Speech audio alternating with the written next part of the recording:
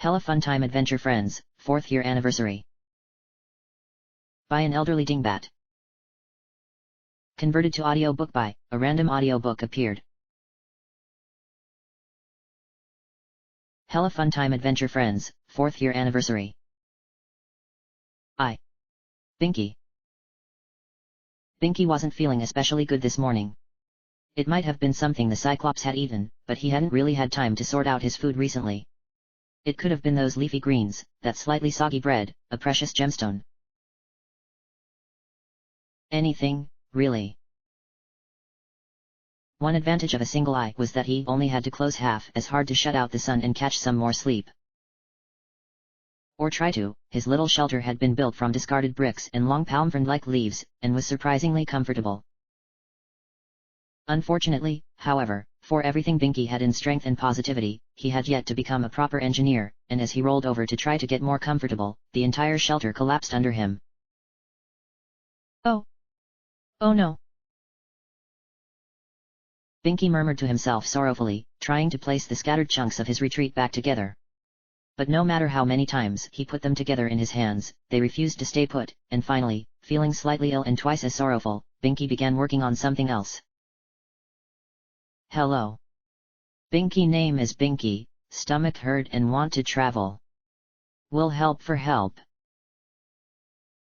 Most signs Binky had weren't written on, and most signs in general weren't made of masonry pounded until it was flat enough to somehow stay tethered to a stake, but Binky had enlisted the help of the first traveler who wandered by to write for him. This was a friendly enough place, after all his bad troubles had disappeared on a soft breeze, and he was certain that someone might be along to help, soon. His hope dimmed a little bit as several folk wandered by, staring at the sign, and then wandered off. Binky knew they were busy, and he wasn't entirely sure what he should be looking for or asking for. He just knew that his stomach hurt, and hoped that maybe that wouldn't be the case, soon. Excuse me there, sir. Seems like you're in a bit of a bind. Can I help you out? A dented, red flatbed truck without wheels hovered slightly over the shore. Out the window leaned a sand-haired old man with a friendly and impressive mustache. Binky hefted the sign over his shoulder and smiled widely. Please. Binky, unskilled with medicine, was thinking of apote.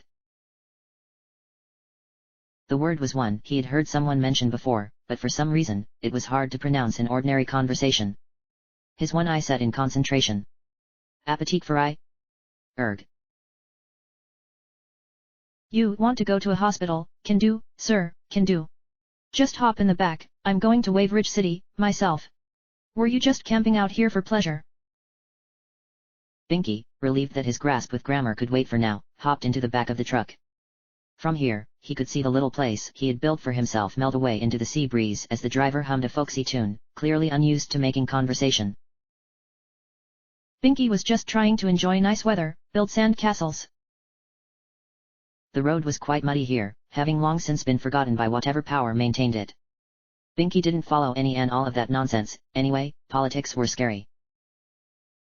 Good weather for that, sir. I like to think that if you can build sand castles with a man, you can see his true colors. A good fellow will always build cooperatively, a nasty one, competitively. You agree, right? Nodding amicably, Binky smiled. It was a little silly how serious the driver was getting over things, but that was nice, too. Waveridge City was a small settlement that really should have been called shopping outlet and a very fancy and expensive hotel city, but still had a certain charm regardless. Binky liked the flowers everywhere, the tall red ones, especially. They smelled a bit funny, but that was okay, flowers could smell however they liked. Gasping, the Cyclops held a hand to his head as the driver prepared to leave on his own. Binky insisted on taking care of his business with him, as Binky had guessed, it was all moving lumber and metal around. Weird how many people needed to do things like that, but for Binky it was no problem. Thanking him, the truck driver left, but now the sun was high in the sky, and Binky was hungry. Oh. But his stomach didn't hurt anymore. Feeling as if everything in the universe couldn't get any better, Binky walked past the shuttering shops, only to smell something delicious coming from a restaurant that probably wanted a sack of gold and reservations. Dejection almost set in on his heart, when Binky recognized someone he knew, and they recognized him. Waving ecstatically with the sort of enthusiasm that could get people thrown out from fancy places if they weren't careful, they waved Binky over, and the two headed in. Tonight would be a good night, and tomorrow would be a good day.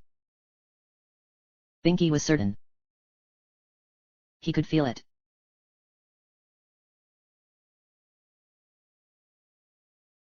2. Mildred. Toil and soil and gleaned froggy oil, parsnip roots, and bumbershoots and copper wire coils. At first glance, the surprisingly tidy cottage might have looked like the laboratory of a mad scientist, but at second, and more thorough, glance, it would quickly become apparent that it was, in fact, the lair of a witch, and a very powerful one at that. However, that being said, Mildred was not invoking some ancient spell, for she had long since progressed past needing elaborate incantations, unlike certain lesser magicians, who she deigned to avoid naming.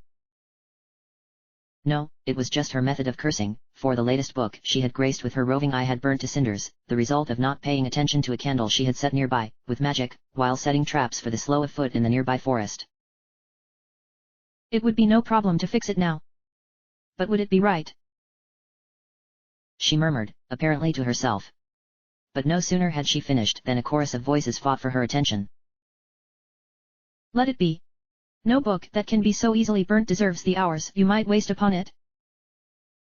The candelabra, who was feeling embarrassed for accidentally causing her displeasure in the first place, hoped to regain its good standing. Mildred eyed it over carefully. She enjoyed the delicate floral pattern, for it reminded her of just whom she had won the trinket from. But her gaze slid across the room to the bookcase, who naturally had a different take on the matter. Repairing a book is not the same, even if it is the same, has the same words and the same story, you have bound it together with magic and tape. Surely it would be better to let it rest. Perhaps. Mildred mused, pouring herself a cup of tea through a convenient breach in reality where the tea was always strong and warm, tasting of elderberries and bitter almonds, licorice and morning glory. Excuse me, whispered the pages that had once been a book. I'd like to rest now. Mildred stared down at the pages, gave a curt nod, and blew them away. The dust swirled around her cottage before a gust of unseasonal bracken wind carried them away, towards the sea, perhaps, and peace. I feel I shall go for a walk, Mildred half announced, half cackled. See none enter as I do. The weather was muggy in this swamp, just as she liked it, for it allowed her to turn down the brim of her hat and feel secure in her isolation. It wasn't as if she hated people, though she often did, but that being a powerful witch, Mildred preferred isolation, to think, and to avoid the thoughts that so often plague the strongest magicians. What, then, is this matter of mine? Her feet sunk into the swampy ground, and she enjoyed the tiny, terrified bleats of frogs and insects as they retreated away, respectfully, of course. None should have to suffer such an elongated misery on their own, of course. But it is the right of a witch to read as she likes, not to listen to the worries of old musty parchments. Curious. Perhaps it is a matter of age, not of worry. Symphonic noises abounded around her, lending a natural orchestra to the world around her that Mildred half loved, and half despised. The ground under her feet was rich and full of life, yes, but it was also temporal, short-lived, and ruinously disposed towards change. As always, she was glad for the wide brim of her hat and the practiced neutrality she had honed so well. The swamp air was invigorating at least, and she decided she fancied another cup of tea, and at once, one appeared beside her, slightly more lukewarm but still pleasant. It shall be no matter. I shall return and wait, and time shall continue until there is no time. There is nothing in this place that will cause surprise, and I shall remain, untethered to it.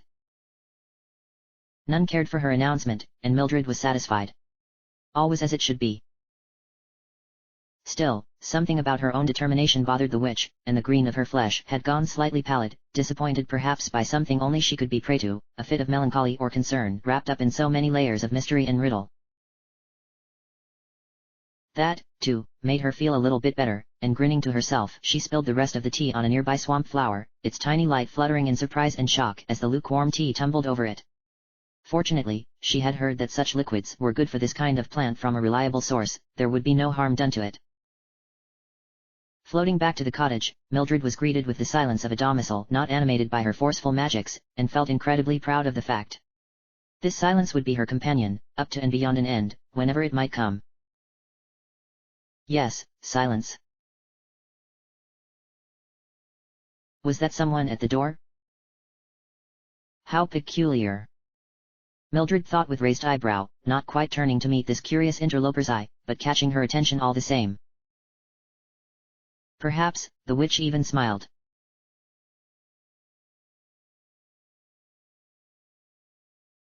3. Bones. Thank you, miss.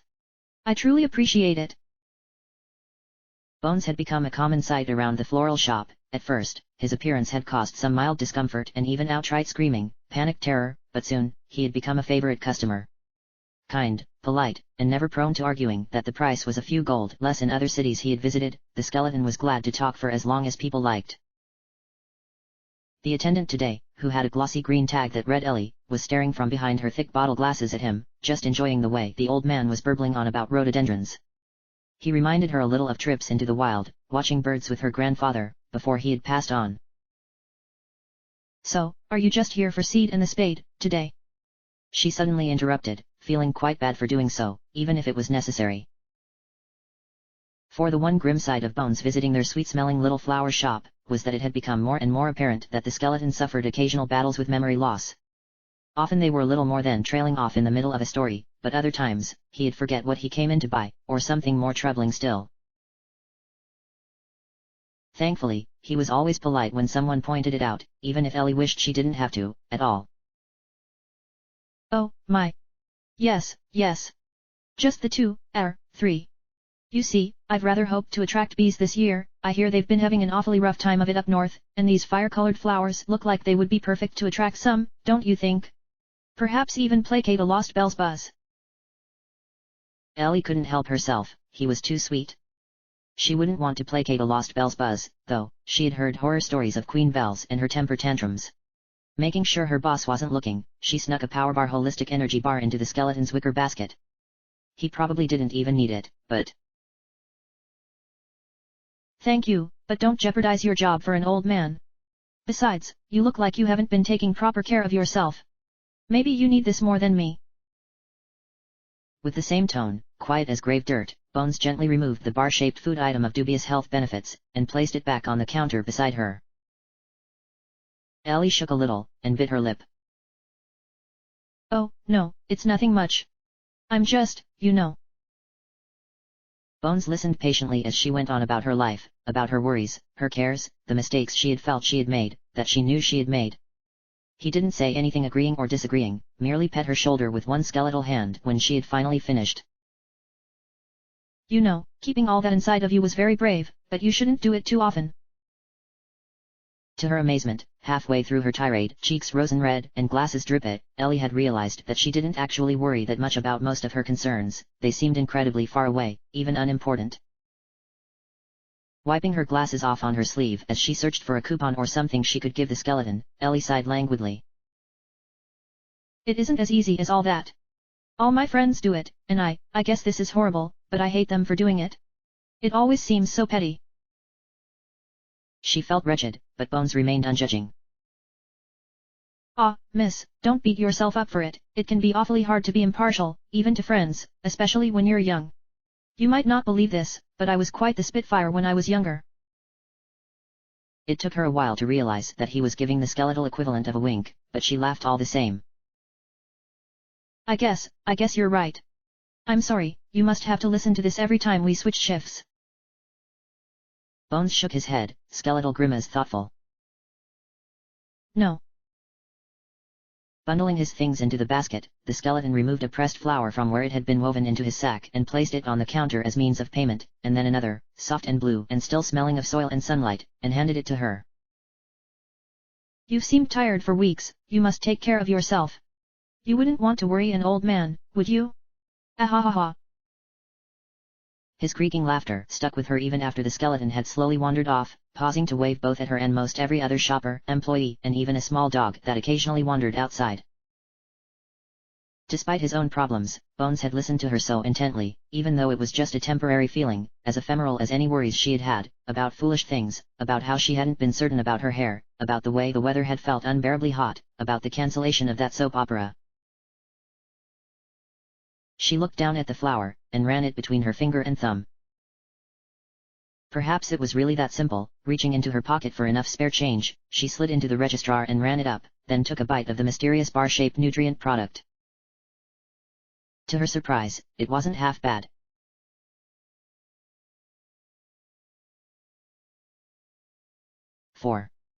Mr. Pepper. A gift for the wife. That's all I want. Come on, don't try to sell my Yankee junk I don't need.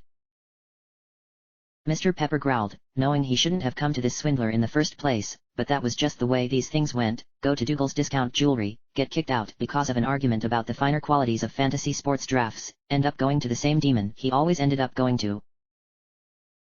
Opposite from him in the mysterious and smoky room, the purveyor of fine things rummaged under his cart.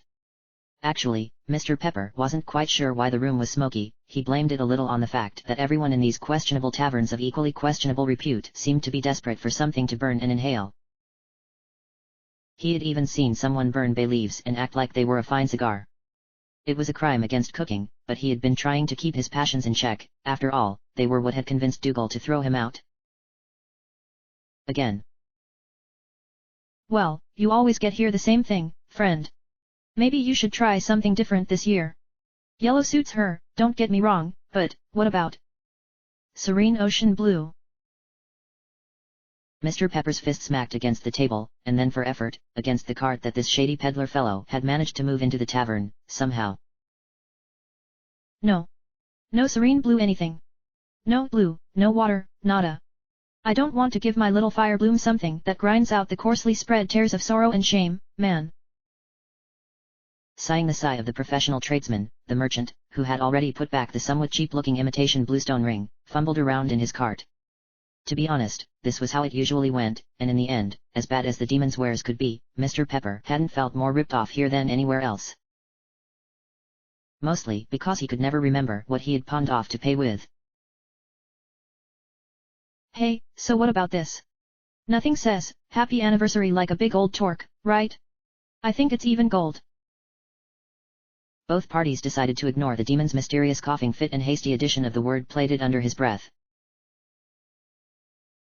Oh, what the heck? What are you asking for that thing? I haven't been able to get that raise on my cooking program, so I'm kind of hurting for dough. Moments passed. Was that a pun? Cooking, dough. Might have been, I was kind of grasping. I was hoping you might take pity on me. The demon cackled, gold eyes glinting in the smoky darkness. Seriously, where was all this smoke coming from? Mr. Pepper had promised not to burn down any buildings as of late, so it had to be someone else? Well, whatever, both he and this perfidious peddler could care less. Not likely, bud. But I've got a printout of the gold torque you can have if you're really feeling they burn. Suddenly, Mr. Pepper snapped his fingers, a tiny, fluorescent fire crackling into being and consuming itself in the span of a second. I've got it. You can have a lock of my hair. Why, in all the realms of the underbiss, would I want a lock of your hair? The merchant scoffed, looking slightly wounded by Mr. Pepper's suggestion. It might have been a stereotypical demon thing, and Mr. Pepper's bulky shoulders sagged back into the uncomfortable booth. Just seemed like a good idea at the time. All right, hit me with your worst shot. I can take it. Snorting only slightly metaphorical fire from his nostrils, Mr. Pepper crossed his arms and waited for the demon to do something unpleasant. Which, in a manner of speaking, he did. Leaping over the booth and somehow hauling his backpack and his cart behind him, Mr. Mammon dashed towards the smoky bar exit, cursing and flailing all the while, trinkets of decreasing value falling behind him as he went. It took Mr. Pepper a few minutes to realize that the reason why was that the smoky bar was literally burning down around them. How unfortunate, he had always liked the place, and he still hadn't found something for the missus. Trudging out of the ruins completely unscathed, Mr. Pepper felt as if he might simply walk into one of the fire hoses and let it wash over him, when he tripped over a small brown parcel, dropped inconsiderately in the road where most anyone might have fallen over it. And yet somehow, he felt it was meant to be read by him. His fingers shaking, Mr. Pepper took the parcel and opened it up. Inside was a note that read simply. Don't think this is a habit or anything, just glad to see two folks make it so long. Tell the missus I said hi, and wish ye all the best. M. The note had been scrawled over the back of their last fantasy draft, and Mr. Pepper fought back the coarse tears of brotherhood as he removed a small, modest gold necklace. It was not the most expensive he had ever seen, nor the most ornate, but it would perfectly match her eyes.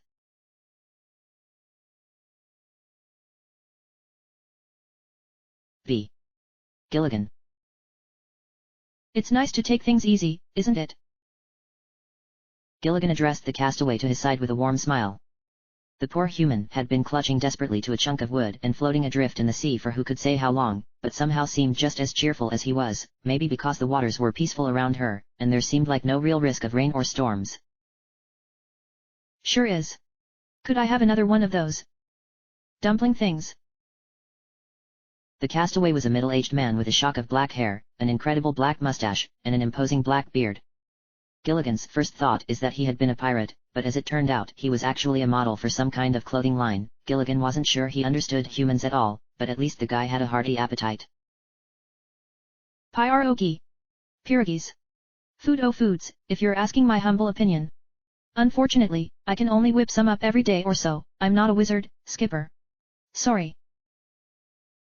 Shaking his head, since that was pretty much all he could do besides nodding, the castaway gave Gilligan a sorrowful smile. Ah, so it is. No problem, it was rather rude of me to ask you to balance the tray against your gut like that. Gilligan chuckled, resting his hands against his chest. He had been floating back against the water and watching the sky when he wasn't watching the castaway, looking for clouds or any sign of danger.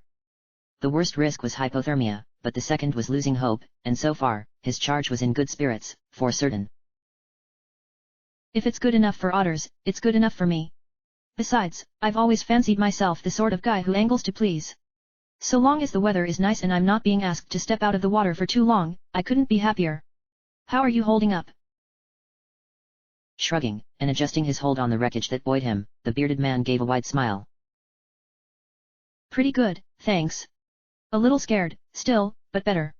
I'm just glad you were swimming along when you were. Do you usually go this far adrift? Gilligan paused, lips curling into a more neutral expression than his usual easygoing smile.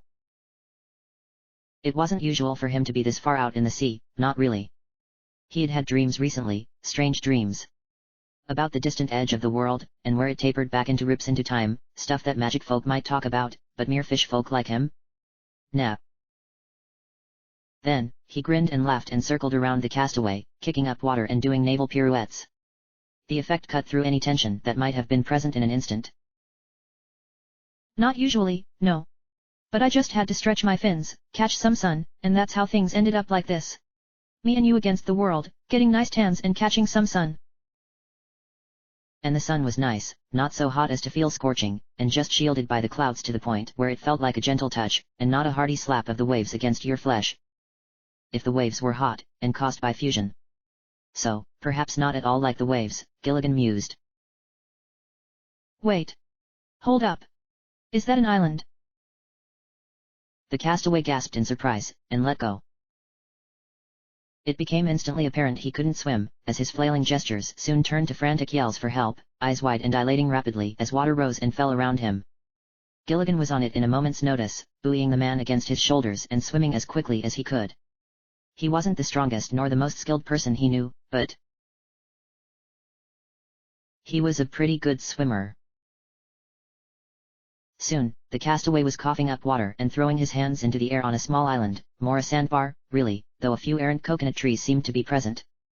Gilligan wiped some sweat from his forehead with one fin, watching with barely concealed pride. Well, looks like my job is done. You going to be okay here? The surge of victory and pride disappeared almost instantly from the face of the castaway. Even his beard retreated down his face in horror. I'm a model. I know nothing of how to survive in the wild, Gil. You've got to stay with me. Bundling his fins under his face, Gilligan shook his head. Hey, traveling overland really dries me out. I'd be in danger if I stood right here with you. But don't worry. I'm not going to go anywhere. Ships often travel past here, and if you're having trouble getting those coconuts open, I'll bring more pierogies for you tomorrow. I'll just be doing laps around the island until I see you off. The castaway sighed in relief and fell into the sand. Above them, the flawless sky was beginning to grow exotic with stars. Gilligan, thanks. I really don't know what I'd have done if you hadn't been here. Chuckling, Gilligan threw some water towards the pensive-looking man, who managed to dodge, and even laugh. As Gilligan's lantern lit up the night around them, the prow of an iron trading sloop could be seen in the distance, with the stars above painting it in an eerie, beautiful light. Gilligan waited for it to pick the ecstatic castaway up, waving all the while, then vanished beneath the waves with a smile. Right, so what lay beyond the edge of the sea, truly?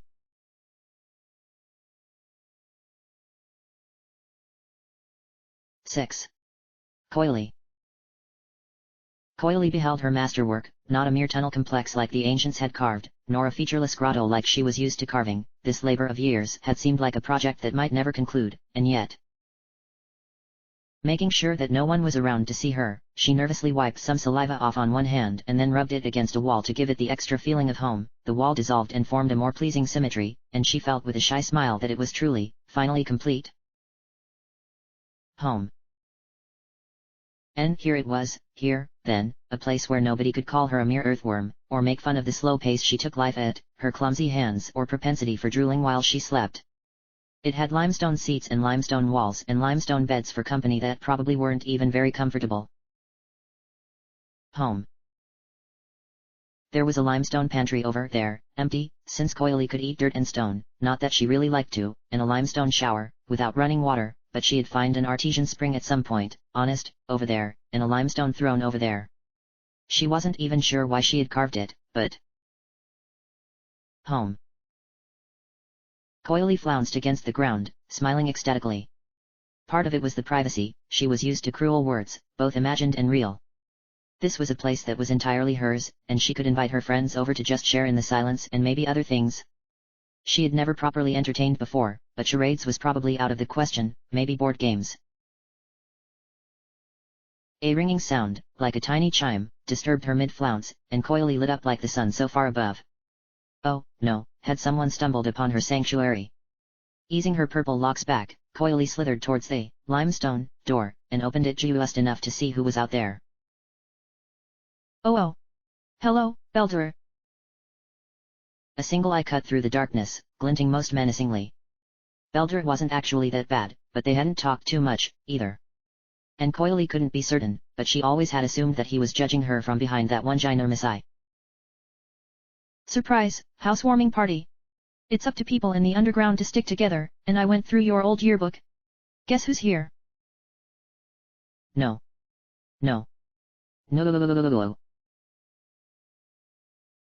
Coily bit back tears as Adventure and a familiar lupa snake forced their way into her home, her haven. Smells horrible in here. Asperose hissed languidly, every sentence sounding as if 20 more consonants than strictly necessary had been added. Her whispery tone carried venom in every word, venom that brought back unpleasant memories. There's no food, and I haven't. Whatever, nerd. I think I found the source of the smell, didn't I? Smells like... worm. Asperose ran her tongue over sharp teeth and clucked nastily to herself as Adventure floated near the pantry and sighed a disappointed sigh. How do you not have any food? At all?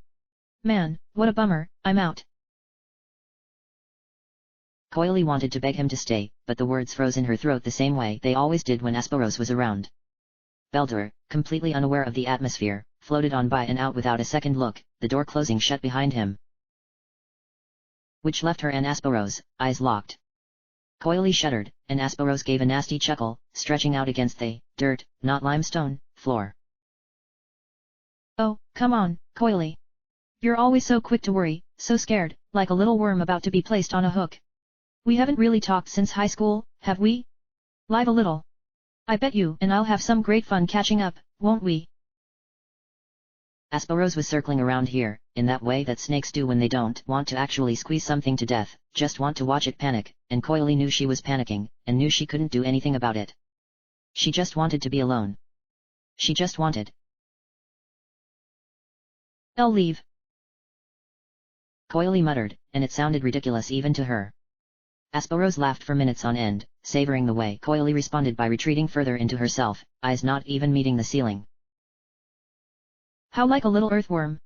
Do you still drool yourself to sleep? Are you still looking for someone who'll actually give you a little respect? Because, newsflash, it's only those who sees it for themselves that get anything. Were you sleeping all the time in school, too? There was a brief flickering around them as the power caught. The power that she had actually finished installing. The power that connected not only to the lights, but the limestone refrigerator. With a speed that surprised herself, Coily launched herself, somewhat slowly, towards the refrigerator while Asperos followed in a gently paced chase. But it was too late, for Coily had reached her refrigerator, which was also empty, and opened it. The cold air nearly froze Asperos in her tracks, and Coily found herself shoving her with a strength that she had not known she had. Get out of my house. And as a confused, shivering Asperos vanished outside, Coily felt a surge of pride and peculiar self-confidence, and didn't even mind the bit of drool at the sight of her smile. She was home.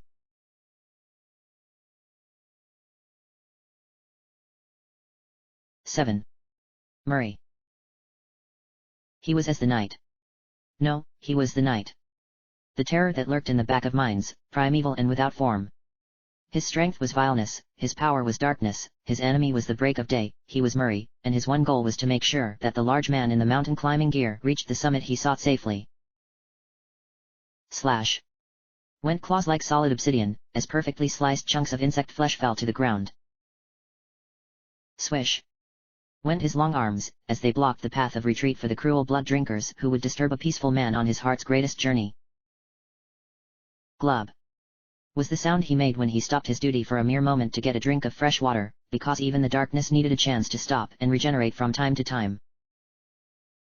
KSSSSHSH.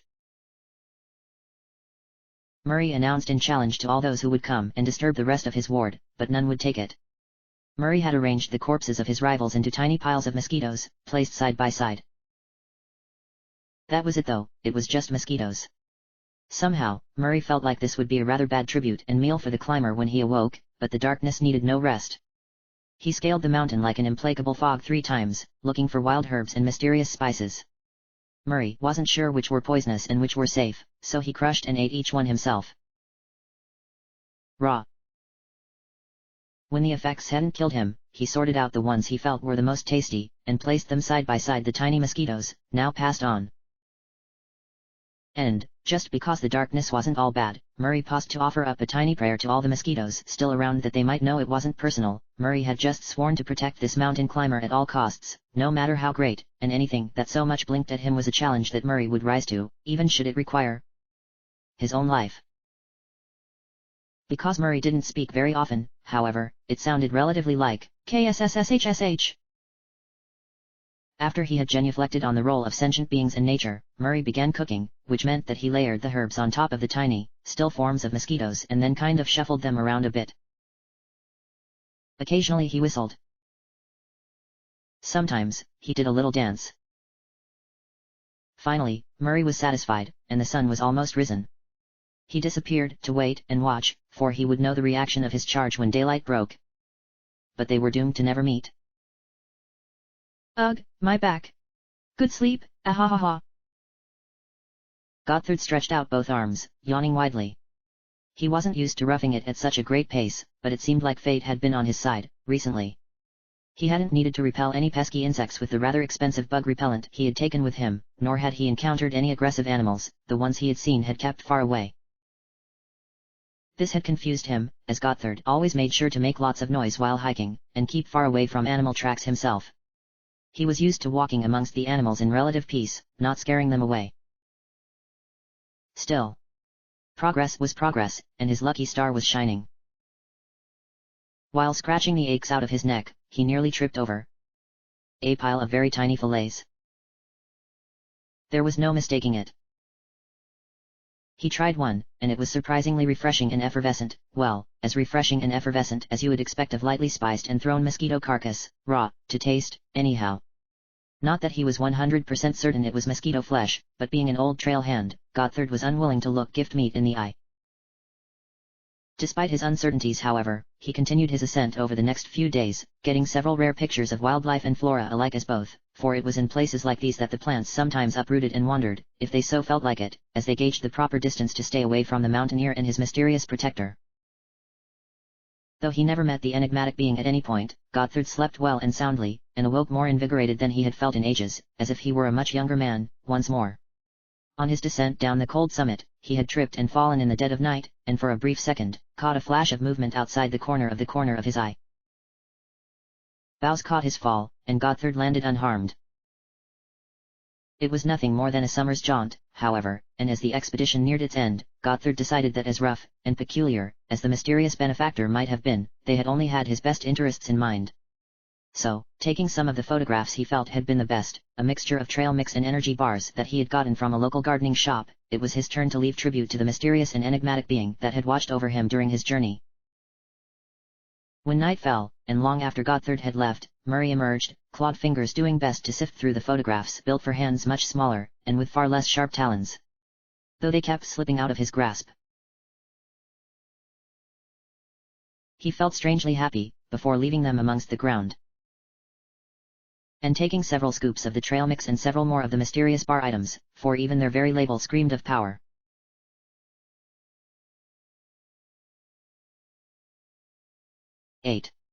Wamba Wamba. The sun parched down upon the land, or would have, if this had been the great plateau that Wamba Wamba called home. Instead, the great warrior had found himself traveling far and afield on a very distant kind of quest, for someone, a brigand with no respect for the past, had done something unimaginably cruel. When the sun of the seventh day had risen, and he had become as stone, someone had stolen his headdress.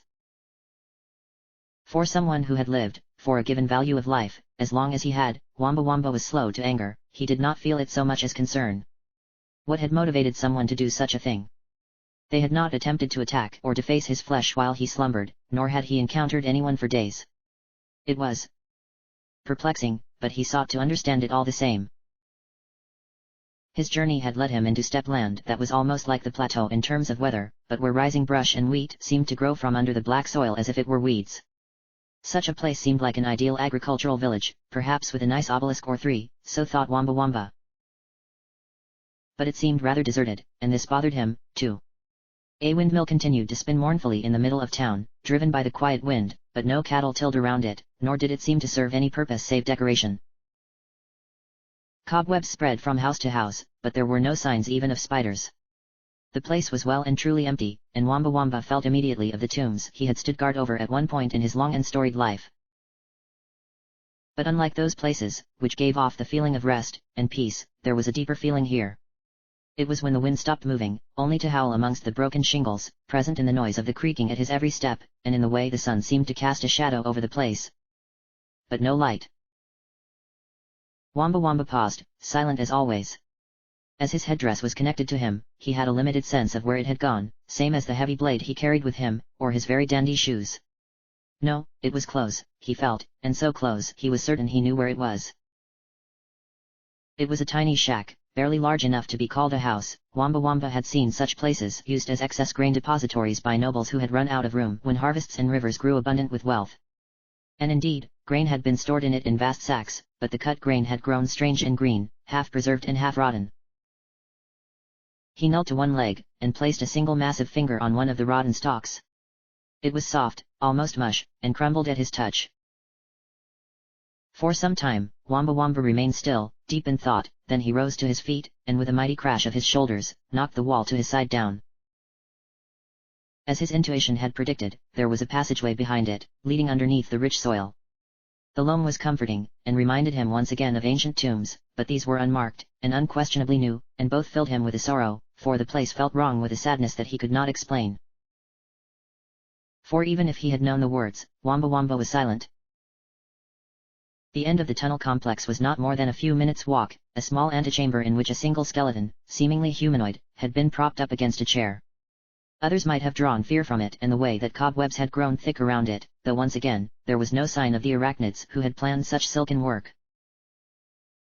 But Wamba Wamba beheld the skeleton's face, caught in a look of remorse, and the way its head hung slightly to the side, only a few more years from falling free from the brittle bones that held it. There was nothing to fear here, only to mourn. And someone, presumably the same person who had taken it in the first place, had placed his headdress on the dust-free skull in front of him, taking great care to avoid dislodging it. It would be a great dishonor to leave his ceremonial headgear to the ravages of such a place, and one greater still to bequeath it someone who had not earned their own through combat and show of strength. In addition, it was shameful for a great warrior such as himself to do any labor than that of the blade. Wamba Wamba thought, for as long as he ever had. Several weeks passed, and for those not keeping track, it would have been impossible to tell when the great warrior was a man, and when he was as a statue. Finally, he set to work. It was not a good mask, nor was it as grand as his own, he was not an artificer, and even having made it was in its own way rather shameful. But, it was all he knew how to do, and he hoped it would suffice. Cautiously, with more care than might be expected of someone with such strong hands, Wamba Wamba removed his old headdress and placed it as his side. Then, with just as much care, he placed the one he had made on the skeleton. Though its skull wobbled, it held. Wamba Wamba glanced carefully in approval as he finished replacing his headdress. The skeleton was not magic nor ensorcelled in any way he could tell, but perhaps, this might work as well. He could not say. Then, taking care to reseal the makeshift crypt as he left, Wamba Wamba began the long journey back to the plateau and his vigil, waiting to look over those who might make the treacherous journey across desert and salt flat, mountain and slope, leaving the town and its mysteries receding behind him as the setting sun.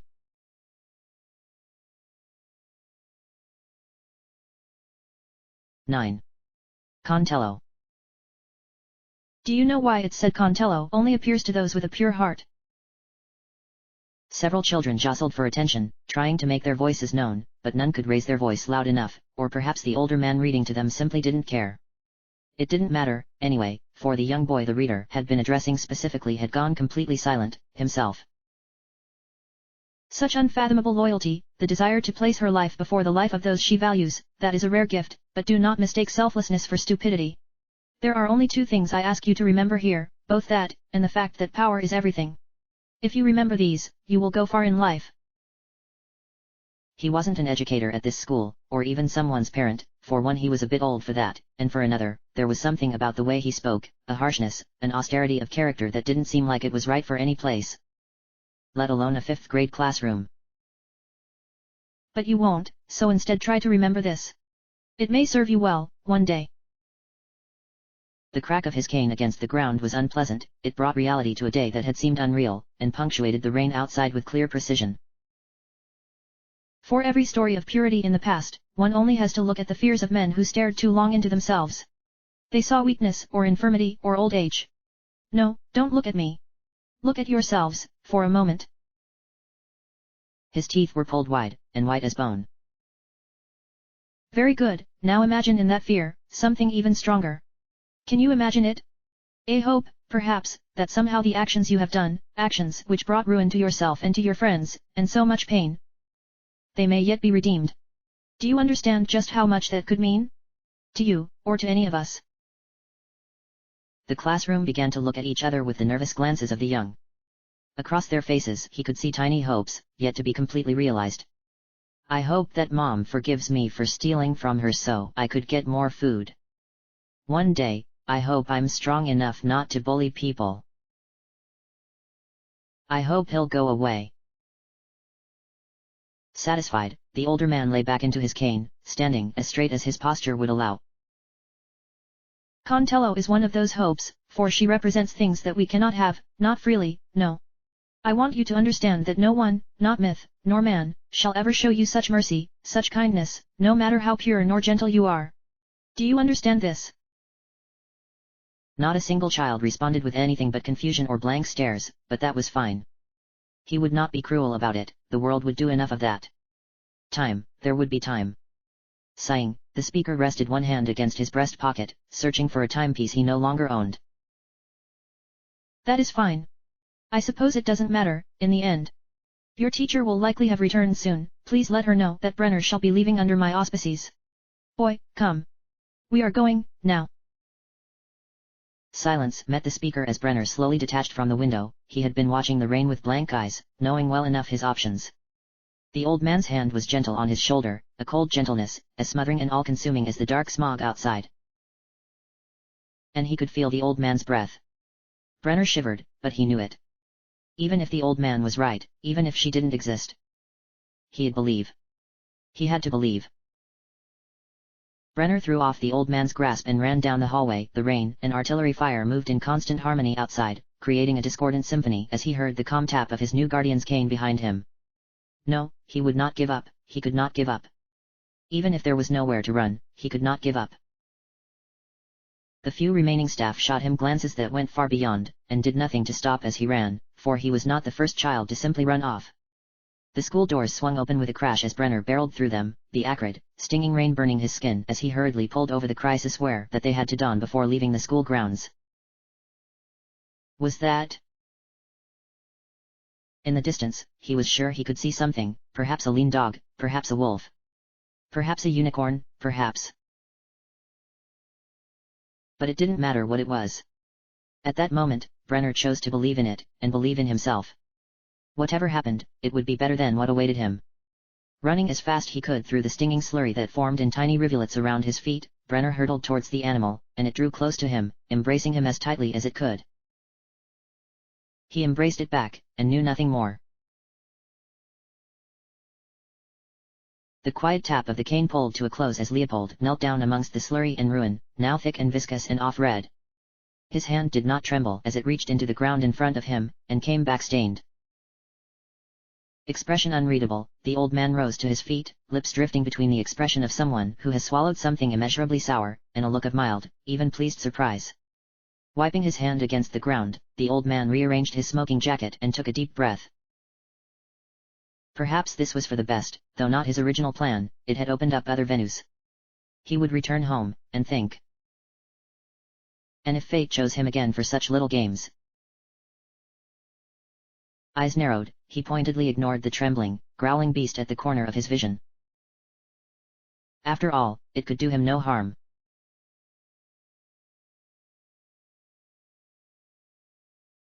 X. Hell Rider. Death rides swiftly, knave. No death, or no nothing at all.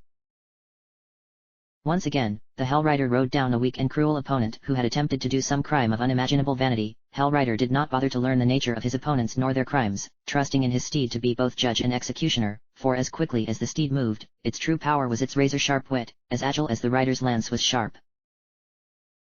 I surrender. Throwing his ill-gotten goods to the ground, the burglar burst into tears and yielded, and this was good. Indulging himself in perhaps 20 victory laps around the prone evildoer, Hell Rider breathed fiery exhaust, and his steed did as well. It smelled nightmarishly sulphurous, but then again, they hadn't exactly impaled the poor villain, so all was well. No, their victims would be the judge of that.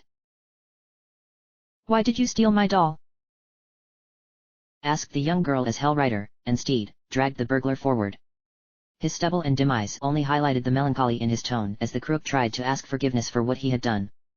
Sensing that they had a long list of items to return, and growing anxious as his steed began to grow dangerously close to trotting in place, Hell Rider ushered it forward and began to speak, adjusting glasses under his helmet. Though you may not know it, young one, kleptomania is a tragic problem. Sometimes, people do not really wish to steal things, but they feel they have no option to. Often the things they steal are not of material value, but symbolic or significant value, your doll for example. Is she very important to you? She gave a shy, understanding nod, wavy red hair highlighting complete lack of concern at the demonic knight, and steed, pacing around her animatedly as he spoke. The burglar, who had taken a seat nearby, also was listening intently, eyes slightly misty at the prospect of someone understanding the curse that had haunted him for some time. Well, this brigand clearly saw that, and decided. Aha! I must have that for myself. And as you can see, it was not limited to the little miss, but to this mysterious disc of vinyl, this mug of styrofoam, and so forth. That sounds miserable. Clutching her doll to her waist, the girl opined, miserably. It is. I've tried everything to kick the habit, I mean everything. But before he could add his own personal layer of sob to the story, the Hell Rider yanked the rope that tethered his prey to his mighty steed. Have you tried community service, buffoon? We go. And go they did, for Hell Rider's steed, already antsy from having trod the earth into circles, roared into the distance. The burglar hauled behind Hell Rider as the two charged forth, leaving behind the girl and her precious doll. Soon they had returned the entirety of the stolen sack, itself rather rustic in a way that Hell Rider found nostalgic. Most burglars today, the ones that stole things to sell, wouldn't use something so old-fashioned and flawed. It wasn't as if Hellrider felt any great sympathy for the man, he was only an agent of hellish justice, after all, and incapable of mercy unless it was a really good day, but there was something to be said for someone who went the extra mile to look the part. Behind him, the burglar scratched at his stubble. Urim, I don't know how to say this, but... Are you going to turn me in? No. We will not turn you in, my steed has communicated that you have already been turned in multiple times before. It has not stopped your terrible compulsions. Are you prepared to taste demonic justice? Ah, not really. But a small mound had burst open in a flurry of soil and fire in front of them, and before the burglar had the chance to scream in terror or cry out for help, they had passed through it to the vast and indescribable maze of countless underabyssal passageways, one of many such realms, for time and space were alien concepts in the places that lay between. Staring at the colors that seemed to change the longer you paid them heed, and the amorphous creatures that floated by with apparent disinterest, the burglar finally managed to ask where the two were taking him. The steed snorted, as steeds are prone to doing. As for Hellrider, you will work here. The punishment fits the crime, and justice is swift in this realm. Since your heart is not yet hard, and you are simply down on your luck, you will sign the Dark Lord's fan mail. It shall imbue you with discipline and a tolerance for pain that shall destroy any compulsions you may have. Wow, that actually doesn't sound too bad. I'm surprised a demon lord has fan mail, mind. No. You misconstrue, they are his letters too. Hellrider's fire flickered in disgust or fear. Icons, of sorts. It is a grim work, but I have faith in you. When next we ride, it shall be as friends. Darkness at your back. Throwing the confused, former, burglar off his steed with a mighty cry, Hellrider and steed burst towards the exit, for there was yet work to be done, and only so much time in the world to do it. Scratching the back of his head, the stubbly man gave a wry smile, and set to work writing automatic responses. It was bad, but not as bad as the demon had found it, and over time, it became second nature, leading to a peace he had not felt above no matter how quickly he had sought it.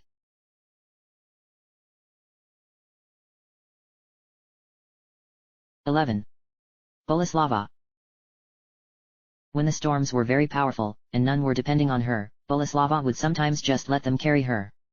Even though she was very small and very light, and the storms were very ferocious and very frightening, there was also a peace, high amidst the clouds, that she could not find anywhere else. And though Boleslava was skilled at bombing the harsh troubles that plagued her friends, to challenge her own doubts and worries, it was not a thing that came easily, and sometimes she needed some time to merely float by herself, and to think. Here, the clouds grew sparse, and though the wind was very strong, it was also warm, buoying her like a strong and gentle hug.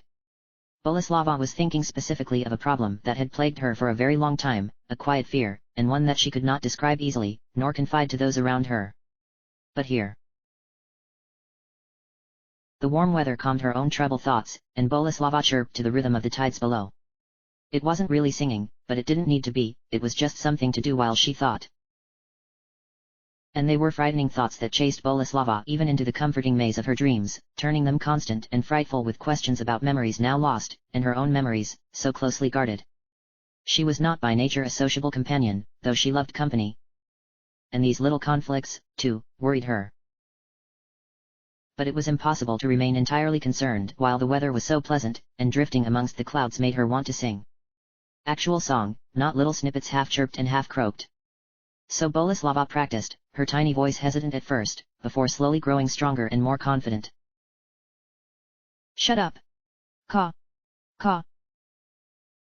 Those were definitely the words to the song she had been thinking of. Boleslava turned an even brighter shade of pink than she normally was, floating hither and thither and trying to pinpoint the noise even though she already knew precisely whence it hailed from. Mortimer lowered from behind a cloud, grumbling all the while. I've heard all sorts of crazy things in my time, and nothing crazy as that thing. Did you swallow a record and mix it with some marshmallows? Because if that's what you did, I'm laughing at you. Caw, caw, caw. Are you even a crow? Boleslava asked in her most authoritative voice, trying to also sound just a little intimidating. To her disappointment, Mortimer merely preened his feathers and puffed up his chest. I'm at Mortimer. There isn't anything nor anybody else quite like me. That, at least, was certainly true. Could you leave me alone? Unfortunately, Boleslava wasn't exactly flying, but instead hurtling through the air at the volition of the currents and time. Mortimer would just lazily glide beside her as the currents dragged her to and fro, not much caring due to his own impressive abilities of flight. Leave you alone. Not happening. I've been having a really boring day, see, and all I want to do is get some stuff off my gut, here. See, the way I see it, you're flying up here because you must really hate everyone, right? Like me. I don't think you really hate everyone. I also don't think I do. Boleslava suspected Mortimer wasn't listening, however, and also was enjoying herself just a little. This was just Mortimer being Mortimer, after all, and if you could just separate the personal from the crusty mortimerity that the bird brain possessed, well, it was a little like easing your own mind up, wasn't it? But see, that's the problem. Look below you, that's the sea, see. I think to myself that it's big and full of poop, some people look at it and think, hey, it's full of marshmallows. I don't know where you fall in the equation here, but you're obviously floating here because you agree with me. On some level. Boleslava tried to nod, but that's very hard to do when one is floating on a current. Okay, so imagine this, you're a talented, good-looking, and good-natured bird, and you get passed for promotion 20, 30, maybe even 100 times over. Then, a weird unidentified pink object floats on by, and people are all guess who would make a good mascot for our rock band. That, and tell me if that's fair. It certainly isn't. See, you even agree with me. I knew you hated everyone. How? But Boleslava was laughing too much to respond, and Mortimer, who was muttering quite bitterly, didn't notice and didn't respond. Indeed, so deep was his own existential angst that the bird pulled away on a jet of thermal air, leaving Boleslava to her thoughts, once more. The thought of being alone had grown melancholic for her once again, so, inhaling deeply, Boleslava waited for the winds to subside, and alighted upon a tall tree with bright blue fronds. It was very pretty, and overall perfect for a bed, for now. So she lay against it, nestled amongst the branches, and drifted off to sleep, and her dreams were not quite as downcast as they could be, indeed. She did not dream at all.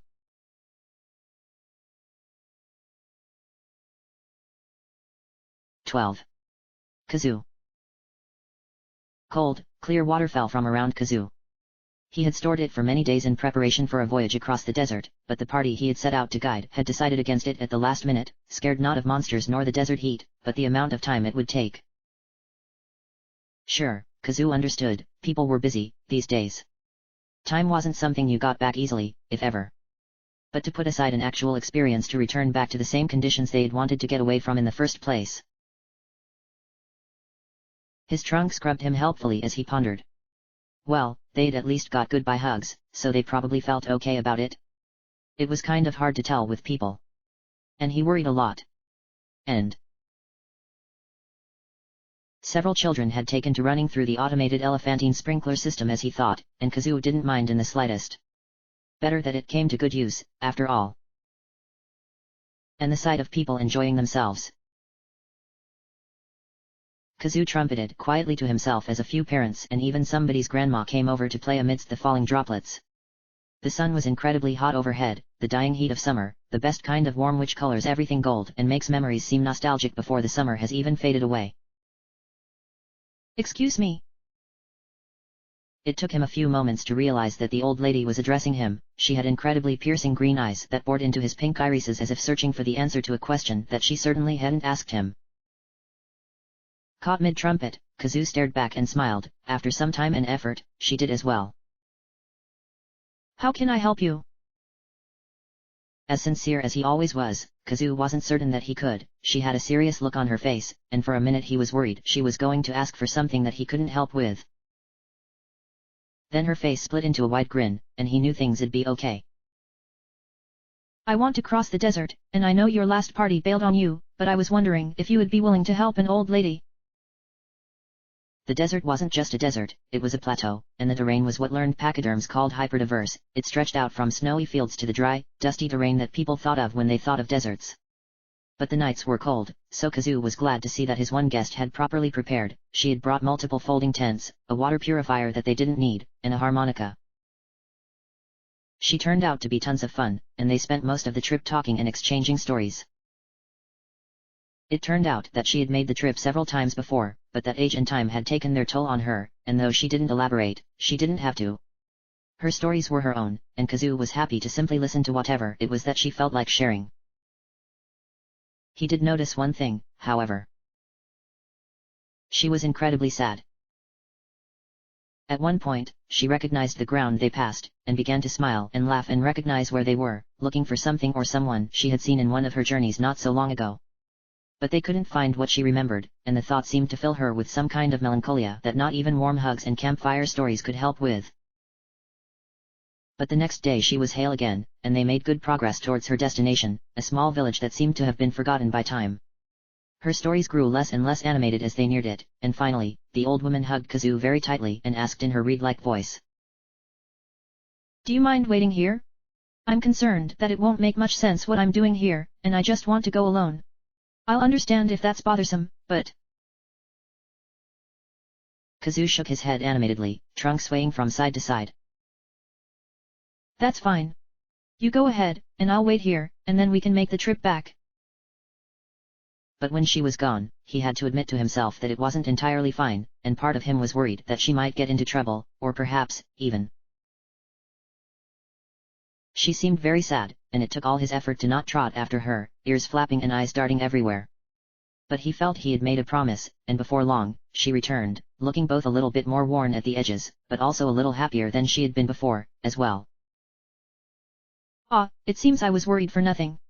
It appears I'm not the only one that remembers this place. Ah, it's strange, being old. You assume everyone else has forgotten, and everything is on your shoulders. You must think I'm awfully daft. Kazoo replied the best way he knew, with a hug. After that, he waited as the old woman clambered over his back, and with a flap of his ears to the ground, he rose up and they began the gentle flight back. Though Kazoo wasn't a skilled aviator, he always liked the peace of a return flight after a long voyage. The air was gentle, and if it wasn't, they could land at any time. The old woman was mostly silent, but every time he looked back, she had a peaceful smile on her lips, and she would occasionally place an age-lined hand against his back. Night had fallen upon their return, a gentle night, the kind that teased at the edges of those specific and gilded summers. She took her time climbing to the ground and gave him one last, tight embrace, and then, as she slowly began to fade away at the edges, a little smile, and a little wave. Understanding, Kazoo gave her a soft smile, waved back, before waiting to watch the sun rise.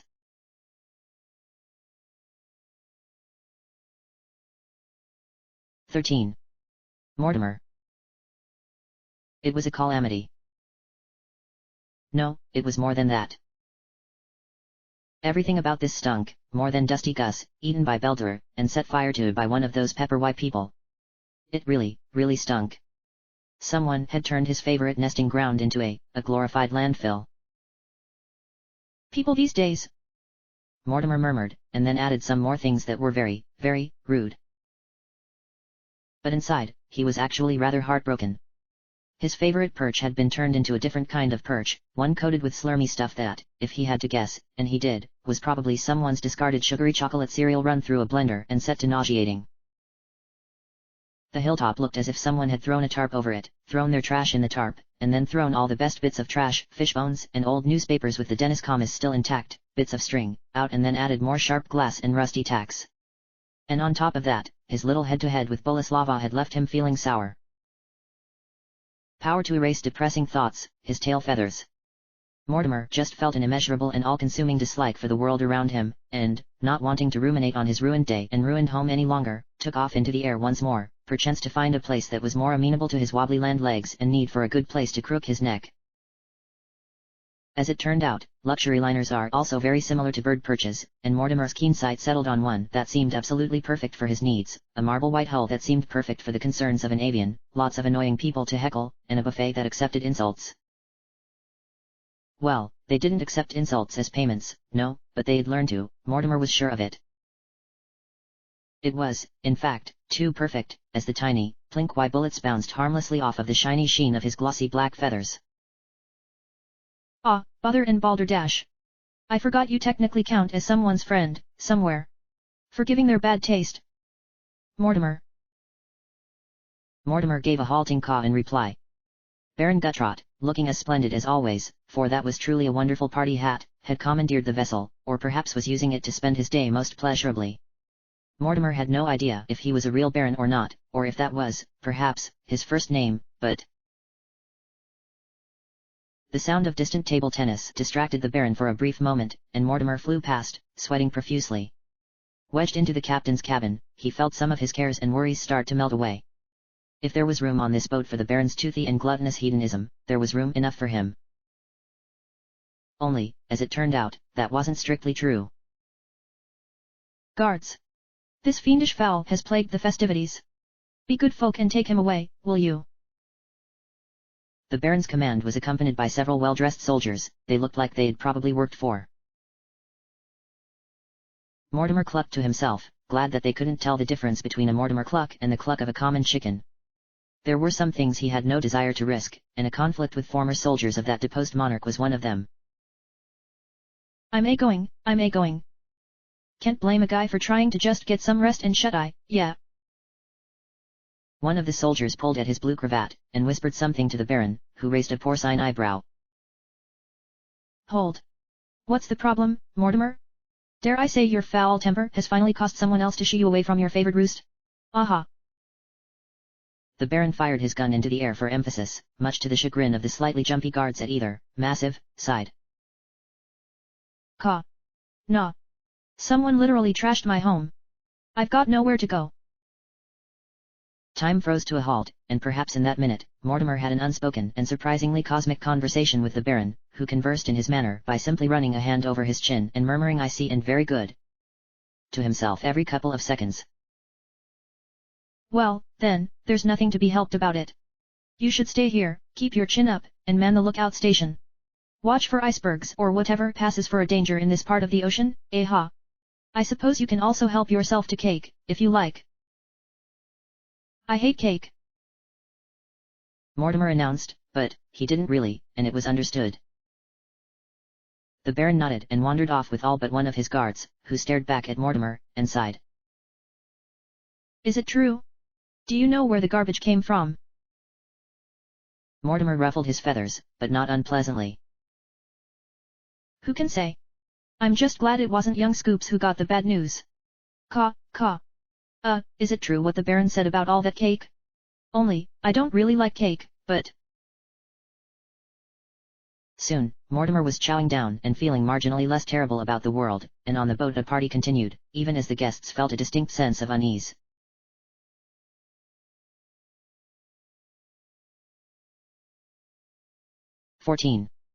Audrey. Around them, the green hills sang with life, and Audrey could not have been happier. She knew she wasn't much to look at, and constantly had to fight the desire to run away, but this guy, he seemed so nice. He didn't seem to care about her appearance or the fact that she had only been able to grow pomegranates recently. All he wanted to do was to take notes, or so he said.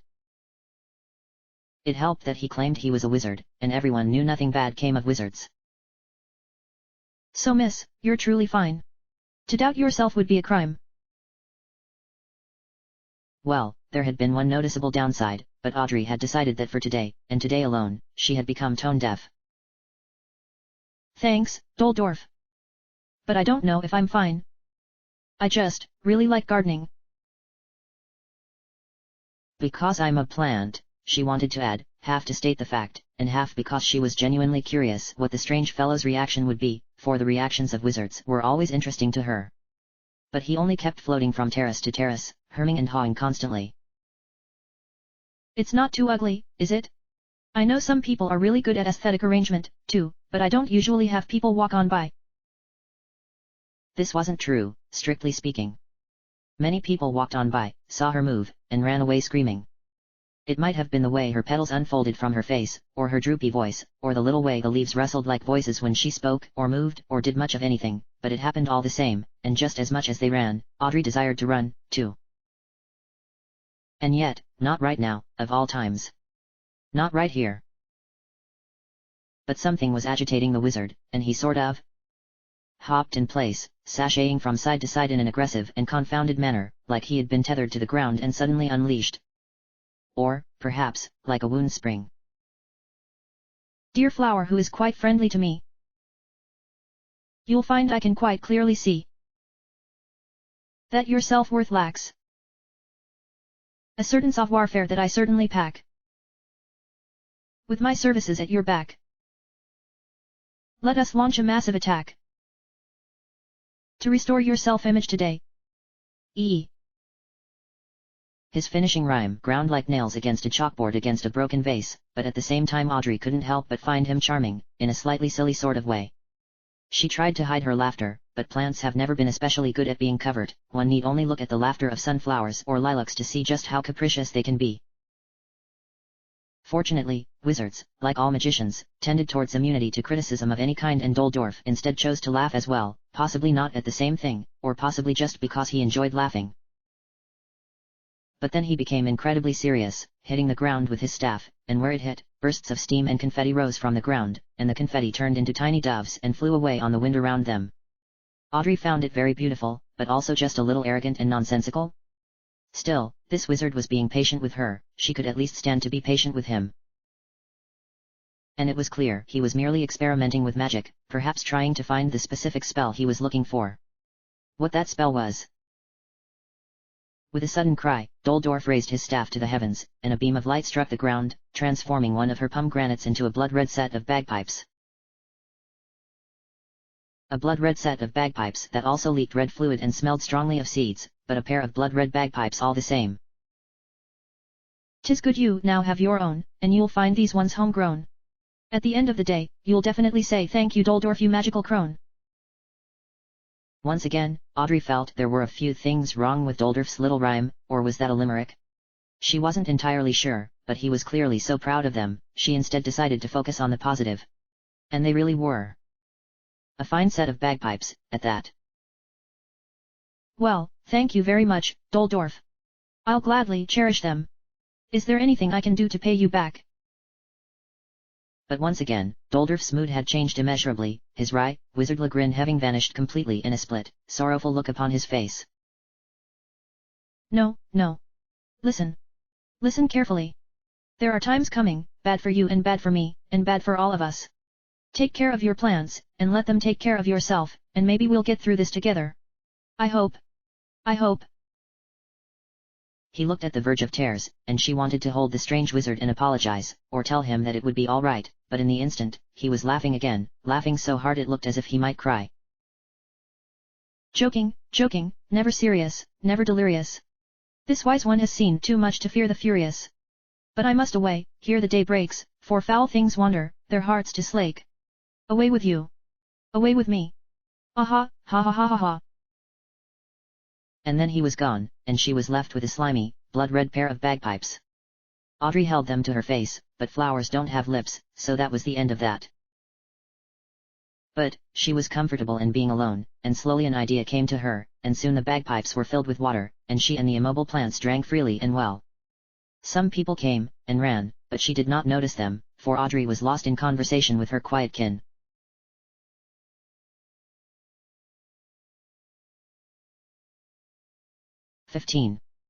Grimsby. "Oh, shoot. Now you've gone and done it, and we'll have to rebuild the entire thing from scratch. Why don't you try gathering more wood which you can get from using an axe, or other sharp item to cut down trees?" Grimsby didn't mean to explain things all the time, especially to his kin, but the exhausted look of cousins, or possibly half-cousins. He wasn't too familiar with the rest of the family, and never cared to stick his nose too closely into the lodges of other family members. Was enough to tell him he was doing it without thinking. Again. Shoot.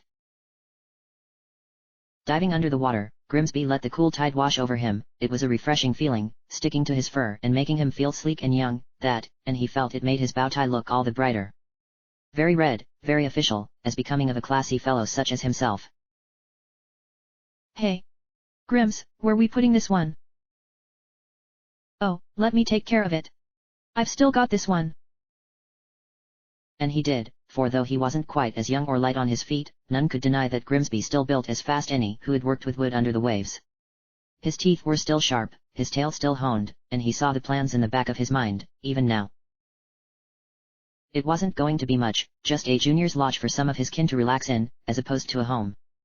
They didn't want to stay with old Grimsby anymore, they were too cool for that. So, this, then. He had designed it to be comfortable, have all the amenities the young wanted these days, and he had tried to explain that to them, but kids didn't want advice these days. No, maybe it was his fault. He had enjoyed being the wise old man so much that when he wanted to give personal, important advice, they tuned it out, if they listened at all. And here he was, building a lodge by himself while they loitered around on their wooden phones and watched. Suddenly, Grimsby felt old, and swam out of the water, placing a log across as a temporary bridge. Hey, all. Gotta take a short break. Oh, just to do some things. Nothing to worry about, old beaver things, oh ho ho. Ever since he had been young, people had told him he had had a jolly voice, whatever that even meant, and occasionally he was grateful for it. Here, for example, his little proclamation didn't even garnish a second glance from the dull faces around him. Away from the forested river, the moon was high in the sky, full and caring in the way that only the distant stars could be. Grimsby had seen many different moons in his time, some places had 2, even 3 or 4, and others had different colors, or rose during the day.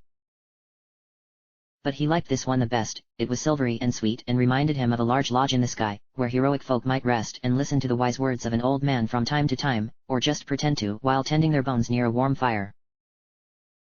He wouldn't mind that, not in the slightest. Though the thought restored a little bit of his natural good character, there was something coming towards him, slowly. It moved as if in great pain, trailing slime and strange residue behind it, and it hurt to look at for too long, and Grimsby suddenly knew he should be running, but the fear wouldn't come, and for some reason he felt like a young man again, teeth chittering chastisingly. Oh, go on. I've had a rough night of it, so I'm not going to be scared off by some hoo-hoo hooligan wearing a cheap cloak. I've seen a lot worse than you in my time, so. But as menacing as the thing looked, for he could not see under its cloak, nor could he even tell if there was an under to perceive, it held up a sleeve that tracked slime, and slowly shook from head to toe. Oh. Not a threat, are you? All right. Very well. If that's the case, why are you here? Hopefully not to cause trouble? It's just me, so if you're looking for someone younger, you should go somewhere else. He never had been a good liar, but his teeth didn't shake this time, and he felt that the strange being honestly didn't listen, nor care. It seemed to deflate a little, as if time was of the essence. Suddenly, as if thunderstruck, Grimsby had the realization it needed something. Ho, Herm. Stranger, are you looking for advice? Entire form wobbling slime, the being shook wildly, and Grimsby began to speak, offering whatever advice came to mind. Occasionally, the entity shook with what Grimsby took to mean yes, please keep helping me, and he'd talk about that specific subject. It wanted to learn about how to survive on its own, to take care of others, especially from a distance, and how to avoid accidentally poisoning those that didn't share its biology. It listened constantly, and wriggled ecstatically when it understood something, and strangest of all, Grimsby realized just how much he had missed helping people. It had no visible face, but he found himself beaming in pride when it shook. It had no clear goal, but he could tell that it meant no harm, and was just as lost as any new arrivals tended to be. And when it left, shaking amicably at him, he felt a bit better. About himself, about what he was doing, and about that darn lodge. After all, he still had enough in him to build a junior's lodge. Padding off into the moonlight, Grimsby stretched, and dove back under the river depths.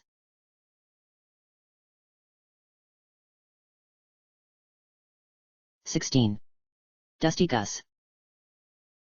The Ballad of Dusty Gus. By Doldorf W. Assistance, Johnny Sparks.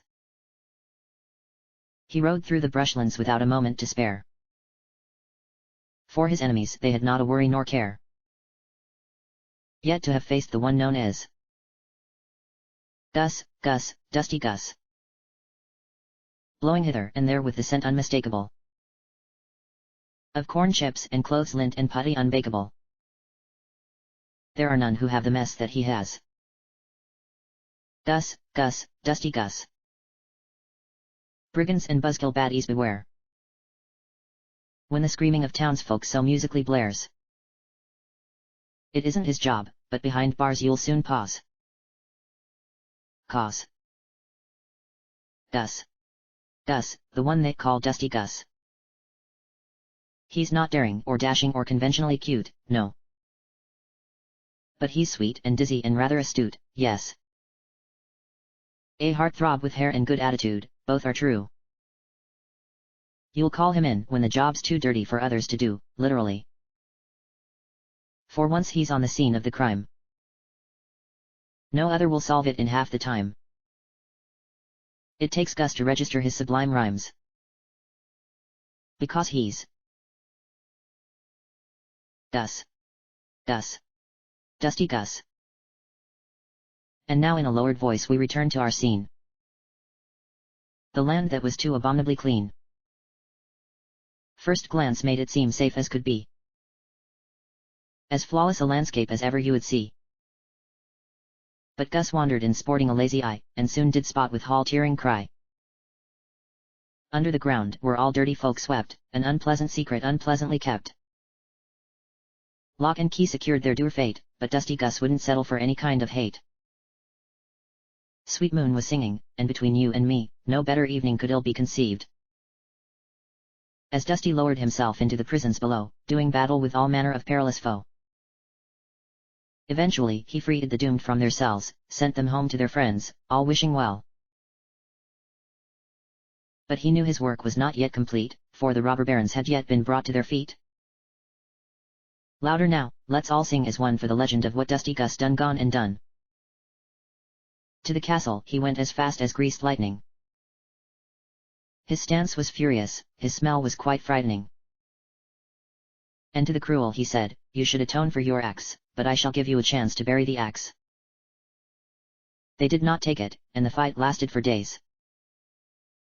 But when the dust didn't clear, the good townsfolk knew whom to praise. For their hero emerged, no smile had he, for a fightin' man was not what he meant to be. Only when thanked, with nostrils covered, did a glimmer return to his eyes. And Gus promised that justice would not rest so long as he could supply. The townsfolk they did cheer their sheriff for a day. And Gus? Well, I don't have to tell you, he went on his way. If ever you smell something foul, it might be that justice is moseying forth, and his name is Gus, Gus, Dusty Gus.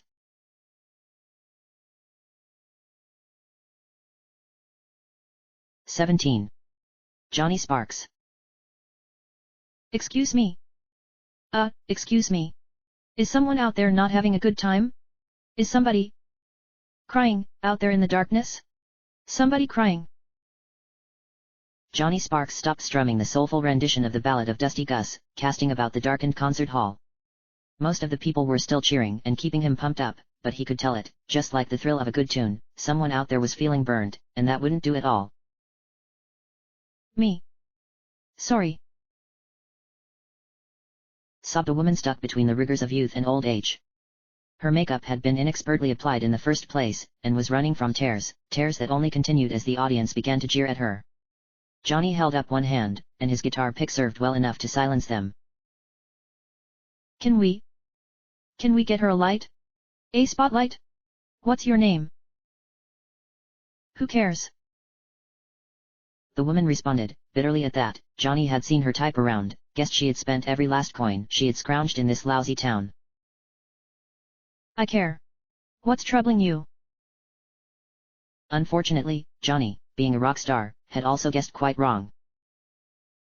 That was a horrible song. I mean, the rhyming. Why would you even do that? And I know Dusty Gus, he's a great guy, a bit stinky, but why'd you have to go and give? The woman took a deep breath, inhaling snot and bourbon. Give I am a cowboy ballad, it doesn't even make sense. She began crying again, and more of the audience began to boo her again, emboldened, perhaps by her woes and their own sense of schadenfreude. This wouldn't stand, not at one of his shows. Hey now. Don't be mean, we don't have to be mean. 'Cause, remember, no matter where you go, there you are. Hopping off the stage, Johnny sauntered up to the woman, who was looking marginally better for having said her piece. She dabbed away her makeup as the rock star approached, mic at the side. All right then, miss. What sort of song do you want us to do? She looked surprised, and then thoughtful, and then laughed, a burbling awkward laugh. Johnny gave her a nod as she whispered to him, and hopped back onto the stage, his glasses glinting. Hit it, boys. The audience was hit by a wave of sound so strong that it would have caused their eyebrows to stick to their faces if they hadn't been wearing safety goggles, those that had eyebrows, at least. The solid noise served as an intro to the slowest sweet crawl over Johnny's guitar he had ever done. And when that was over, Johnny's backup band burst into a heavy metal beat accompanied by shreds so wicked that the listeners couldn't even mosh to them, just listen, stunned. Johnny was as skillful with vocals as he was on the guitar, growling and singing symphonically in equal measure. This one's just for you, was audible with what might have been an electrifying wink that sent the crowd over the top, because even though it had been directed at the woman who had been crying, in that moment it might well have been each and every person listening. Johnny's music sent shivers up spines and his pace was so frantic that the backup band had to struggle to keep up. But eventually, the equipment they'd brought just wasn't enough, and sensing the end, Johnny went for the most elaborate finish, strumming his guitar even as the amp blew out with a sad little thwip, masked by the roaring applause of the audience and the confident glint of his teeth as the rock star smiled. A 100% thrilled concert, as it should be. He lived for this part, where people weren't even thinking clearly, just enjoying life. Some people'd say it couldn't last, and sure, maybe it couldn't. But right now, they were alive, all alive on good vibrations and his sound. It seemed like the light had went, too, but that was fine, because with that Patton Sparks grin and a flourish of his guitar, Johnny had already made it so they didn't care. He might as well have been the lights himself, given that he shone even while the rest of the band was digging around for lanterns. Thank you, thank you. You're all too kind, we'll be back, boys and girls. Take care of yourselves and don't go too wild unless it's around us. Awoo. Roaring indecipherably, Johnny punched towards the ceiling with a crack of distant thunder. It was enough to buy the band time to clear up and move out, leaving the audience stunned and happy. It'd be another place he'd look forward to visiting in the future. As they somewhat covertly left through the back door towards the tour van, Johnny was stopped by the woman from earlier, who looked, much to his pride, far happier. She murmured something quietly, and with another crack of thunder, and the smell of singed paper, he had autographed her receipt from the lounge. Then, with a cocky smile and gesturing with both guns, Johnny hopped backwards into the van and strummed on his guitar until she couldn't hear him anymore. That was, after all, just how he rolled.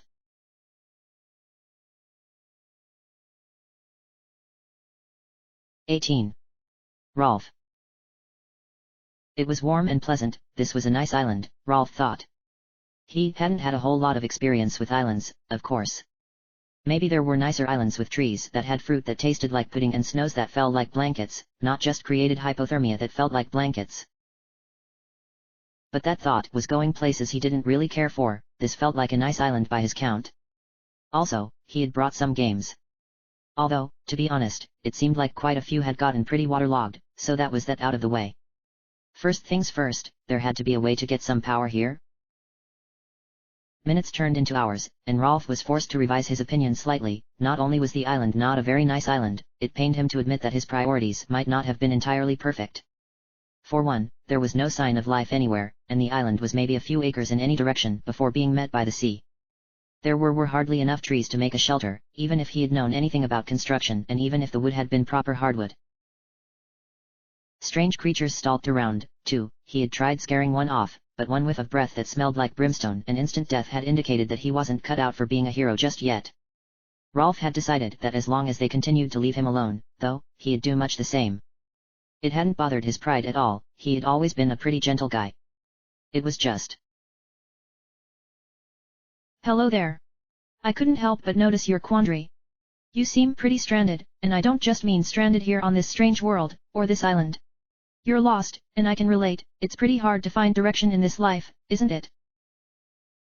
The voice sounded at once mocking and kindly, and it seemed to come from everywhere all at once. Rolf was a little frightened, but more curious. Hi. I am pretty lost. Do you have any advice? I'll listen. I mean, at first I thought I was going to luck out and meet some friends here, but it seems like circumstances have changed. He was certain he could hear laughing, now. Oh, how circumstances have changed. Unfortunately, I don't think you'll be meeting your friends on this run, this world, I should say. That doesn't mean you're in any real danger here. Say, why don't I make it easy for you? Something weird happened, and for a moment Rolf felt elated and nauseous at the same time. Then, he realized with some degree of shock that his console was blinking, and had grown a nostalgically small, but still plenty playable, screen. Isn't that nice? You won't die of boredom, at least. So, say, it might be rather hard to return to your world right now. What if I made you a little offer?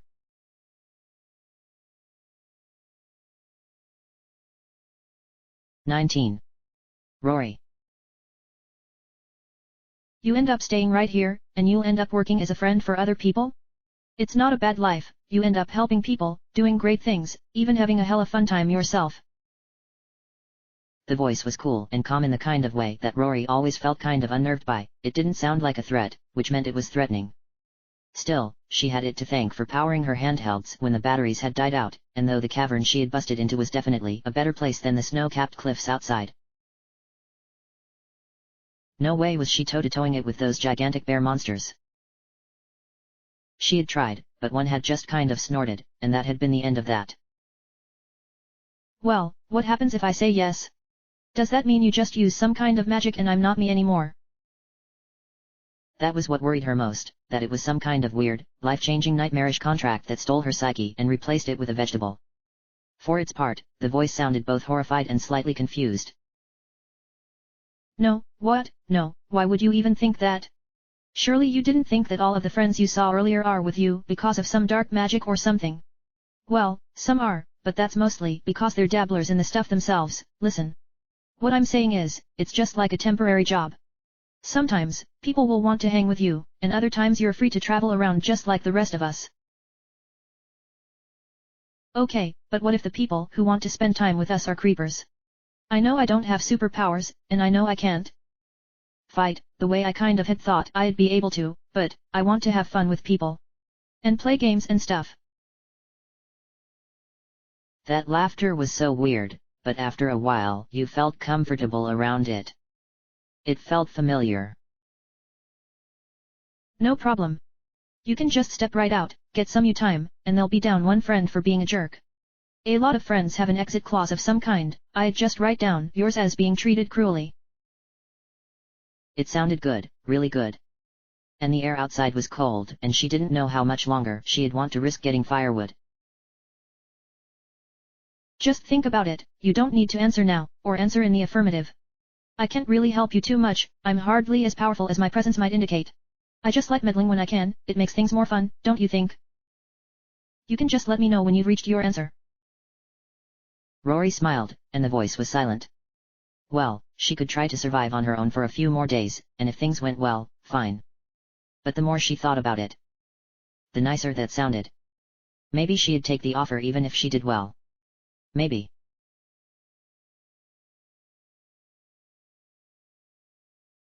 XX. Paul. No.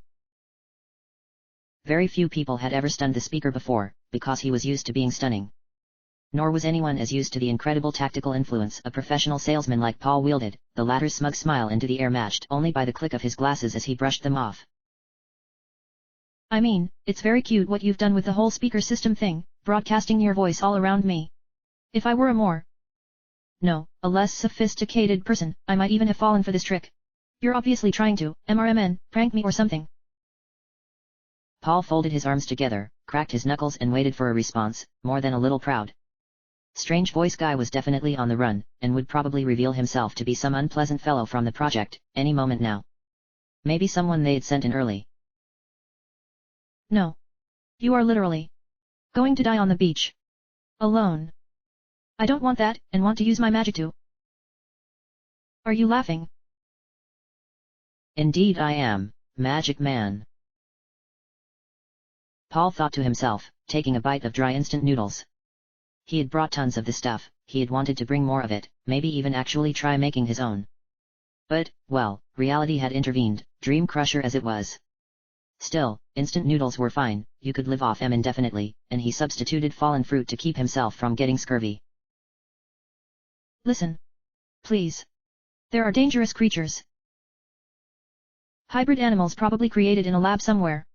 I've got a hunch that most of them will fall apart in a few days' time. It's been months. How can you not? Paul waggled a finger, even as his body rebelled against the absolutely delicious dry and uncooked noodles. Don't try to pull the wool over my eyes, Buster. I've worked all kinds of business, and I'm telling you right now, I know a good scam when I see one. If you're trying to put the fright in me, it's not working. I'll just stay here, thanks kindly. Someone will be along to collect me in a bit, and if not, well, at least I'm living large, loving these noodles. He thought he could hear laughter or perhaps exasperated dry heaving, now, and somehow his victory felt all the sweeter. It wasn't until several nights had passed that he heard the voice again. This time it wasn't trying to convince him of anything, thankfully. Why do you carry so many of those cheaply made extruded wheat noodles? They look terrible. They are. Paul conceded, not feeling up to argument. His gut had protested so many noodles over so many days, and sometimes it hurt to sleep. The ocean breeze here was strong and salty and sweet, but also reminded him of how far he had come. He had managed a hammock between two salt white trees. But that had been the start and end of his desire and skill at building a place of his own. I've had noodles in my blood for some time, not this stuff. The real deal. You know, good food. I'm not a gourmet or anything like that, but, He grasped towards the sky, as if it could see his gestures, as if they explained his feelings. Maybe whoever was watching could, he didn't know, or care, really. Sighing, Paul rolled to the side of his hammock. Good noodles make people happy. It doesn't matter if you're talking spaghetti or ramen, they're simple, easy to make, and tasty. It reminds people of their childhood. Times were simpler then. You didn't have to worry about your eyesight going, or making quarterly profits, or... Paul went silent, and was relieved that the voice didn't respond for a while. Do you know a lot of recipes, then? Rubbing his glasses, Paul tried not to laugh. Tons. I actually fancied myself a chef before they got kind of bad, so... What if I could make it possible for you to have the supplies you needed to make your dreams come true? Would that please you? Once again, Paul was on guard, but he had been sloppy and he knew it. Some part of him was already cheering at the idea, not just because it meant people, and he had gotten painfully lonely. But because, it was a dream. A gentle, minor dream, but his all the same. I'd tell you to get lost, like before. He didn't hesitate long before adding. Though, if you were being serious, I guess I'd consider your offer. What'd be the downsides? I'm not going to go back to being a working stiff, if that's what you're selling. No, not at all. I couldn't imagine doing that, either. Just that, you help people who come through, occasionally. Friends. Maybe give them a place to rest their head, some noodles and drinks, a few extra coins if your business is going well. It sounded too good to be true, had to be too good to be true. Paul laughed, and bit his lip, and adjusted his glasses time after time. Finally, feeling the exhaustion under his eyes, he placed them back and whispered his reply.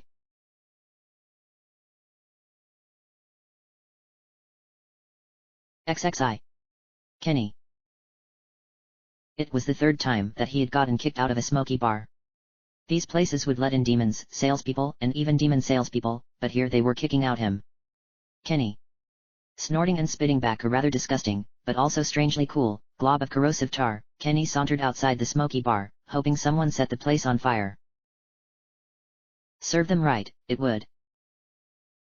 Of course, there had been a reason for the bouncer deciding his reptilian countenance wasn't going to fit the elite standards of smoke-filled bars everywhere. No, it was because he was creepy to the ladies, whatever that meant. Well, of course. And he blamed the bouncer. And ladies. And bars. And people who went to bars. And himself. And his feelings, and... After a while, the anger that sustained Kenny turned into an overwhelming cloud of sadness, or perhaps more accurately, self-pity. Even though the sun was bright in the sky, Kenny felt like it was going to rain right overhead, and not just rain, but pink cotton candy rain, sickeningly sweet and gnarly. The kind that only loser lady lounge lizards would like. The jerks. Was it his attitude?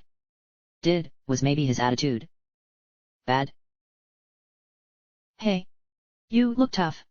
Lizard brains. Over here. Kenny's self-pitying internal monologue came to an abrupt closure as he snapped his head towards the source, half snarl already on his face. She was a woman, probably one of those human types. Kinda brawny in that raised in the field with human meat animals kinda way, with long blonde hair and a dopey confident grin, and he couldn't deal with her right now. He just wanted to be alone and listen to music. What is it? He managed to growl tersely, hoping she got the point. I'm seeking a treasure of silver and rare paintings that supposedly has something to do with the doom that's gonna fall upon us. Sounds neat, hey? See, most people are too scared to go up to the Lang Plateau, or just look too weak. I'm guessing you're tough. So, what do you say? Coin and glory'd be in it for you. She had a stupid accent that kind of drawled, and she looked stupid and her overalls were stupid, but coin didn't sound half bad, and... Kenny's foot stomped the ground impatiently. Whatever. I'm not a fan of fools and their errands, but if you want to seek your own death, I'll make sure your body can at least be recovered for a proper burial. Who else is coming with us? Her grin was brown from home-brewed liquor and sweet tea. Just us. It was an arduous journey, but Samantha turned out to be a pretty decent mountaineer. More to the point, Kenny was no stranger to grunt work, and even more to the point, her constant cheeky smile irritated him, which made him more angry, which made him want to get this over with more quickly, and so he covered distances faster than he had thought possible. Which only seemed to make Samantha feel like he was competing with her, so she upped the speed, so... As they were eating roast rat and mystery vegetables too. One of the upsides of whatever weird stuff was going on spreading, was that poison had disappeared from most of the plants in Lang. They grew dead, essenceless, and tasteless. Kenny voiced his concern bluntly, only occasionally glancing at his companion. Do you, think I'm creepy? It wasn't how he had meant to say it, and it sounded juvenile and naive, like something a freshly shelled kid'd say. But Samantha laughed and laughed to the point where he felt like he might just turn around and trek home. No. Obviously not, else I wouldn't have sought you out. You're just bad-tempered, and let it show. Bottle that up, use it to push yourself, it's what I do, and it just leaves me with the good emotions, mostly. Just, challenges, and things to appreciate in life. She had a bit of a wistful look in her eye, then turned to him, laconic smile on her lips. Don't be such a grump. It satisfied him immensely, and he slept well. The next morning, they found the entrance to the cavern, and it nurtured ill omens all too well. The land was strange and spongy and stuck to his feet and her boots, and it smelled eerily of clay, cooked to burning. Possibly. He had still felt a rush until they entered the cave, and it had all gone so wrong so fast. The creature was almost big as him, and it had wings, and it was too quick, and he had failed her. Her expression hadn't even changed the moment its red barbed tail had cut her throat and dyed her tan skin the same red. Kenny had roared a challenge and run forward, but the demon beast had hovered around him in a flurry of sharp stings that at once burned and numbed his senses. His muscles, his regeneration, the acid in his throat. It all seemed so useless as his vision blurred. Was this truly it? He caught her eyes, unseeing and glassy, and his arm outstretched, he couldn't move it. And then he saw the demon beast in front of it, and its bulbous red eyes were clouded over too, and it seemed almost hesitant though he couldn't fathom why. Then, with a hoarse, buzzing cry, it mercifully lunged forward and his eyes went dark, and Kenny knew no more.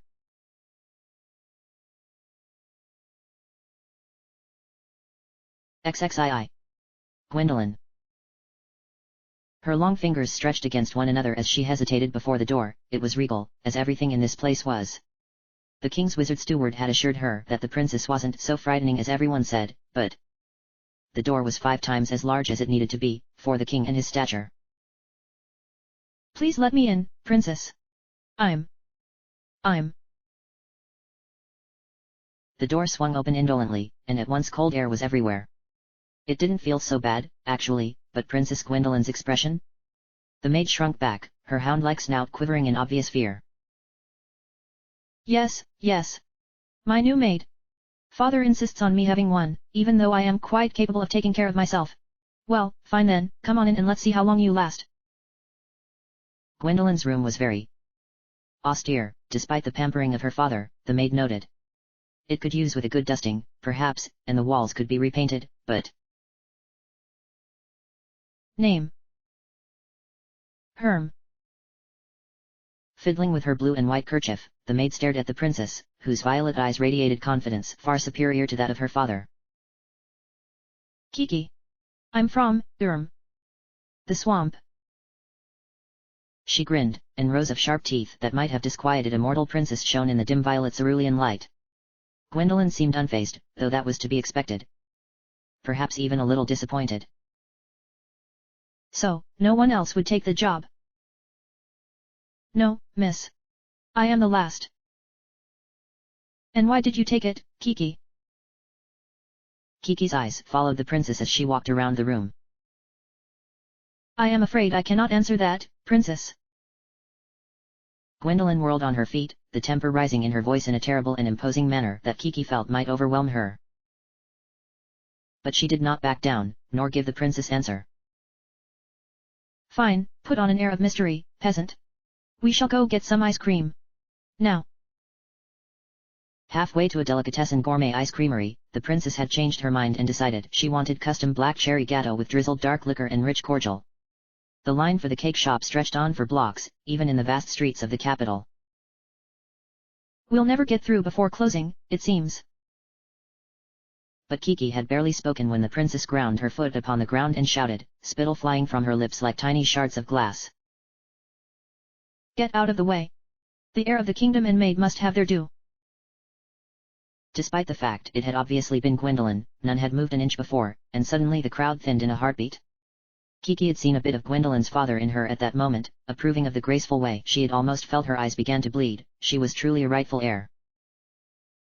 Soon, they were sitting near one of the many scenic public fountains and, though she was not very brash herself, Kiki couldn't help but feel that the cake might have been the most delicious she had ever had. Gwendolen chewed thoughtfully on the spoon, possibly considering ingesting it, as well. You must listen to me carefully, Kiki. Station, power, none of that matters as much as presence. If you back down, even for an instant, all will know it. People like you get trampled on. Unfairly. Even after you've left my service, don't forget it. I won't be leaving your service, princess. Kiki responded dutifully, already washing their plates. Gwendolen raised one delicately thin eyebrow, smirking. Oh, is that so? What makes you think you'll last any longer than the last weak-willed spy sent by my brainless father and that gormless steward of his? For one, I applied myself. I'm neither spy nor tool. For another, I applied because, well, I thought you might be lonely. Having lived in the swamp for some time, you know. Kiki conceded the point quietly, dim eyes staring at the cleaned plates, and then Gwendolen, who had an unreadable expression. Hey Rumph. Like I care why you applied, or if you stay. Not that I have any interest in firing you myself, you can stay as long as you like, so long as you keep your distance. You'll eventually grow weary, and that's fine by me. It wouldn't be terrible having someone around to tidy my things and carry my luggage, perhaps recommend books from time to time. I am an avid reader. She couldn't help smiling, and to her surprise, Gwendolen smiled back, briefly, of course, but station demanded as much. Pfeh. I don't think there's anyone who reads as fast as myself, nor as voraciously. You probably like romance or some similar dross, too. Well, never mind that, after we finish getting new clothes for you and myself, perhaps you can tell me what terrible books you enjoy, even if they are romance, I suppose.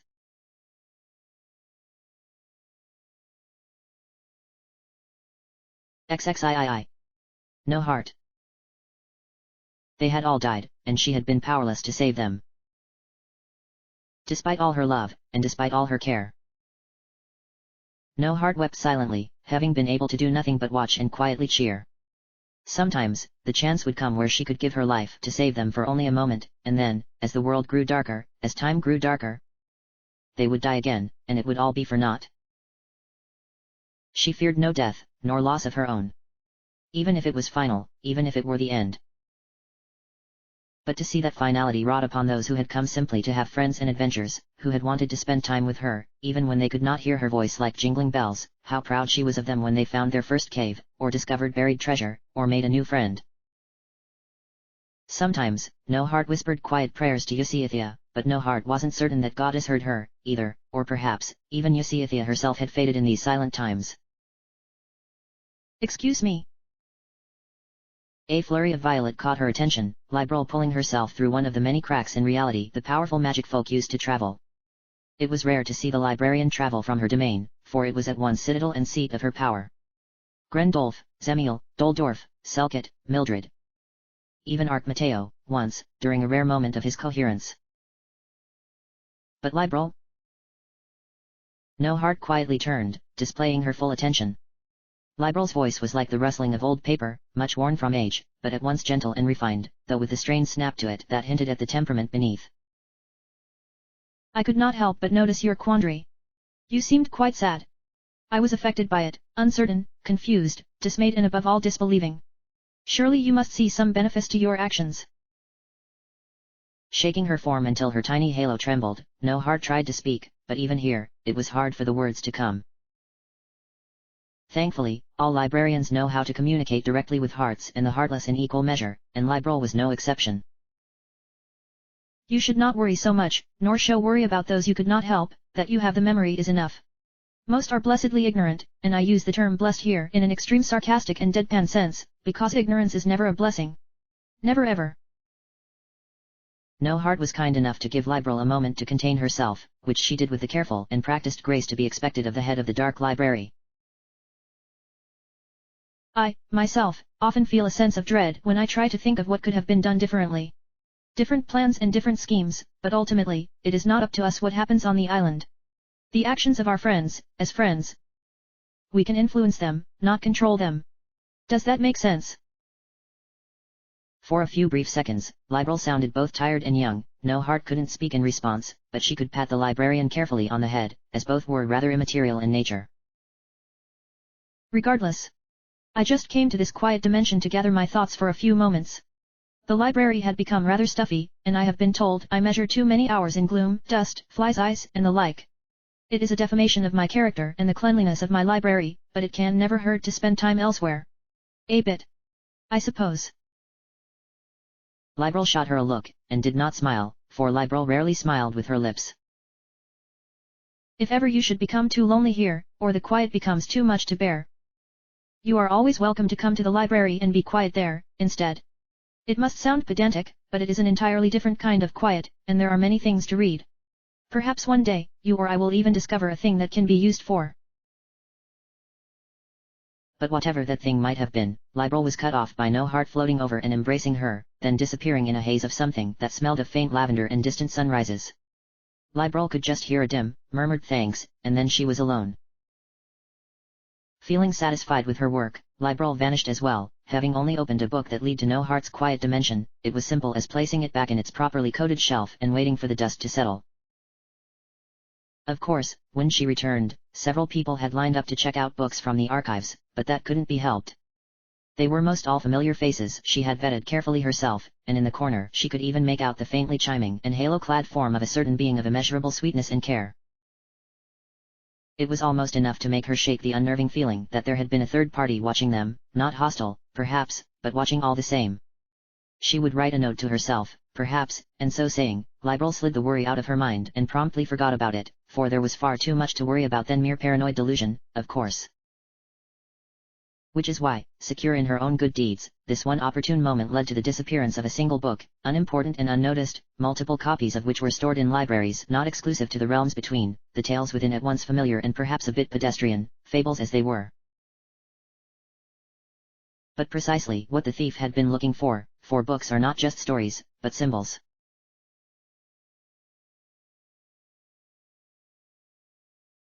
(14) Montello. It tasted good. Fresh meat tasted good. Mantello gnawed at the red paste in front of it. Sure, the paste had probably had a name at some point, but his new master was very kind and very understanding. He hadn't cared at all that the person had been a human, he had seen how hungry Mantello was. Good boy. You're practically a dog, aren't you? Hee hee. I wonder, if I could teach you to do some funny tricks if we kept this up. The young man was too young, perhaps, to be as he was. He had just a bit of stubble and white eyes that didn't quite match the dullness in them, and he had lost his earlier friend, and Mantelo had at first been curious whom that had been, but the new regime had begun quickly. And it was glorious. Without end, the two had spread their territory around the island. Well, they didn't really claim it, but who needed to build structures or ink maps, when a show of force was enough? The people that disagreed with them, they ate. The people that retreated. Sometimes, they ate them, too. Mantelo didn't understand half, maybe anything of what his master said, or even that his master considered himself the master, and Mantelo a tool as much as, or more than, a friend. He knew he had had the ability to listen, once, but whatever seeds of hope had remained, this new friend of his had stamped out. Not that Mantelo minded. This was easy, simple. Wrote. But the years had grown long in the tooth, and finding food wasn't always easy. Sometimes they had to eat other things, even bark, once. Mantelo had considered eating his master for a while, but something in the back of his head had suggested this was a bad idea. Not out of friendship or loyalty, but a fear. Something about this master, this friend. It wasn't quite right, and even violent as he was, Mantelo knew that. Hey! Wiping his face off against his hand, the master was staring up at the ceiling again.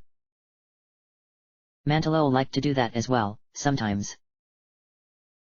Do you ever think this'll end? Mantelo growled, for he could not speak.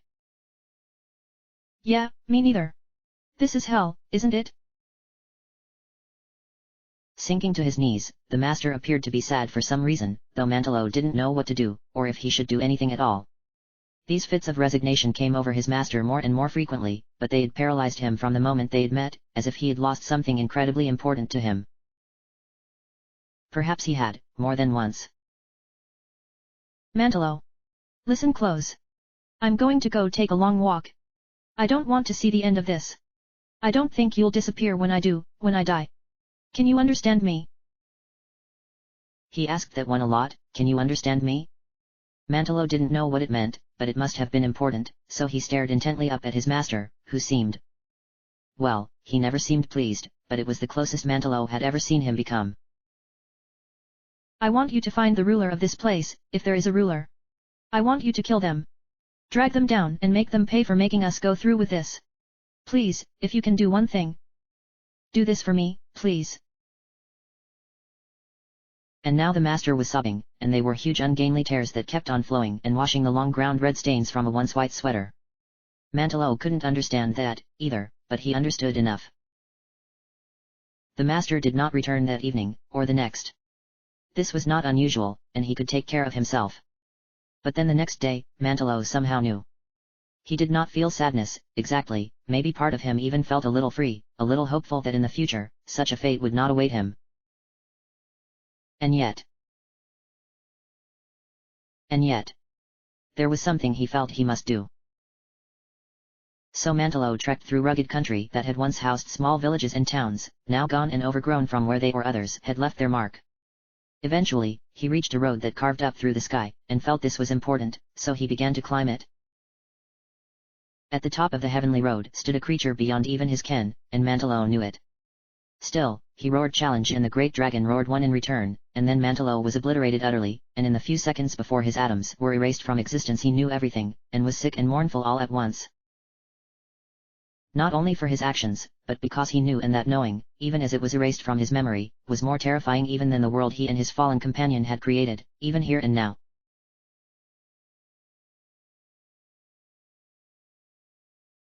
XXV. Bells buzz. Buzz, buzz. She was just one of many bells, but somehow she had found a new queen. This one wasn't actually even a woman, but that didn't bother Bells. He liked honey and scraps of rubbish newspaper and wax and dead fish, and those were the ideal qualities she sought in a queen. Oh, little Bells. Did you bring me more treasure? Yes. She slurred the sound, unused to speaking. Lots of treasure. Shiny things, plenty of them. Nice for you. Do you want to feel them? He was very old for a queen, so Bells imagined he would probably start a hive soon and then select a successor. He couldn't see well, so she would occasionally glide over an object and tell him what it was. He was always very excited, which was also a good trait for a queen. Oh, cat litter, is it? That's wonderful. My niece had a cat once, why, so many of them you might not believe it. They were all different colors, too. The prettiest cats you might ever have seen, little bells. Certainly, Queen. They have been noted to be the prettiest cats you've ever seen, possibly. If ever this unit finds a cat, it will be evaluated for you, though none will compare. He was sad, she could tell. This was not uncommon, rulership was draining, even for a wise queen such as he, and though it wasn't the role of a mere buzz to advise the monarch. Would you like to go for a walk? We may find glass amongst the beach. Glass is very pretty. It can be used to repair damage to hives. Of course. There is nothing I would love more than to go on a walk with you, little bells. At some point, they'd had a third friend, a demon of capricious temperament who had been quite friendly. Mostly. At some point she had simply disappeared, and Bells feared the worst. Although demons were known to be fickle to the point of cruelty. The seasons had been rough here, and there was an ill feeling in the air. She was worried they would not have enough food for winter. Bells was preparing herself mentally for the last-ditch effort of offering herself as food for her queen, but somehow she felt that he might not accept. Such a strange queen, he was. Do you know of a hive known as Nucity, little bells? The worker bee gave a derisive buzz, both due to the name that even the most creatively sterile of queens would be dismayed at, and at her own lack of knowledge, for it did not sound familiar. A very storied hive, located not far from the shores where great armies were broken. Bells listened intently, for stories of inter-hive combat were always good to prepare worker units for inevitable combat that might damage their ability to forage, or even leave them broken, or dead. I come from there, before I set out here. And it's a pleasant place, and I miss it very much for all its flaws. Do you have a hive you miss, little bells? She thought very carefully, for she had only been in 2 hives, the first destroyed in a war, the latter the only one she had thought remaining after Queen Bells seized the throne. No, I do not think I have ever been happier than in this hive, with you. He sighed, and the strange discolorations that he called a beard-stored water leaked from his eyes. It was efficient for some purpose, she knew, but what purpose that was, she did not know. You are a very sweet little bee, and I wish that I were a better queen for you. Tell me. What happens to a worker when the queen, what'll happen when I die? Bells was very silent, for she was not sure herself. I suppose I must return to the main hive. They may accept me, or turn me out. They may even kill me, though that is extremely unlikely. Even an absent worker is a curiosity, not an abomination. Then she realized what he meant, and her buzzing grew incessant and comforting. You need not worry about me. I am very resourceful and clever, and even if things are very bad, I shall be all right. Would you like to sit down? His voice was very tired. She knew the tone. I think I have sat down quite enough. If ever my niece comes here, would you be a good worker and help her out, as well? She is an even better queen than I am, very just and kind. I think if you two met, you would be good friends. Lilies in the pond were very pretty this year, she pointed out to him, for lilies were considered a sign of royalty amongst the Bells, for reasons she had never bothered to learn, and never been explained. But he could not see, of course, and did not respond. She spent the rest of the day finding tiny things to compose a blanket which was not worthy of the hive he had built for them, but she was very industrious, and she felt that even as small as she was, it was still acceptable even if he deserved so much more. It was not customary for Bells to wait amongst the place where a queen had fallen, but she waited until the stars had risen out before placing lilies against his brow, and she felt that even though he was not a Bells, he looked very regal indeed. For him, and perhaps those watching from the bracken swamp water, she played him one last, droning song, for it was all she could do for her fallen queen.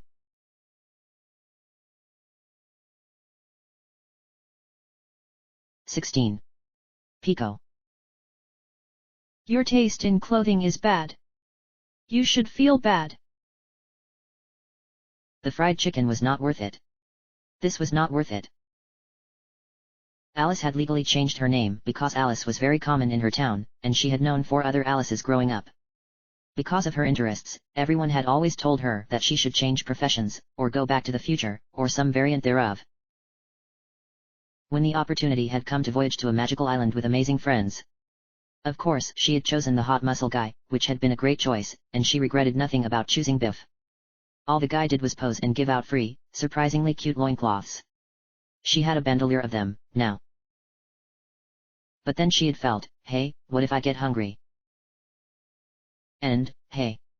I love barbecue chicken. I could never grow tired of it. Probably the best food in the world. Turned out, not only can you grow tired of one food very rapidly if it's all you have to eat, though it wasn't, since Biff was an amazing hunter as well as easy on the eyes, but Pico was Pico.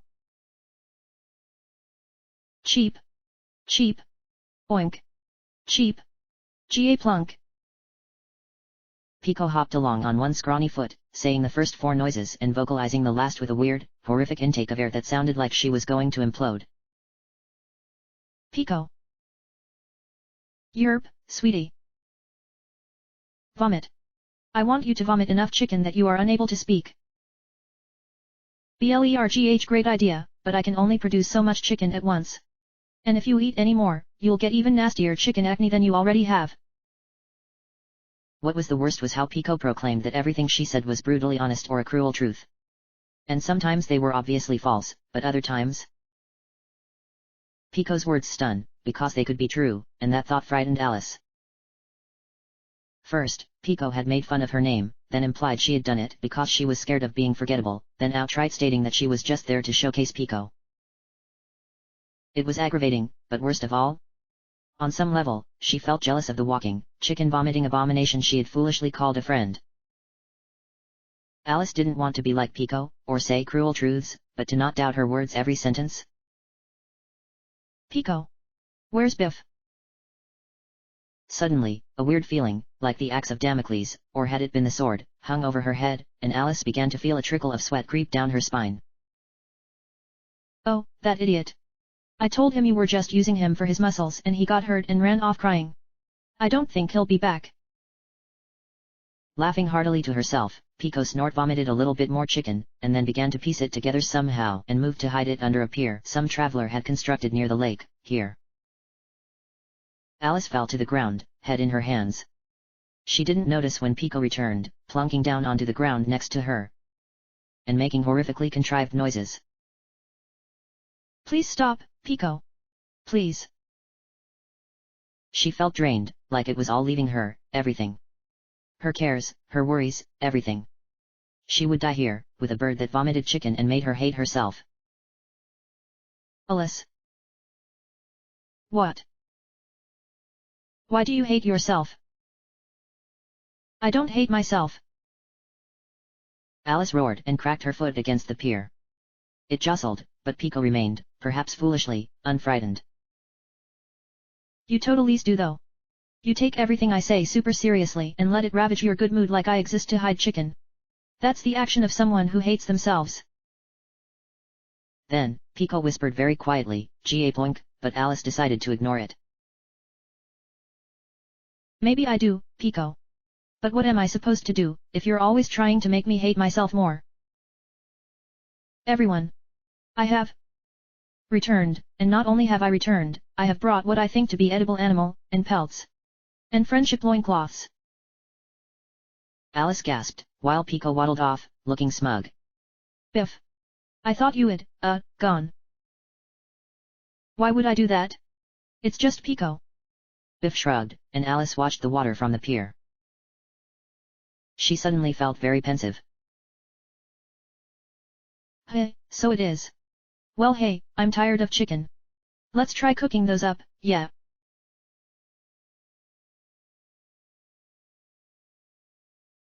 "17.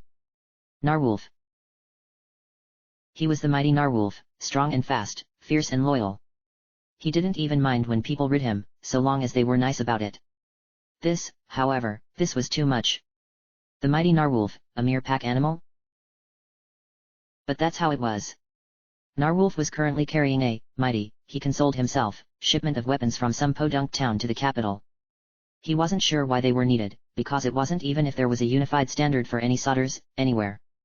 Only that he had been told he had been paid in raw meat of his choosing, and that had seemed great at the time. And his traveling companion. Orgle blorgle, and furthermore, morgle. Such is the way of the hippo? Poto mouse? I think. Yes, therefore it is. Some old man who had signed on because his brain case was leaking, and Narwolf also had to designate some of his time to guarding.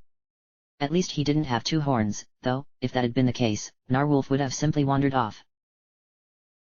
Hey! Can you hear me in there, old geezer? Narwolf asked cautiously, because he knew the rumors about these old farts. 1 out of 10 had some sort of super dangerous magical powers, and the rest had seriously dangerous old people problems. Narwolf wasn't sure which was more terrifying. Ah, yes, no, perhaps. I can hear, though I am hard of hearing, no, what needs to be asked little pup is, and I quote myself. Do you hear me? Growling, Narwolf decided to put conversation off, for now. Whether the old guy was just senile or magically senile, a cousin of his had fought some terrifying madness-inducing insects once, and even though it had turned out the better for him. Yeah, it wasn't worth the risk. Night fell quickly, and Narwolf unrolled the crates from his back, pawing them open with impunity. His contract hadn't said anything about being careful with the wares, after all. But he had expected them to be weapons, not. What are these? Books? What sort of army runs off books? He could hear the man wheezing behind him. Bubble up front, possibly. Consult the meteorologist, she shall tell you. Fear not. Fear not. And they were weird books, too, with unpleasant illustrations, even for a tough guy like him.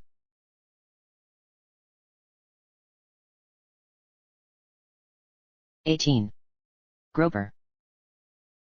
It turned out that the guy in charge of the book depository, as Narwolf had, somewhat less impressively than he had planned, decided to call it, wasn't a guy at all, at least not a human one. He was a deep-sea fish, the kind that Narwolf absolutely hated, even more when they spoke then on the platter.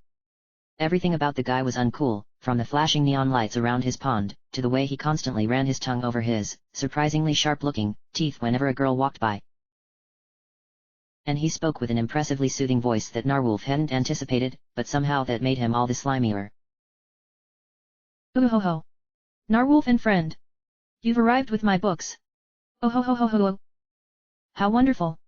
Throw them in the water, will you? I will take care they reach their proper destination. Groper laughed a third time, as if to emphasize some hidden joke. Slime dripped from his teeth into his mouth, and he swallowed it. Take your stinking books, I want my payment. I was promised meat. Of course. Pick any restaurant in this place, you shall find them most accommodating. Oh ho ho ho ho! The tongue of Groper stretches quite far, you'll find. MMNHMN. Despite having just licked himself clean earlier in the day, Narwolf felt the incredible desire to bathe and never stop bathing. A quiet, oddly firm coughing caught their attention. The old man stumbled forward, hand outstretched. My payment, he said simply, and Groper laughed. Oh, simple man, you provided no service, so why should I provide you your promised payment? After all, you cannot even comprehend what we are saying right now, can you? Poor, feeble thing. No, I cannot. The old man replied, and even Groper looked downcast. All three waited awkwardly, and then Groper brightened up. I have changed my mind. Oh ho ho ho ho! You shall have your payment. The scone place down the street is quite excellent, I hear, modeled after a famous recipe, possibly. Narwolf, can you?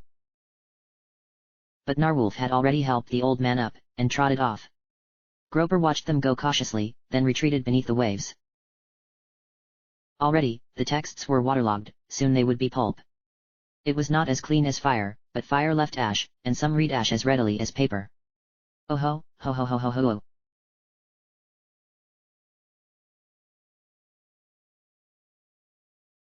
19. Asperos. Asperos was a natural winner. Oh, to be a snake possessed as fine a pattern and as beautiful eyes as she held was luck enough, but all her rivals had been weak, easily cowed or beaten into submission. This human was no different. He had started arrogant, of course, but she had broken him of that, soon enough.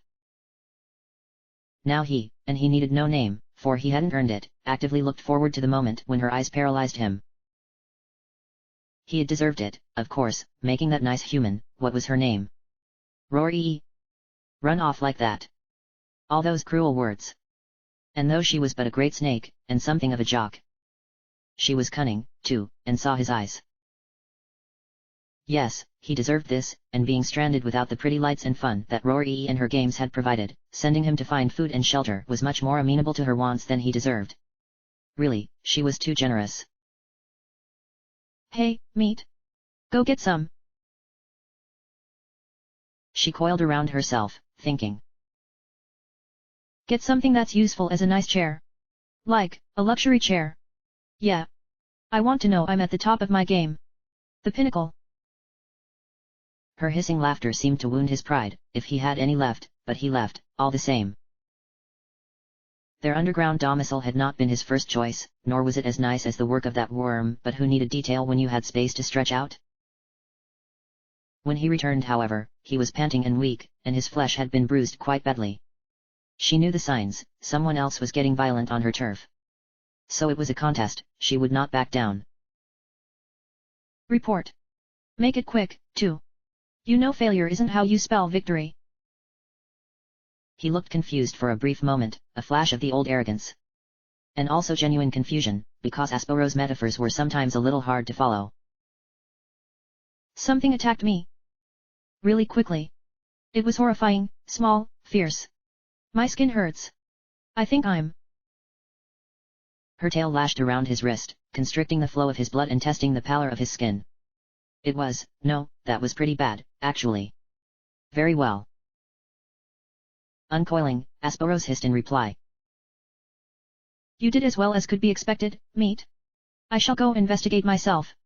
I do not know what so badly burned you, but they're stepping on my people, they'll get what's coming to them. Yes. Drawing out every whispered syllable, Asperos launched herself towards the surface. They weren't too far below ground, used to resting on her laurels. Asperos preferred what might be termed a more leisurely pace, but even still, there was no reason to dawdle. If some prey had caused trouble, it might be smart enough to run and get help. Possibly. Suddenly, Asperos was aware that she probably should have asked for more details, but her pride prevented her from ducking down below and asking.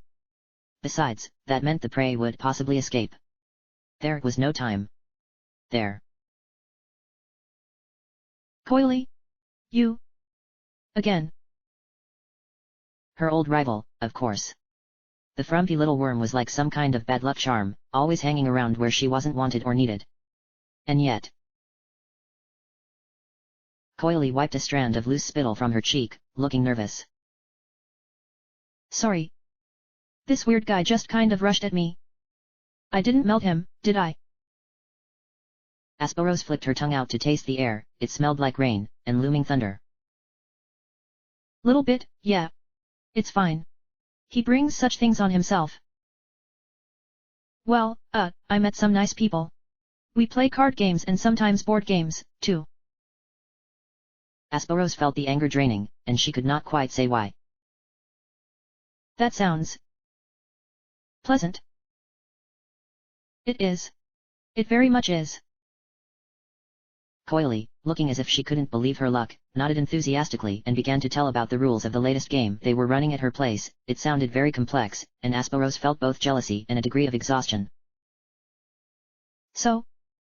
You're all right then? Worm. Oh, I'm fine. Rain is good for me. So it was. Asperos gave a snort, and turned back towards her den. Well, you should move on. This place is picked clean, and my pack of elite hunters will recover soon to go over it again. So get lost, before I beat you up myself. But Coily was gone, and secretly, Asperos was glad, both that she had left, and for the pleasant rain.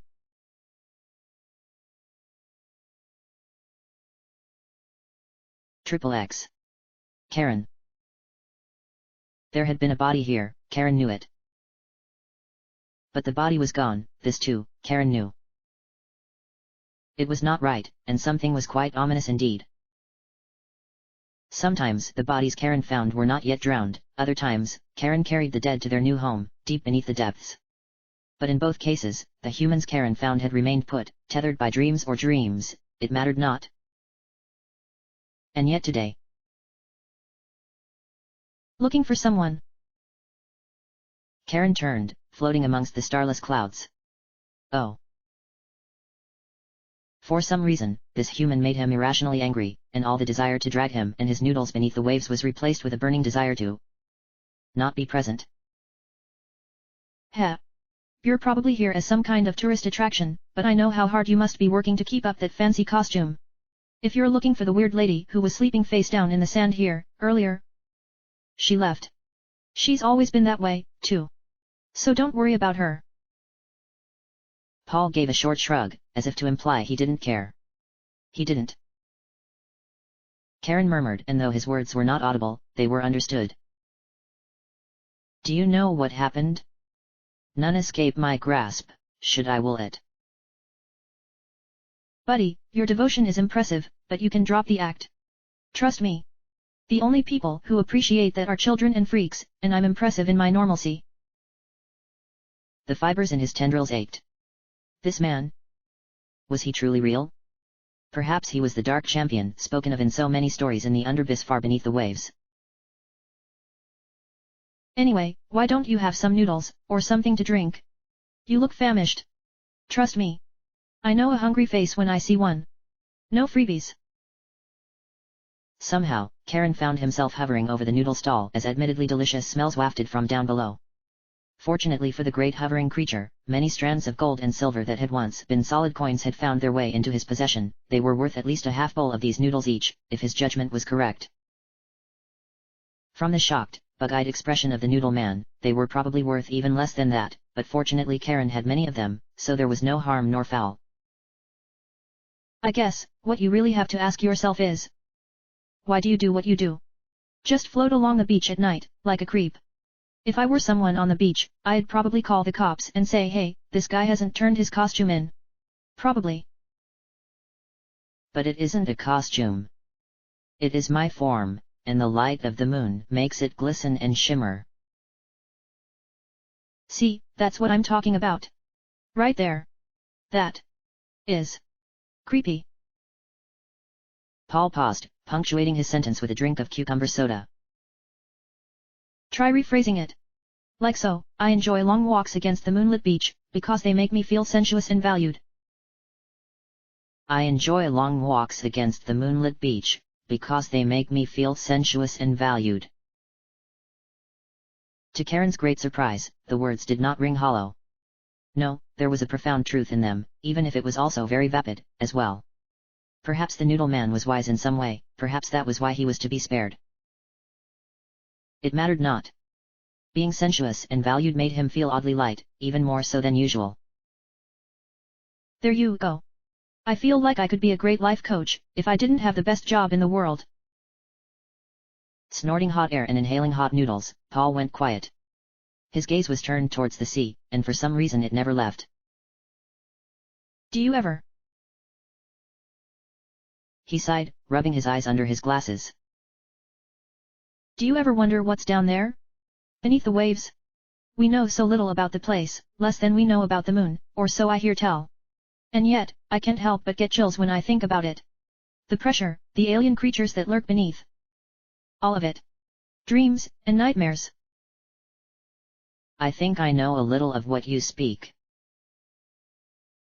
Yeah? I bet. You must have taken a lot of inspiration from those depths for your costume. Great work, by the way. I'm not easily impressed, but, great work. His yawn was contagious, dawn was almost upon them, and Karen, too, needed rest. Thank you, human. This was most enlightening. No problem, weirdo. Come back and buy more noodles, I'll be around. Remember what we talked about, and you'll have a happier, more wholesome life.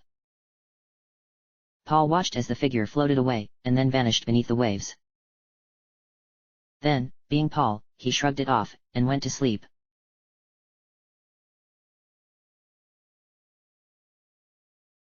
XXXI. Crimsolino. It was a most gorgeous cameo. The surface had been engraved with the rich image of a great falcon, perhaps. Something rustic but fitting of her rule. The stone was of the highest quality, a singular piece of malachite shaped to make it resemble multiple stones, and though malachite was not the most valuable of the gems her domain produced, the craftsmanship easily tripled its value, perhaps more. Oh, Majordomo, what am I to do? It is a truly pleasing gift, but, of the serfs who made it, are their families still well kept? She had white teeth, and they formed cruel lines, and the Majordomo, who alone amongst the house staff ate well, was terrified of their implications. Extremely, Lord Duchess. Should I? No. They are fine, for now. This is a pleasing offering, and I shall keep it close to me until I tire of it. I think that one family had a child, did they not? Find it a toy of some kind. To show that I am grateful. The Majordomo fell to the ground, as low as he could fall without tumbling over. It always amused her, the lengths he would go to show his servitude, when he was perhaps the most scheming of her staff, never satisfied with the mere crumbs from her table. Such cruel things, humans were. It was on a walk that even in the estate's garden that she met the beggars. The first was a young woman, a waif by nature, who would have been aggravatingly beautiful had it not been for the ribs visible in her sallow skin, the bug-eyed stare she held, and her slight vacancy of presence. Please, Lord Duchess. Her bowl was nearly empty, and the Duchess weighed her options. On the one, to give alms, and to have a rival amongst those of lowest station. On the other, there was no flaw, so she continued to walk. The beggar continued to ask alms, long after she had left. She had scarcely rounded the corner past the rich blood-red roses when she met the second, matronly, and full of figure but with a delicate charm to her that was at once youthful and mysterious, save for her teeth, which were mostly wood. Oh. Lord Duchess. Your humble parishioner asks for just enough alms to replace my smile. This one too, she walked by without a word, for with bright teeth, her own, discolored by smoke, might shine less brightly. But the final guest in her public gardens was not a beggar, even if she made that mistake. Do you always treat them so callously? Is it not the duty of the noble to suffer well? Her skin was sallow and green, and the Duchess recoiled, but managed to pinch her lips into a facsimile of a smile, her aquiline nose making it seem almost a cute pout. A secret, sweet crone, any who surpass me must be kept down. For if people can see themselves above me, what then? Beauty is as much a tool of state as any other. And though you may not see it here, I am just, in my way. The crone was silent for a long time, and the Duchess feared for a moment that she had passed on, death claiming her for her own. But then, the hag began to cackle, low and guttural, her hat hiding her expression from view. Oh, cruel and vainglorious woman! You speak what may yet be truth, but you who use it to shield yourself, let that shield be a mirror, and this curse shall only fade after your reflection is fit to match it. It was horrific to watch, and for years in the duchy the story was told, how lightning struck and storms cracked and nothing happened.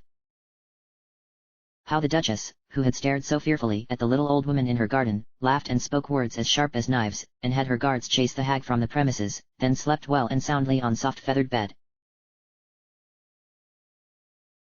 Only to awake with feathers of her own. Crimsolino did not believe her eyes at first, but she had many mirrors, and always did they speak the truth. In each one she could see her reflection, grotesque and distorted. And it was then that her servants and serfs and staff saw her, and their laughter and howls were sharper than the knives thrown by the cooks, or the blows of the stable boy upon her back, or even the knowledge that despite all she had done, all she had tried to do, she had been truly hated. Her tears continued to flow freely long after she had found the strength to fly away, far into the storm. Occasionally, great gouts of fire rose from within her, and she hated them even as she felt relieved to feel the smoke she was used to, its comfort and old friend when all others had left. But no matter where she stopped, it came, onlookers, jeering or attempting to catch her for their own purposes, believing her to be a creature of good luck, capable of granting their simple, pointless wishes. And still, the rain kept falling. Finally, her strength had failed her. Her wings, plumage so brilliant and beautiful, even in this disgusting form, were incapable of flight, bruised and broken. She was alone. No stranger to loneliness, the pain grew numb, and her eyes heavy. She did not hear nor see the merchant cart, only wonder at the crazy quilt, ugly yet warm, she found as she woke.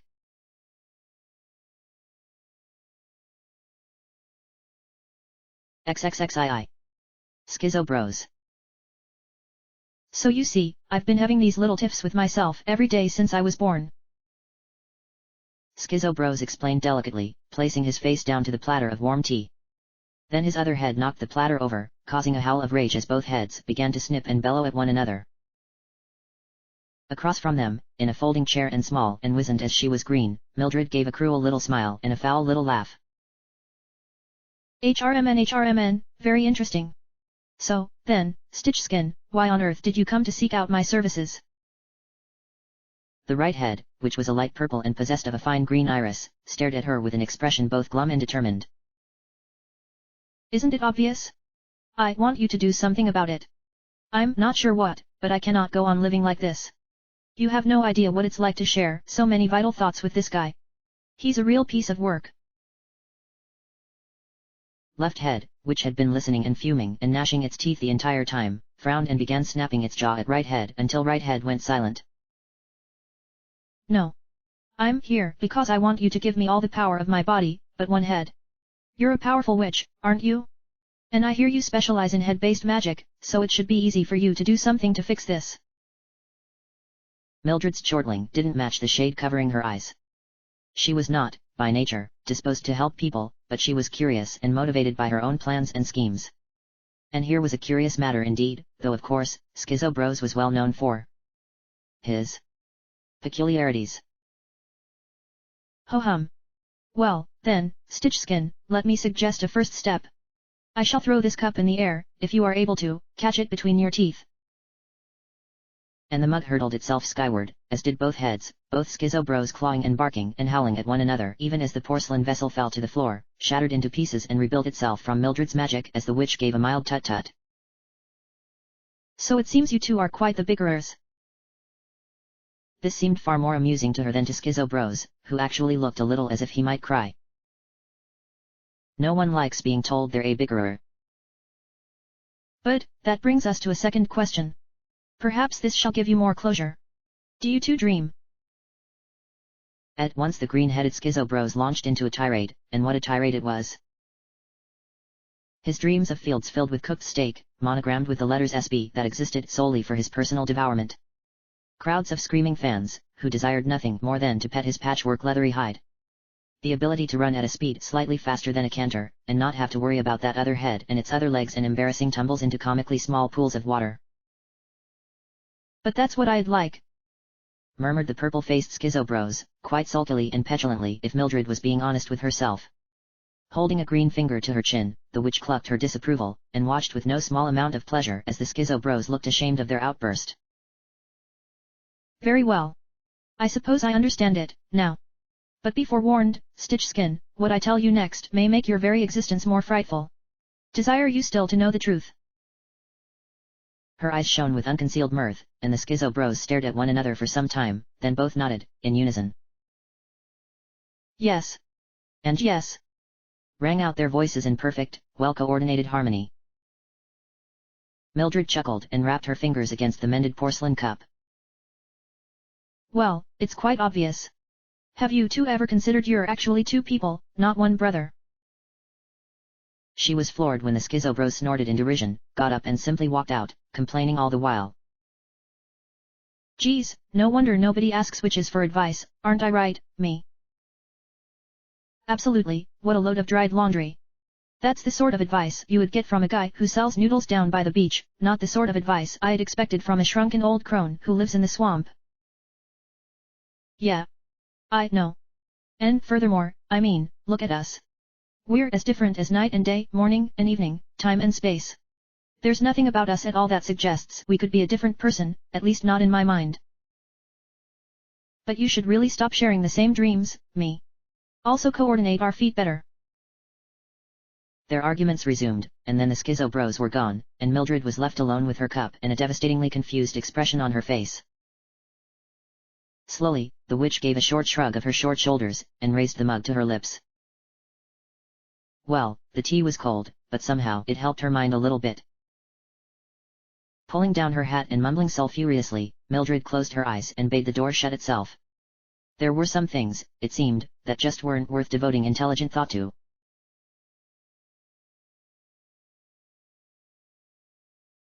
XXXIII. Goopy.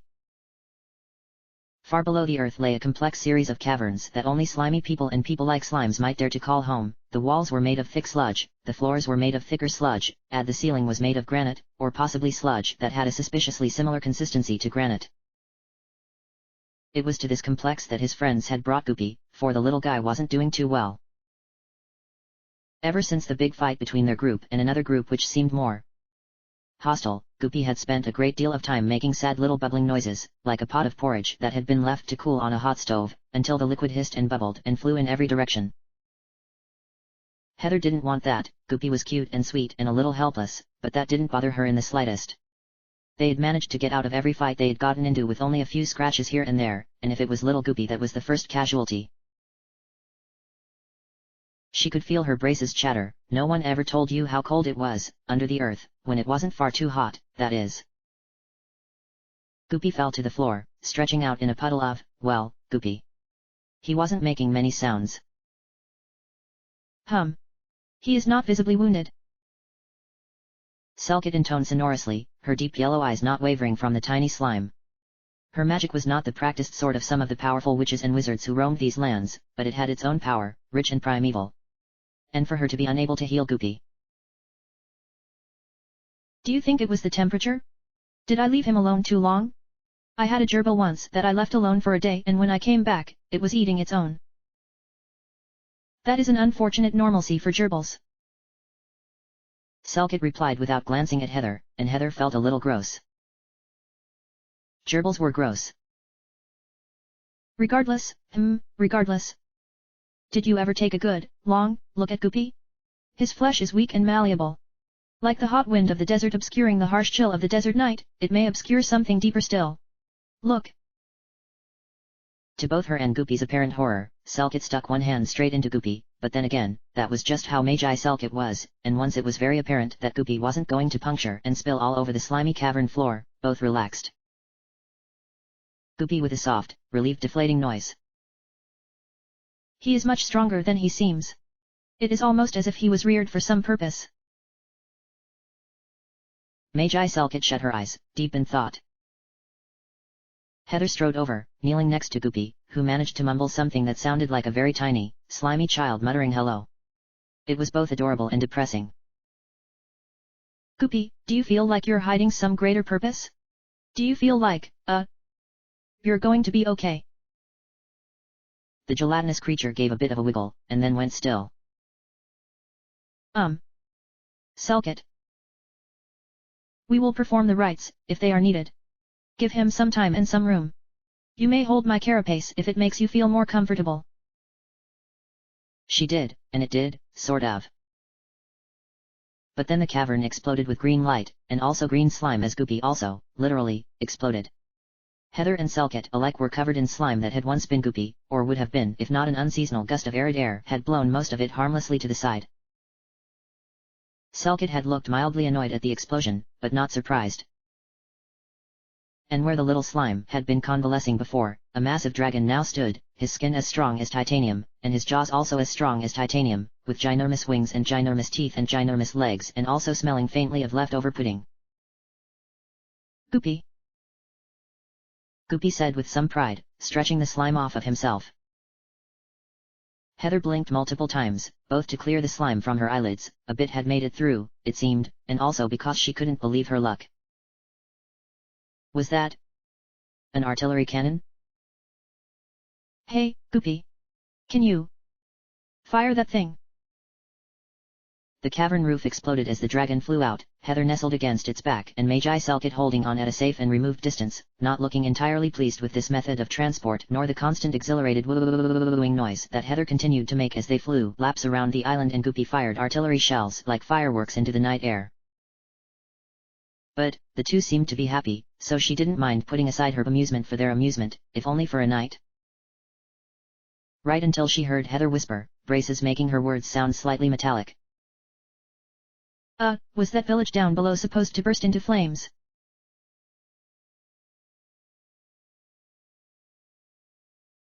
XXXIV. Jeansman. Don't tell me you've never heard this one before.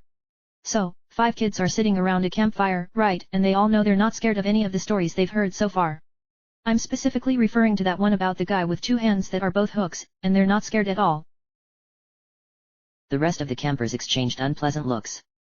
The scary storyathon had been mostly a letdown so far, with the best contestant absent this year, claiming that she had important things to take care of at home. It was a quiet event, no one even knew the true names of anyone else involved, or at least, they weren't supposed to. Occasionally, however, the veil of secrecy had to be broken to admit that Chaz's mom had baked pizza cheese crunch. But something had come over the speaker as he muffled his voice and whispered into the fire, tiny flecks of it making his acne look less like acne and more like terrifying pox, or possibly just fire-flecked acne. So there was this guy, right? And he's a huge, big muscly guy who isn't scared of anything and he's really cool. And one day, he's at his job which is... Everyone was waiting on bated breath, but the speaker hadn't really been thinking of a conclusion for his story, and began to sweat bullets, also because leaning this close to the fire was way too hot. He was working at a toothpaste factory. And suddenly his boss comes and he's like, you know too much, Gene, and pushes the guy into a vat of blubbleberry toothpaste below and he drowns in toothpaste. Whispers went up around the campfire, because that actually sounded like a fairly horrific way to die. In the distant darkness, some kind of mole wolf howled mournfully at its hill in the moon. But he didn't really die. He just became one with the toothpaste elements, and they say you can still hear his wailing anytime you open a tube of factory fresh toothpaste. Also the seals they have on those are secret eldritch seals designed to keep him from escaping his prison, which is also why toothpaste tubes are small. They contain his scattered essence. Now that the fire was dying and the story was nearing its end, the amateur horror club was growing disgruntled. Mumbles of discontent were poking at plot holes that became more and more noticeable the more the story was picked apart. Finally, the speaker had enough, kicking the fire and murmuring ghoulishly. Don't believe me? If you dare. But if you're brave enough, you can summon him. By facing the mirror and saying his name, 3 times. Jeansman. Jeansman. But he left the third one off, and then ran into the night, cackling. Which was fine because his house was only a half-mile away. The group had vanished and it was left for Carl to clean up the embers. He had always been very good about fire safety, and the idea of having to leave a mess for the future generations. It wasn't something he liked to think about. Even worse, what if an accidental forest fire were to start? Yeah, not on his watch. But the weather had grown cold and without the laughter of friends, everything seemed darker and more menacing by far. The night air wasn't refreshing or cool, but a cloak of pure shadow that was ready to scoop him up and carry him away to some foul den. The embers weren't dust, but flecks of something else, something that stained and smudged not only the skin, but something more. And worst of all, he couldn't shake the idea from his mind.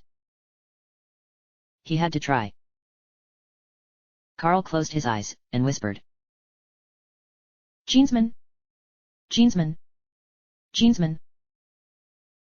But of course, nothing happened. Relieved, Carl finished his work and turned around, right as a hurricane of blue toothpaste assumed the form of a very muscly djinn. ABWAHAHAHAHAH. Hello, mortal. I see you have summoned me. I must ask why this is, as I was enjoying a nice nap, and I must also ask why mortals are so intent to summon me in the night, instead of the day, as most sane people sleep at night. But I care not. What may Jeansman do for you? Jeansman clearly wasn't expecting the shrill shriek that followed, but his concerned expression soon set Carl at ease. You aren't going to kill me? And you aren't the dead ghost of a toothpaste factory worker and you aren't angry at all people who use toothbrushes and... The djinn's face assumed the hurt, exhausted expression of someone who had had to explain this story, many times before, but would do it just this once, for the benefit of his summoner. No, mortal. I am a djinn. I have very powerful magical powers, and also am made of toothpaste, but I am not anyone's ghost. I also can see that you do not eat very well. Have you ever considered perhaps having some pitas? And Zatsuki? That sounds really good, right now. Carl admitted, not having had the stomach for food while the scary stories were going. And so he and Jeansman ate in silence, and then Carl fell asleep near the fire, and he awoke feeling oddly refreshed, perhaps even mentally refreshed, if he was being honest. It almost seemed like a dream. Save for single, new toothbrush in the last cinders of the fire.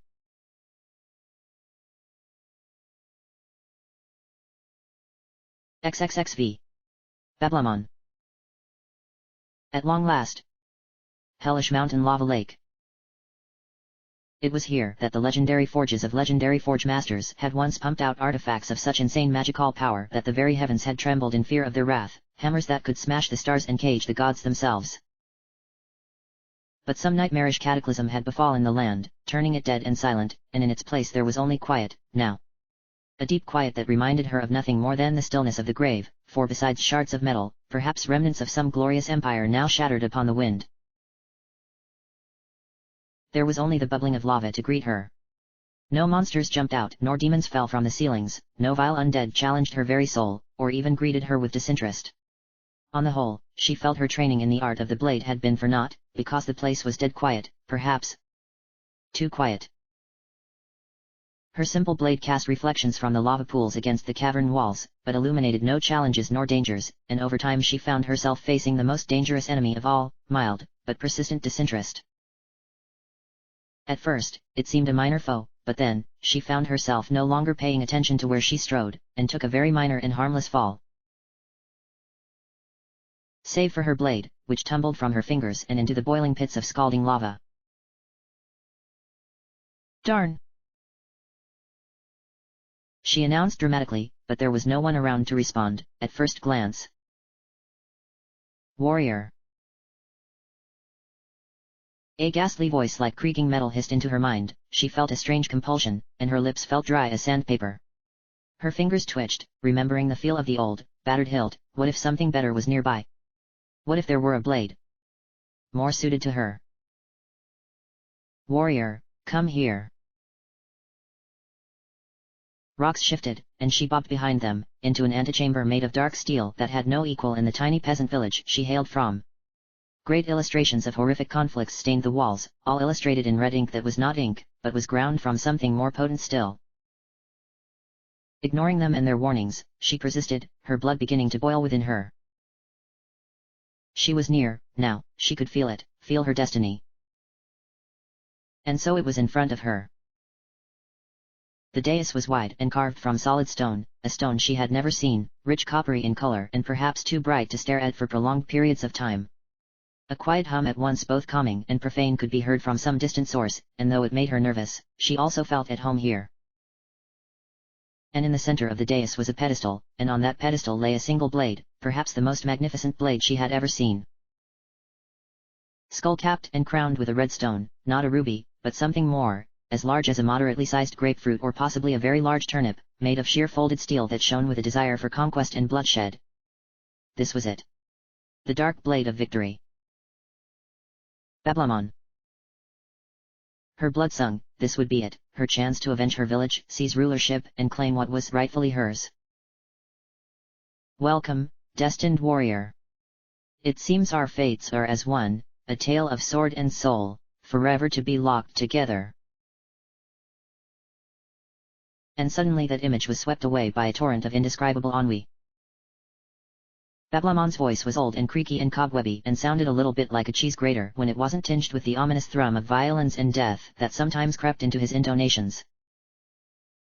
If you're looking for the last S word in any armed conflict, you'll definitely iron out your foes with me at your side. Bablamon's hellish eyes glinted with keen pride. But know this, blade wielder. As powerful as we shall be together, you'll want to steel yourself for any rigors we might face on the road. It would be a terrible thing if you forged ahead on your own without properly taking responsibility for me. He was laughing at his own jokes.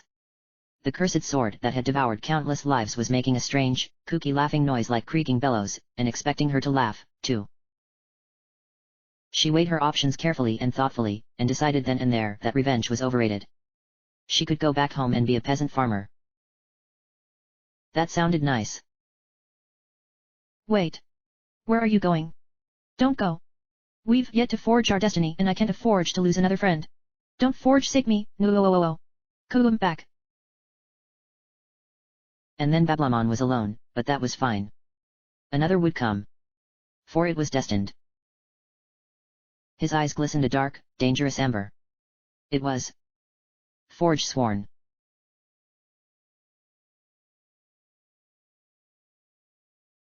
XXXVI. Doldorf. Well, so this is it. Our final farewell, our bon voyage, our parting of ways. You know me, I've never been one for long delays. Doldorf had been pleased to see the young man truly grow, survive, even thrive on the island. And he was a promising student, too. Doldorf had taught many, though his methods were unpredictable and capricious, but this too was part of his training, for it weeded out those whose minds were not slippery as magic was. His charge looked up at him with grey, cloudy eyes. And what a tall, strong fellow he was. The opposite of what Doldorf would expect in those interested in the fine ways of magic, but so it was and so it went. Far better for him to pursue a path of stardust and magic than to waste that brain on physical pursuits, unless those pursuits were musical instruments that required great stamina. That was fine. He was a very serious young man, the opposite of Doldorf in every way.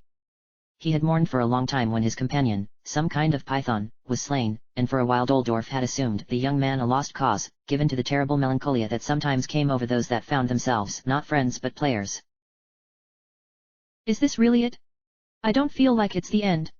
I feel like we've only just started. I do not wish to go back. Over time, the young man had traded his scholar's clothes for hand-stitched garments which had grown in time to resemble Doldorf's own robes, well, with a great deal more austerity, though Doldorf did not mind. It would be too much for there to be two as creative and free-spirited as he. It was only right that this ward of his walked his own path and followed his own influences. 'Tis indeed, my somber friend, we've reached at last the bitter end. No more struggles and no more tears, an end to sorrow and an end to fears. But do not look so sad, do not get angry, terse, or mad. I've prepared for you a parting gift, I give it freely. Take it. Please. Immediately the young man could sense the importance of his announcement. Doldorf, in addition to his many other great qualities, was fond of rhyme. To break that was a sign of intent and omen. Pale hands gasped towards the home-carved staff. It was simple, and not intended to be the last one the young man might possess. However, at once, his eyes shone with tears and a wan smile spread over his face. He did not emote well or constantly, he had the look of one with his head too closely tied to dreams, or it had been. But at Doldorf's parting gift. Thank you, Master Doldorf. I promise you, I'll use these powers to set things right. As you would. Loyally, diligent, and honor-bound. Doldorf chuckled, because wizards and any who used magical forces tended to be a diverse lot. As you are, my old ally, we're equals now, until the stars dance, and die. Your path your own to pursue as you see fit, and mine to retire to for a brief respite. But then, he couldn't help but ask something else. Do you have a goal or plan, when you return to your own land? Something about the young man's expression, it hardened, set in some schema that Doldorf could only guess at. Which was good. The long life of wizards meant that they needed something to pursue, so it could only be good things. I am not going to return home. My home is here, now. I assume that now that I've got some powers of my own, I could, do as you do? Help people who come here, in my own way. Raising his bearded face to the heavens, Doldorf gave a mighty laugh. Naturally you could, and do well, too. For there are many who would smile to be shepherded by you. The young man, no, his fellow wizard's fingers tightened around the simple staff. His pale, chalky skin accentuated the blood that rushed to it when he did such things, making him look unnaturally flush. Good. That's what I want to do, then. I suppose we might even meet again, if we aren't obliterated by the most powerful of forces. This last comment was directed to the two dragons sleeping peacefully at their sides. It had been a long and dangerous road, but this journey had ended in peace and a greater sense of friendship. But of course, my magical pal. One question remains, and I wonder how. If I phrase this callously, tell me blunt and true, but now that you're magical, too. Would you care to take on a new name, for purposes of this challenge and for the game? Magical names, no, magical names, true names, had always been one of the strongest forces in magic. The young man, whose eyes had sought at Doldorf's question, remained locked in deep thought, only responding quietly a moment later, his laughter as gentle and focused as his soul. Oh ho! What an interesting answer, and how perfectly fine, but I can't help but notice how similar it is to mine. However, I'm flattered, and this I'll permit, so go forth gladly and with jovial courage. Do as you see fit. With one last madcap laugh and a flip of his hat, Doldorf rarely allowed those not familiar with him to see his peculiar forehead. Doldorf vanished in a peal of minty green light, for all wizards could vanish between the cracks if they so tried, and he felt certain that his charge would know as much instinctively. Behind him, the young man waited, deep in thought. The staff reshaped itself, slithering between his fingers. Then, he too disappeared as the world dissolved around them.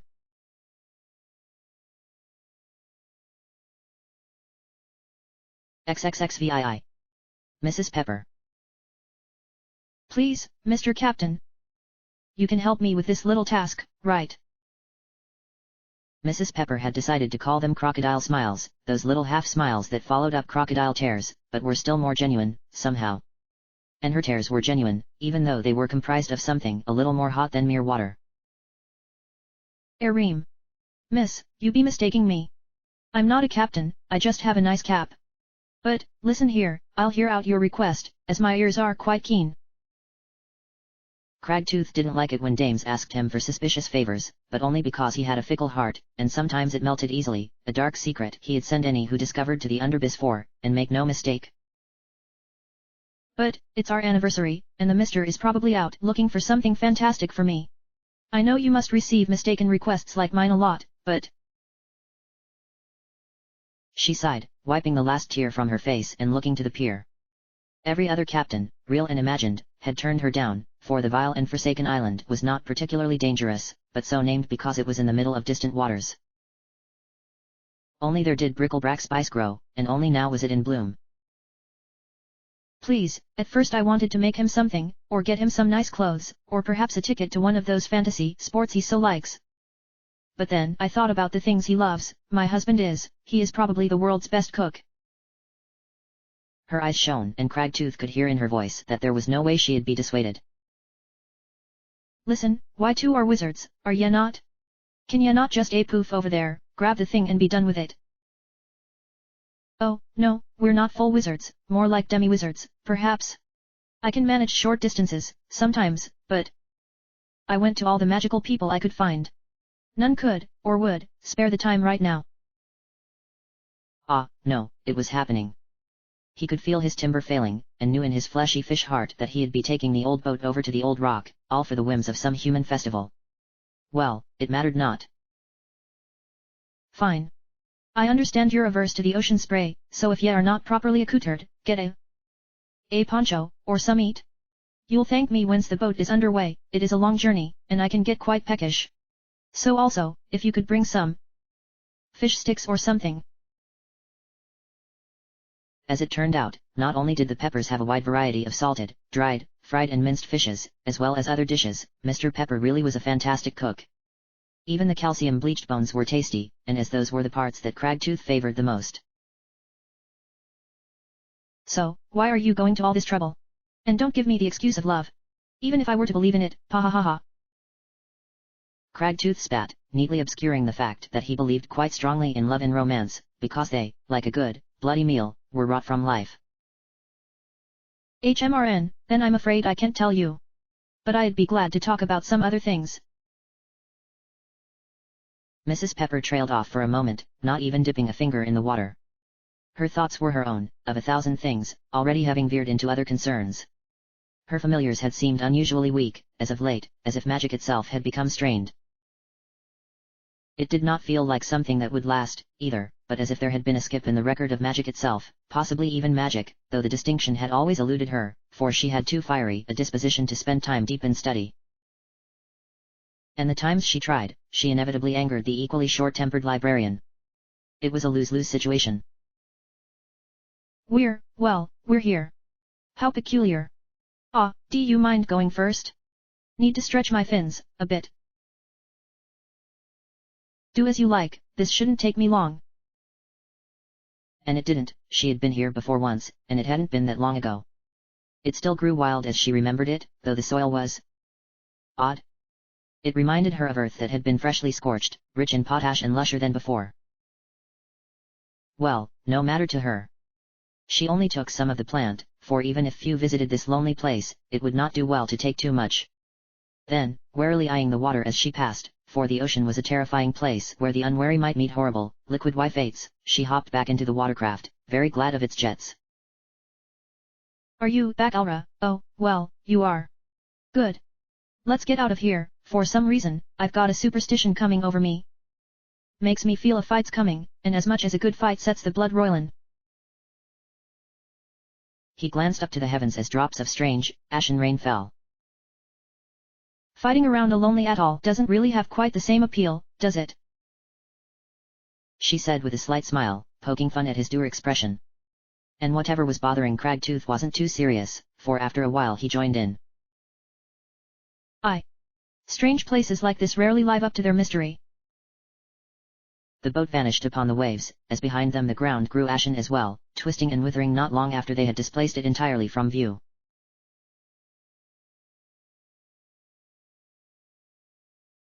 XXXVIII. Bismarck. Maria laughed and clapped as Bismarck danced from wall to wall, the patterns on his skin changing color kaleidoscopically all the while. She was a strange one, even for him, for she had spent the first of her days on the island mending and gathering her clothes until she had made the most elaborate costume. It was incredibly intricate and very cute, and though she had only had some of the tools humans seemed to need for their work, she made do. There were reptile eyes and strange ears, and shimmery patches sewn on, and though it was hardly as colorful or as easy on the eyes as himself, Bismarck nevertheless thought she had done a great job. And At first he had thought she was going to be a really boring human, because she hardly laughed or spoke at all, just worked with this single-minded devotion that made absolutely no sense. She didn't respond to his bad jokes or his constant inquiries about the purpose of her labor. She didn't shriek when he jumped from the ceiling, or appeared from behind a tree, or even look very amused at all. If anything, after a while, just a little. Bismarck had started to grow worried. For Maria didn't laugh, or cry, or talk at all. Then, one day, she had finished her costume with a loud cry and hooting laughter, and ran towards where he was watching nervously from the distance and announced with a mighty yell. Bismarck! I love you! And he had decided he loved her as well. Oh, she meant it in a friendly and familiar way, but he would have been distinctly unnerved by any other. But, she also meant it truly, and after that strange beginning their every day had been filled with fun. Fun. They would go into deep, dark caves, and she would watch his eyes undulate for hours. Occasionally, she would laugh, and scratch things onto the rock surfaces, and try to climb like he did, but fall off, and it would be amusing to him, and then he'd pretend to fall off, too. Fun. They would climb up trees, and she'd use her teeth to bite into them even though it didn't help her climb, but that didn't matter. Even if she never climbed up the tree, it didn't matter, because when she fell she'd fall into the soft grass and laugh until he thought her eyes might bug out of her head, too. Fun. They'd spend hours watching people in small settlements from a safe distance. Once, only once, but what a laugh riot it had been. They had even gone to the capital, and with a weird expression Maria had run, yelling towards the central fountain, and Bismarck had, with a sly wink, turned all the water there into aquavit strong enough to use as jet fuel. They had watched people bathe and drink and get into fights and it was fun. Oh, the fun wasn't perfect. Sometimes they also had quiet fun, as well.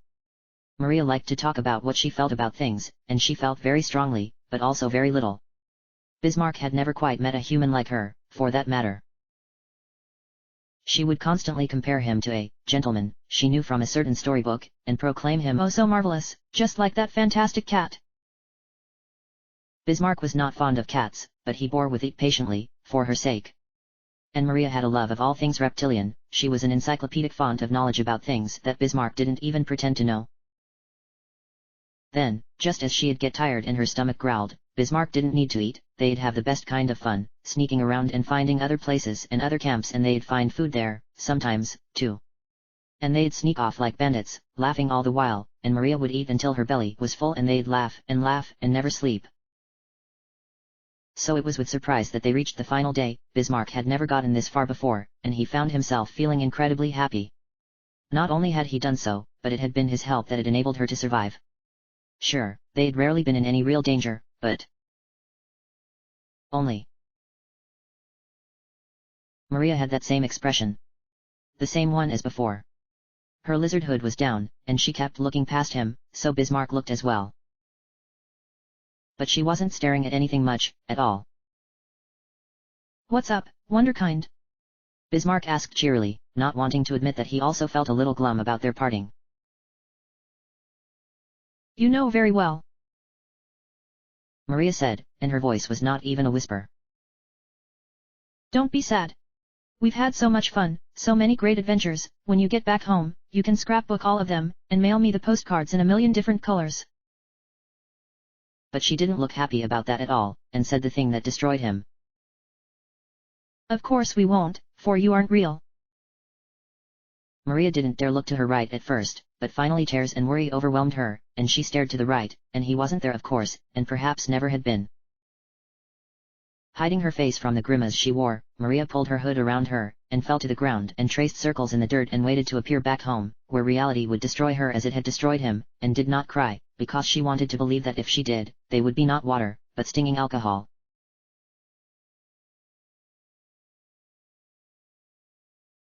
XXXIX. Kaylee Muir. Haha. Victory again, Sir Wayburn. Guess you're going to have to work on your swordplay. Calamure's undaunting grin was not cruel, however. After all, Wayburn was at a huge disadvantage when not using the razor-sharp barbs he had been so gifted with. His chuckle, low and ominous, but not unpleasant, always reminded her of rustled leaves. "So it seems. You are quite the warrior, of course. But one day, I hope you take what I have given you as advice. There will come a time when swords not of wood, but steel, are needed." The susurration of his wing beat left her alone, and as usual, aloneness in this place, this kingdom. It wasn't what Kaylee Muir felt natural in. She loved it, almost as much as the one she had sworn her heart to, mind. But her heart was forever in the wildlands and free places. And even though Glaudier and her people's kingdom was one with those things, there were still a lot of people present, and Kaylee Muir had never been good with people. Well, except maybe Wayburn, he seemed reliable, even if his constant needlings on necessary pragmatism in combat were way too much, just too much. She could hear Glaudier singing from the balcony, as she sometimes did. It was. Kaylee Muir shut her eyes, and just listened. The starlight made her tear up when she opened her eyes. Gladys' distant form was gone, more was the pity. Kaylee Muir had planned a heroic interlude, perhaps climbing a tower and gliding over, or hitching up a rope and climbing to visit her, but engagement here had its rules, and they were to remain distant outside of formal events. Which, of course, was more of a guideline than a rule, Kaylee Muir thought with a wry grin. But she didn't want to disrespect the Oberania, so she had done her best to avoid eating too quickly or being blunt or much of anything fun, really. "Hero Kaylee Muir." A plant person-made thing. Addressed her politely, and Kaylee Muir smiled from ear to ear. "Yo. Can I help you with something? It is dinner time, and the family were rather hoping you to visit." Calamure's beam must have given away how excited she felt, for she quickly coughed and tried to sound more like one of the heroes she had heard about when younger. Mean to say, I'll be looking forward to it, and would be honored to dine with the noble Oberania family." Dinner was a luxurious affair, and all manner of excessively tasty baked goods were proffered. There were no meat dishes, but Kaylee Muir didn't mind that too much. What she minded was that she and Glaudier had been seated a whole table away from one another. Calamure's frown soon gave way to her best attempt at subtle "let's ditch this" faces, which elicited a good few laughs from the otherwise restrained princess, but then prompted her dear parents to come over.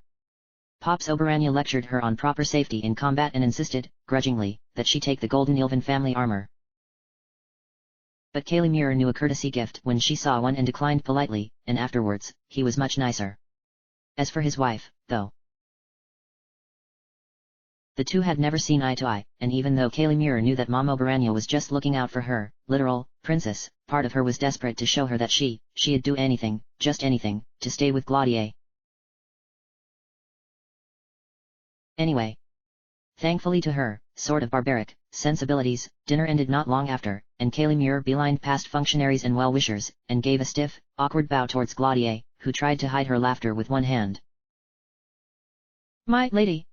Can I escort you to the library, or anywhere. Glaudier took her hand, and her touch was soft as silk. Oh, brave knight.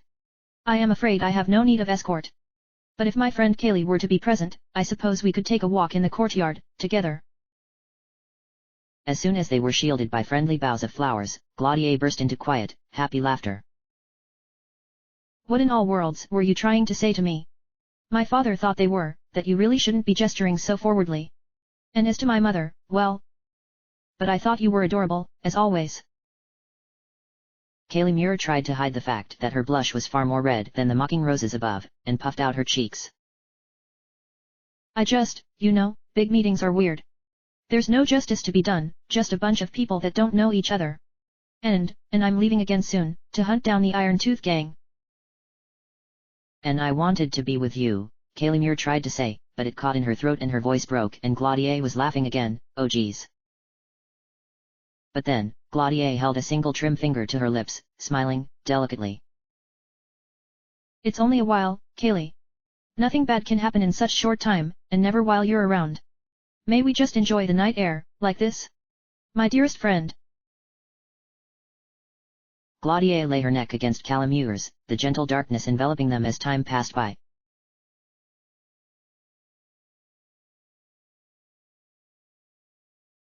XL.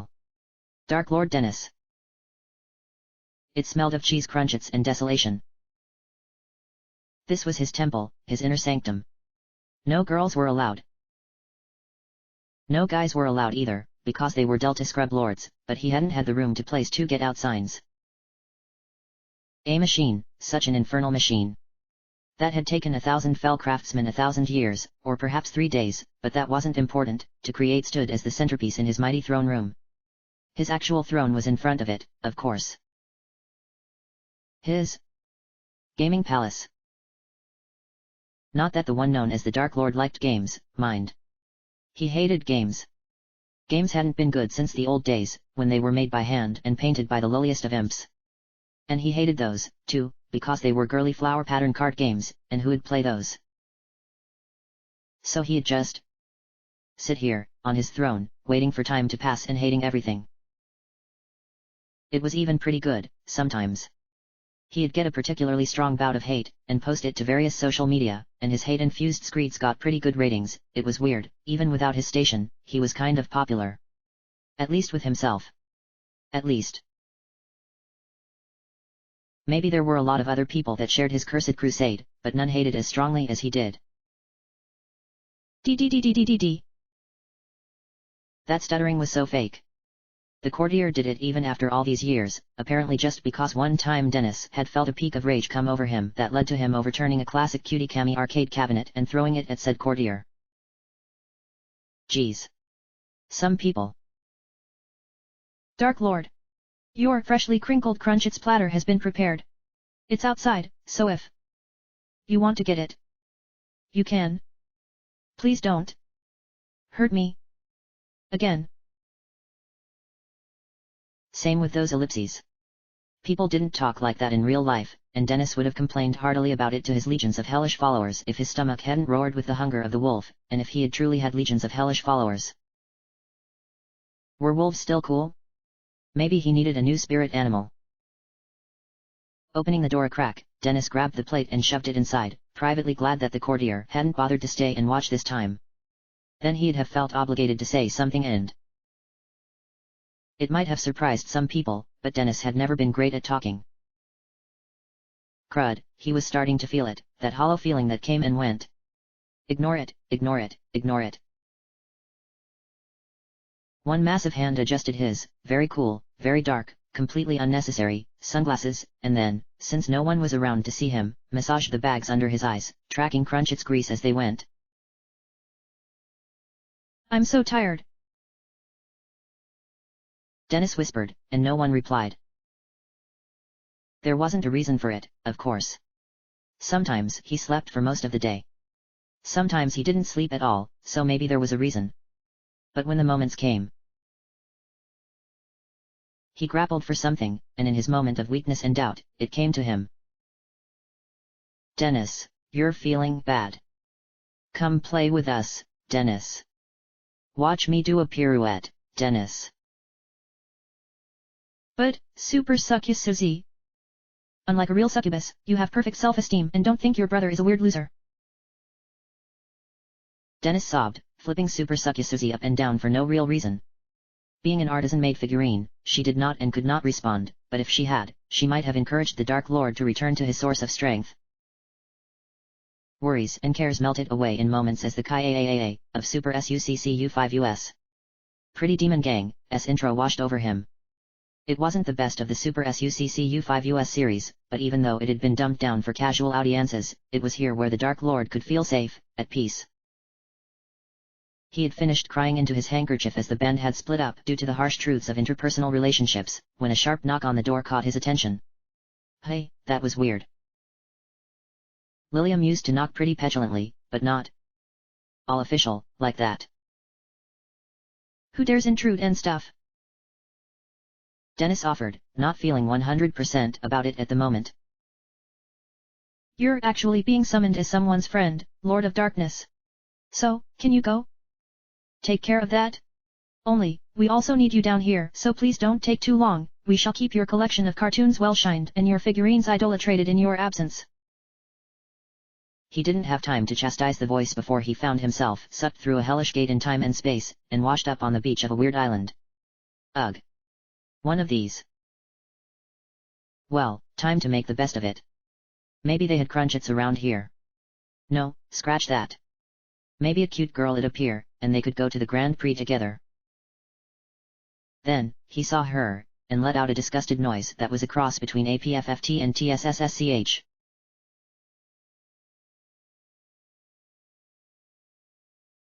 XLI. Belder. Belder was very silent and stealthy, more than any floating giant eye should have the right to be, or at least so he had been told. But a life of being picked on and somehow dealing with it in a productive, non-self-destructive manner had instilled upon him the skills to remain hidden, and the temperament to not sweat it. This was not one of those times. Normally, Belder was indifferent to humans. Some were tasty, tastier than rotten trash, at least, and some were friendly, and it was kind of a case-by-case thing. Some were even cool with just chilling underground, and he had tried to introduce them to his friends, Coily and Asperos. Well, Coily was really shy and Asperos had used to pick on him, but now they were cool? Friendship was complicated and Belder was down just to sit around in underground housing and watch things. It was kind of a skill. But again, this. Humans building their own underground stuff was unusual. All the more so when Ylvan types were helping them out. A lot of those weird plant-loving folk didn't like to be cooped up, so... Hey. Hi. I'm Belder. Belder announced stealthily, expecting people to panic and retreat, and possibly to have the excuse to show off his rather amazing laser tricks. Instead, though, they just looked at him, with that weird drained expression that he wrote down as utter despair. Hail to you, Floating Iman. Have you good news? Come to think of it, he didn't really have any news, and Belder said as much, then added. Why are you going into the tunnels? Can I, help? If you want a place to crash, you know. His eye-waggling must have unnerved the workers, or worse yet, they just didn't care, for they continued their work with quiet determination. Something about this seemed wrong, weird, so Belder went back to watching. And then he started making a map of it.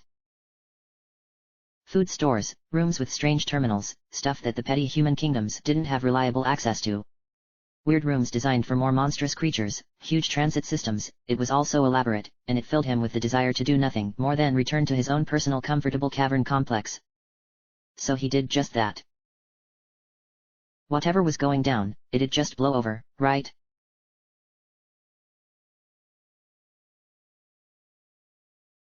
XLII. Pascal. They had hunted for almost a month, man and beast, and their motions were as one. Pascal stalked through the tall grass, occasionally snarling to indicate that the hunter should follow behind him. The prey they were stalking, a legendary creature with several sets of fantastic antlers that were supposed to cure any ill and be, if rumor served, even better than Contello had been seen prancing through the foothills, and they would be its downfall. Steady hand, hunter. growled Pascal through bared fangs, making sure the old man with his dapper hat knew not to notch an arrow too early.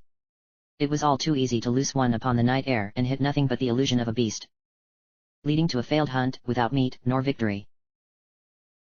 Also, the pine soap that the old guy was using was distractingly nice, but it had started to run out, so hopefully they could wrap this thing up soon.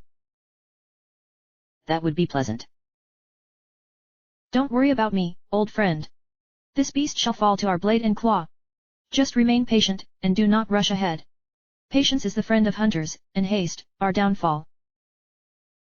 Also, the old guy had a mysterious phrase for almost every occasion, and Pascal was kind of tired of hearing them. But that was fine, because he could smell the odd cleanliness of the great ivory antler-bearer, and it was near. His claws glistened in the moonlight. It was time. Wait. Oh. No. Roaring, the hunter barreled past him and was immediately gored, and then trampled on by the great beast, which let out a confused, awkward sound like a wheezing balloon, before dashing off into the forest, which closed around it and hid its tracks from view. The hunter was bleeding pretty badly and struggling for breath, but looked like he'd be okay, his pain turning to laughter as Pascal loped over, tail between his legs and looking very embarrassed. Woof! Pascal said solemnly, and the hunter pat his head. Indeed. Woof! Then, the old man's face lit up. Well, so it is, so as the first light of the moon falls, so too, do we. And then Pascal growled and bit him harmlessly on the leg.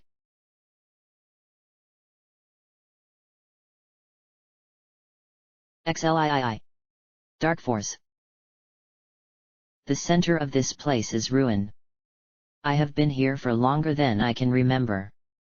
What I was before, if there was a before, I cannot say. Not that this bothers me, exactly. Even anger leaves me, there is nothing but patience, a desire to remain alive at all costs. So I do, and the biomass of those who have given their last breath continues to buoy my spirits. It does not come with great wisdom, or power.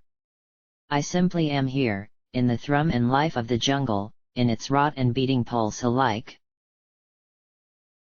The insects are at once companion and symphony. In their larvae, I see hope. In the death of their tiny forms, a brief sustenance. They play for me, the sarcophagus flies, and I am their captive audience.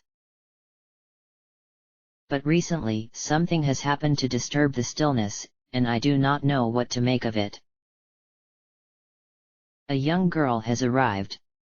Every third day of the following week, she visits, and talks to me. She can clearly see me, and smell the dolorous decay here, but she does not seem to notice, nor care. Her bare feet wade through the processing viscera and carry it with her as she leaves. I am confused. As to what we discuss, she tells me of things from where she hails. Of politics, and ruin. It seems many places are quite cruel. I know this, for though I have not gained in power, long life is a power of its own. It breeds familiarity, like the flies, for they know much more than even I. And that is why they are cursed with such brief lives. Perhaps she is very sad. There are many such people. But still she comes, so I try to entertain her. Many tales have I heard. Some tell me them while dying, knowing I cannot spare their lives, even if I could. Others, simply so that something may preserve their dying culture, their breath hope, a favorite memory. And I tell her of them. She likes the ones with happy endings the best, so I have begun to rack my long memory for the ones I also like. I am fond of the ones that involve clever heroes, who use their intelligence to outwit a foe who is not what the heroes expected. Sometimes, villainous forces lurk in the most unlikely places, it is a good lesson, and a good tale. But recently, she has become somewhat sporadic with her visitations. The last time I saw her, she was lying and listening to the flies, as I do. She spoke of something strange. A premonition, she called it. I do not believe in premonitions, so I told her that I would humor her, but had no faith, and she understood. She told me of a great ruin, the end of the world, of all worlds. She was rapturous, clutching that wood to her chest as if the bars on it meant something. Perhaps, to her, they did. But she was also frightened, not for herself, but for me. Will you continue even past that? She asked of me, and I did not know. I told her I likely would, and she was very sad, for she believed that meant we must part ways. But I told her the one truth I know, that where there is death, there is also life. Eventually, even I will die, though I will fight that day until my strength itself is completely exhausted. But in my corpse shall grow many things, and those, too, shall flourish and die. The mistake people make is to assume anything ends. Perhaps she was angry, or satisfied. I am no longer skilled at reading expressions. Reading papers is much easier. There are puzzles there, little ones, designed for old beings such as myself. They are not so capricious as sentient smiles, not so devious. But still, I worry. She has not shown up for months now, and I am afraid. I will entomb her body if she is dead, of course. I must, it is what I am. But I do not wish to do so. And I wish, perhaps, that she had remained in the jungle, as it is here that my dominion is most strong. Perhaps one of my little musicians would have seen her, and carried word on swift wing to me. Yet, there is nothing, not even rumor of her death, and perhaps that frightens me more. A magic user was by, earlier. Perhaps a day, perhaps a month. One of the serious ones. We talked of many things. Of the old days. Then, and this was peculiar, she asked me if I was happy, here. Happy? I think I am, in a way. She seemed angry, perhaps, wanting my pledge to something, perhaps a coup of some matter, some celestial errand. But I am an old man. I have no interest in politics, any more. No, I simply hope that my friend shall return some day, and we shall talk once more. Perhaps that simple happiness is best, and perhaps it is strange that it has taken me so many millennia to see. But I shall exist for many more, I think, and if she returns, I shall tell her of politics, perhaps, and this time I shall ask her for advice. And I shall wait. And she shall return. She shall.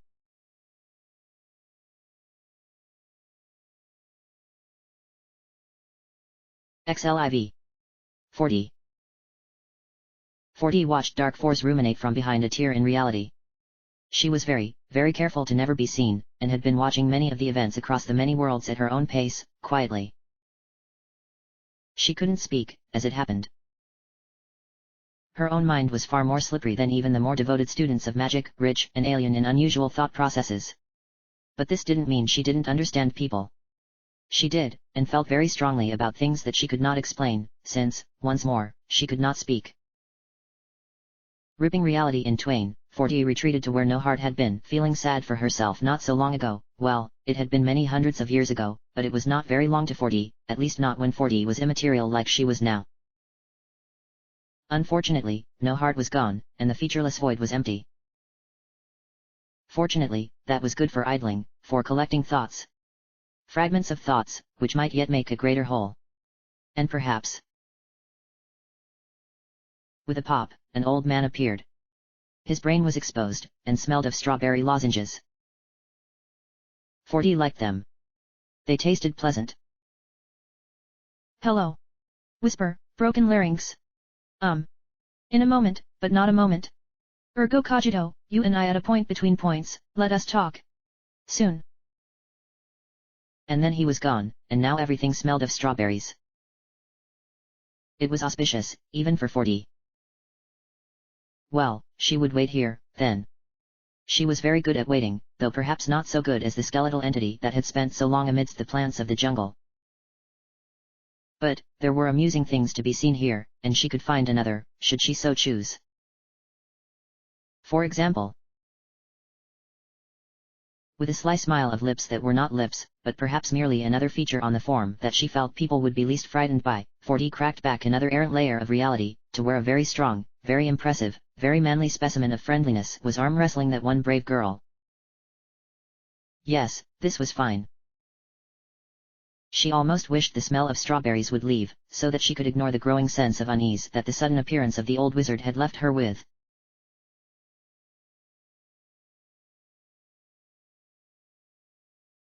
XLV. Biff Beastly. Hero, humph. More like 0, if you ask me, Biff Beastly. No one asked you, Biff. Come on. Let's do this thing. Kalimir wiped the blood from her face, a new addition, courtesy of the lich she had totally bust up the next time they locked blades. It wasn't really getting her down, and as usual, she was unbeatable in a fair fight. So. Ah, geez. Looks like I lost, Biff. Your strength really is the greatest. Ha ha ha, as I imagined. Not that you didn't try your hardest, I'd gladly fight you again sometime. Shall we indulge in some soda repast? That meant soda and soda bread, and the answer was, of course. After the interest of the various patrons had died down, a little of Biff's bravado disappeared, his fingers rapping against the table. You shouldn't let me win. Just because you're sick with whatever curse the demon mage curse feed you with, that means nothing to me. Barbarians should stick together, after all. Kalimir stopped tearing into her soda bread, and took a big gulp of the soda. Both were flat. Haha, right, but, you seemed down today, Biff. Not like your usual charming, good-natured unshakable kind of confidence at all. There is a man. Biff sniffed, and shook his head. He beat me, in combat. I have never been so humiliated, disgraced, embarrassed, and also, proud. These interlocking and confusing feelings are too much for Biff Beastly, and my maximum emotions are making me unnecessarily confused. Kalimir frowned, eyebrows knit. Beats me. I'm not good with this stuff, sometimes I feel like Glaudier, you know. Deserves a better kind of knightly hero, one who can wear her favor with pride and all that. Maybe you should give it a few weeks, see how you feel, then? If it's still roiling up inside you, you know I'm down to help craft festive loincloths. Laughing with extreme heartiness, Biff reached across the table and clapped her on the back. Thank you, Kalimir. I do feel a bit better. I just hate losing, as well. Losing is like a sickness with no cure, you think to yourself it gets better, but it doesn't. That's why I'm so strong, someone has to be. Uh-oh. Biff was getting that dour look in his eyes, again. The one that spoke of sorrows both real and imagined, but trending more towards the real. The life of a barbarian wasn't easy, because no matter how strong you were on the outside. Oh. Then it faded away in an instant, Biff's roguish grin causing a nearby scullery maid to faint, and then perk up and resume work, because his grins were maximum, as well. I made you a bone charm, since you lost the old one. For good luck. Kalimir thanked him kindly, knowing where to hide it when she returned, home. The Elven people had big hearts, and weren't generally too keen on animal bone jewelry. Glaudier understood it, and actually found it kind of. She had called it honorable, understood the respect involved, even without Kalimir explaining it. Which was great, but sometimes, Kalimir just wished she could say what she felt without. Biff was grinning stupidly at her across the table. What? Did I hork soda bread too fast, or? No, someone was just in the depths of mutual physical attraction, or possibly love. Biff Beastly, do not presume to know, but I am understanding of such whims. Just take care of yourself, little Kaylee Muir. You're the only good competition in town. Wahaha, ha ha ha. And then Biff laughed, a flurry of laughter and machismo, pretty much as he always was. Kaylee Muir laughed, and wiped the blood from her nose. Again. Weird, was it just going to keep doing that? Whatever. She'd see a wizard or a witch or something about it. There's no way she was going to let some little curse get her down. But after paying her portion of the tavern fare, she saw Biff riding off on a farmer's cart, outside. He had a strange look in his eyes, not happy, nor sad. Perhaps just content. It was a weird look, and for some reason, she tried to catch his eyes, waving wildly as he vanished into the distance. He saw her, smiled that big, toothy grin, and waved back, and that was the last she saw of him. It was funny, last memories. They were never as how you would expect them, and you never realized what you wanted to say, nor get the chance to say it. But in the moment, she felt content, too.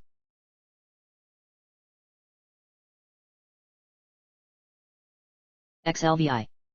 Omeo brain. Please don't eat me, whimpered the starry-shaped fruit object. Omeo brain had already come up with a designation for it, HFAF078. Yes, a scientific, proper name for a tiny and utterly appetizing little morsel of a sentient being.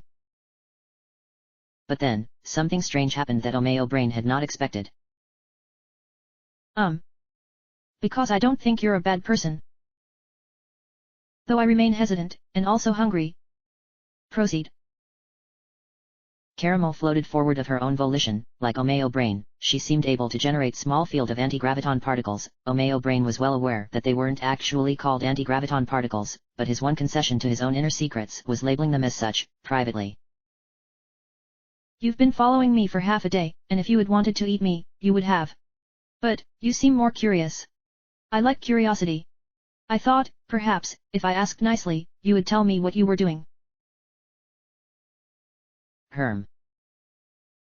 Omeo brain extended a tendril, and drained a, relatively small, sample of blood from the fruit being. She squeaked, but soon realized she was in no serious danger. Though you do taste effervescent and refreshing, as some other sample once termed it. No, I am not out to eat you, little angel. How peculiar. In another lifetime, I might have, but my main pursuit right now is knowledge, science, learning. She flushed with light, and it was a gentle light that pleased his optic sensors, his irises. Omeo brain mentally corrected himself. That's a relief. Because there's someone I have to find. If I don't, I can't tell you. I'm sorry. Despite his amusement at her shy, secretive nature when he had just partook of her thoughts, Omeo brain felt an odd sense of patronizing sympathy welling up inside of him. Well, whomever you're looking for, they must be very pleased to have a servant as fruitful as you. Apologies, I once tasted a metallic being of ill humor and... Well, let me get to the point. Would you care for an ally in your journey? She nodded, generating more light, a tiny, beautiful star that might be mistaken for a delicious fruit. And as for this goddess, Omeo brain was fascinatedly eager to make her acquaintance.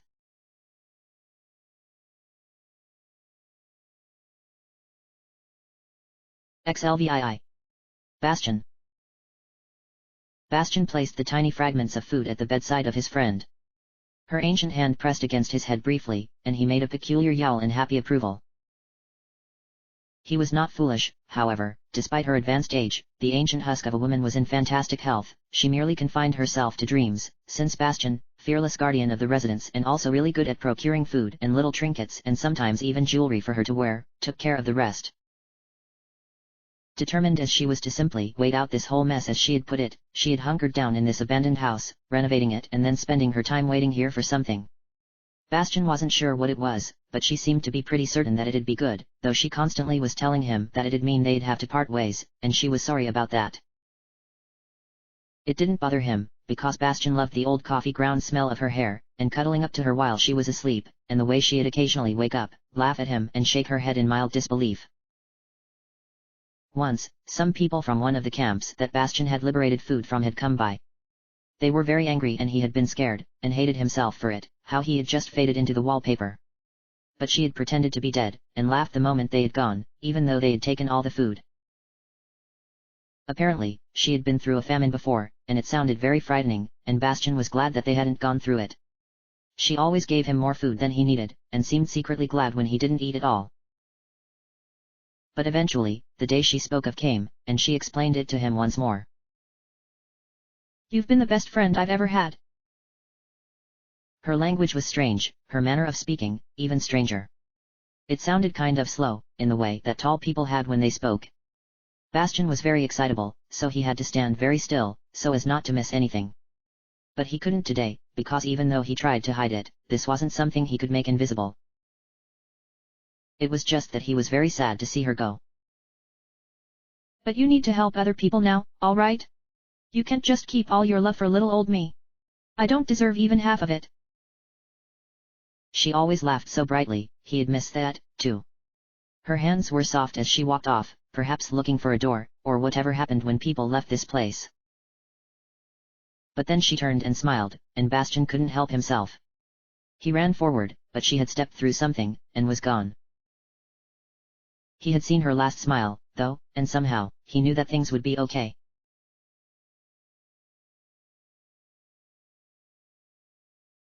XLVIII. Lilium.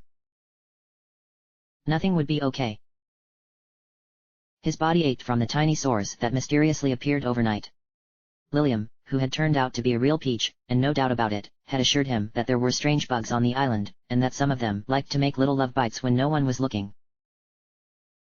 Joaquin, you're looking really pale. Are you going to be all right? I know you're going to be all right. Yay. As long as Lilium was with him, everything would be okay. He had been a fool to worry earlier, but it kept coming back to him. He was moving so much slower, now, it was laborious to breathe, and laborious to think. Heck, thinking felt foggy, like a long drive on a stormy country road. Don't worry about me, Lilium. Biff was only holding us back, that paranoia, it just... Anyway. You were right to scare him off. Honestly, I just looked for friends at random, here. And I think I'd probably be dead by now, if it weren't for you. He held his hand towards her, and was surprised to see how tightly the tan of his skin was drawn against bones. She seemed a little aghast too, probably out of concern. Her face set in a sweet little pout, and she chastely kissed the palm of his hand. I'm not worried, but you should just take it easy. Rest your head a bit, and everything will turn out fine.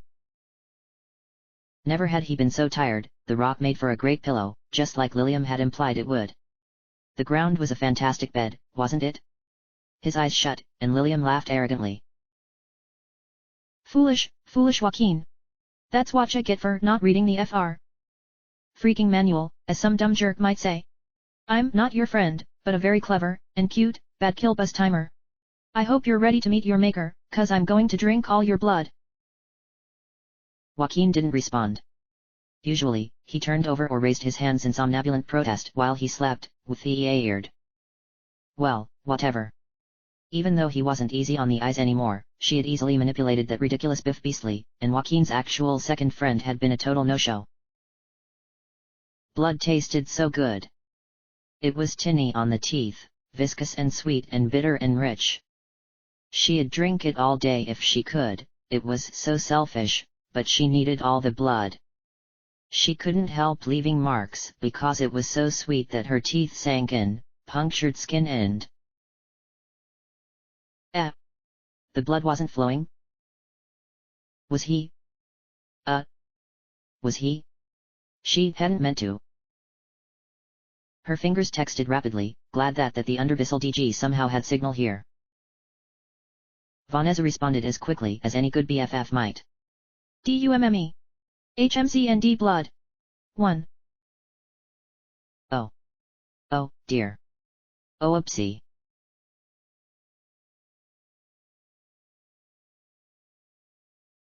XLIX. Clanker. I built this hell with you in mind. Came the villainous laughter of their opponent, a human who seemed to think that his refusal to be friends with anyone had somehow made him strong. Clanker eyed up their own human, a man with a very impressive mohawk, and That was it. That was his redeeming feature. Oh. But Belder was here, and that was nice. Boy needed to work on his presence a little, he hung around with anyone who would give him the time of day. But he wasn't bad, for a giant floating eye. As to the deadly dungeon in front of them, it had pits of expired food, pits of whirling blade, and a gigantic pit in the shape of an indoor bathtub. There was an actual bathtub past it, so that if Clanker somehow pulled his spidery form over the one, he'd fall right into the other. Fiendish. He, their opponent, Clanker reminded himself, their archenemy, played with the elastic brim of his hat, smirking. You don't get it, do you? There's no way out, but to surrender your booty to me. Your supplies, I mean. Then you can skedaddle back to your hidey holes and I'll survive this thing, because I'm strong. Ah ha ha ha. Is it really over already? Their human said, and Clanker fought back a sigh. He was getting too old for this. Boy, don't you worry at all. I've fought some truly cruel people in my time. People who don't know right from wrong, who don't want to steal your food so they can live another today, people who want to kill you for the sheer pleasure of it. Clanker rustled his friend's mohawk with a petty palp, and smiled an arthropodal smile. So rest easy. Also, we can just walk around the wall there, it's how he's gotten over, and even with the bridge out, I'll just keep us tethered together so we don't fall. All right. He shot a glance to Belder, who gave as close as the floating eye could get to a shrug while not having shoulders. Good kid, it was nice of him not to fly ahead, and lower the morale of their already frightened host. Those whirling blades were very jarring, on closer glance. But caution and care won the day, and soon they were across the brace of pits, their archenemy screaming in abject terror, and begging for Clanker and Belder not to eat him. Belder looked tempted by the thought, but... Hey, now. Nobody here is hungry enough to pick at your bones, I promise. But have you ever considered that maybe not having friends isn't a strength? It's a weakness? Why not just stick around with us for a bit? Clanker held out a petty palp, and smiled as it found a hand.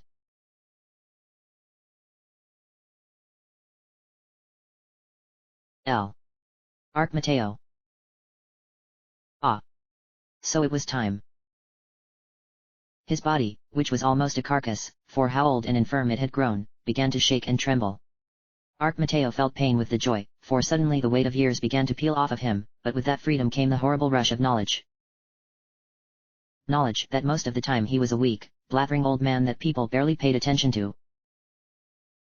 Knowledge of things that must be said, at the certain time, in the certain places, that the realm would continue. That things would exist. Knowledge of his flesh, dying out from under him, even as he tried to bomb it with the very weak powers he held, powers barely fit for feeding himself nutrient-free nutrient-gruel and tasteless liquid. But, this was the place. And now was the time. His body shook, and Arc Mateo fought back nausea. Please, come. Please come soon. Ask the thing that must be asked, if you do it, so much good will come of it. I beg of you, by all powers that remain named and those yet to be named. Heed me. Unable to speak for fear of wasting the moment, he offered sincere prayers to the thankless void, and the void absorbed them without care nor understanding, as it was wont to do. But, something shone at the edges of the void. Truly shone, and so did the old man and his hopes. Perhaps. Oh, old man. Why are you here? Gary's mask shone with accursed light as the vile mask and its constructed flesh managed to ask the question that was neither the right question, nor the wrong one, in the certain time and the certain place. Tears and snot and bile mixed and fell from Arc Mateo's face as he gnashed his teeth, fighting not to answer, but unable to prevent himself. I am a piece in a greater game than you could possibly imagine. Drool began to slide from his mouth, and Gary's mask reflected light, in a room that should have been devoid of it, Arc Mateo realized as his conscience fled. Oh, so you don't know everything, then? His flesh disappeared, and then the mask, too. But Arc Mateo neither noticed nor cared, and was simply gibbering happily to himself when 40 appeared in the space between.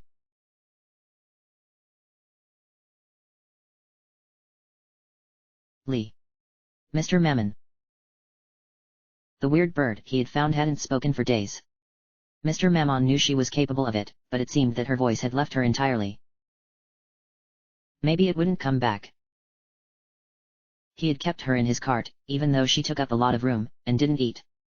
He didn't do bad for himself, no, it was better to say that he did pretty well for himself. There was always someone who would pay top coin for beautiful-looking chalice that was made of twine and demon tears, when right behind it stood something that positively shone. If you had the right sense for it. Gold had changed hands, recently, falling into his, as was his personal pride and pleasure. Mr. Mammon bit one of the coins, not because he needed to test it for wood, but because he thought the sight might make his new companion laugh. It did not, and she simply stared into the distance, silent as always. But yesterday she had actually eaten something, some cobbler's pie he had bought for half of what the stuff was worth. She hadn't been able to keep it down, coughing miserable chunks of pie up like she had never eaten before. Still. They were traveling through a picturesque land, he had been here before. A land of many little hamlets, all based around single industries. Crofting, or sheep raising, or root vegetable rearing. It was a strange and very orderly place, but that wasn't why he had came here. Mr. Mammon felt that the riverbed here was very good, it reminded him of spun gold, though that was not what he found beautiful about it. Across from it, where the cleared pastureland gave way to wild and untamed forests, there were many ancient, licorice black trees. Taller than any he had ever seen. He watched them from a distance, and tried for perhaps the 100th time to strike up a conversation. You could fly there, maybe. Just take off in fall, I suppose. With your wings still like that. You could always mention if you need a splint, I'm sure we could do you something for it. Not exactly a bird doctor, here, so. Why haven't you tried to sell me? Her voice wasn't exactly what he had expected. It was husky and smoky and coarse, and sounded like someone who hadn't spoken in some time. Do I have no value? Mr. Mammon whistled, and cast a rock into the stream. Dangerous question, that. No matter the answer, it might not be the right one, hey. She didn't laugh. He immediately felt as if he shouldn't have joked, perhaps shouldn't have said anything at all. I'm not in the creature trade, more the knick-knack business. It didn't seem right, either. He had thought about it, idly, but hadn't the stomach for it. He didn't say as much, however, content to let her watch, and come to her own conclusions. Which she inevitably did. A spark of something appeared on her brow, it was a very noble brow, he felt, and at once incredibly fitting and perhaps not quite regal enough. It was awry, cruel, and a little playful, and her expression, which had wavered between vacancy and despondency, shifted with it, just a little bit. Well, if you decide to do, you must get the highest price imaginable. I shall settle for no less. That night, they both ate. Mammon had felt rather fortunate, and decided to risk going to one of the local farmhouses in the hope that they sold goods and wares. The first two had no desire to do deals with demons, but the third had been persuaded by coin, easily enough. So now they were drinking cold, fresh milk and eating sausages that probably had more potato and onion in them than meat, but were still delicious all the same. Occasionally, the harpy, for that is what she began to call herself, though he had yet to get a name, would make a snide comment about the meal, grinning at him and waiting for a response. Most of the time, it didn't even deserve even a shake of his head, but occasionally, just occasionally, what she said was a little funny. And when he laughed, she looked incredibly pleased with herself. Naturally, this wasn't to last. Over the next few days, she began testing herself, edging out on the cart as they journeyed about, flapping her wings hesitantly, and getting used to them after so many days of inactivity. Occasionally, she snarled fire and smoke as fierce as any dragon. But mostly, she just confined herself to resting and rising from sleep, watching him with a curious eye. He was wringing the water out of his goatee after a sudden storm. When he heard the flap of her wings, she rose unsteadily but rapidly and seemed pleased with herself, all the same. A pride had come over her, and it was terrifying to behold, for the pitiful creature he had watched over had all but vanished. You have done me a service. Though we are unlikely to meet again, I shall reward you with my name. Crimsolino, I am Crimsolino. You have a good heart, merchant, I doubt we shall meet again. He ran up the hill towards her, waving as she left, and was glad to see that she looked back, twice, an uncompromising smile greeting his motioning hand. Yeah, you too. Later, Krim. Mr. Mammon watched her go, and shook his head, smiling to himself. It was a smile that lasted until the next tavern he reached, in a land that had recently lost its duchess.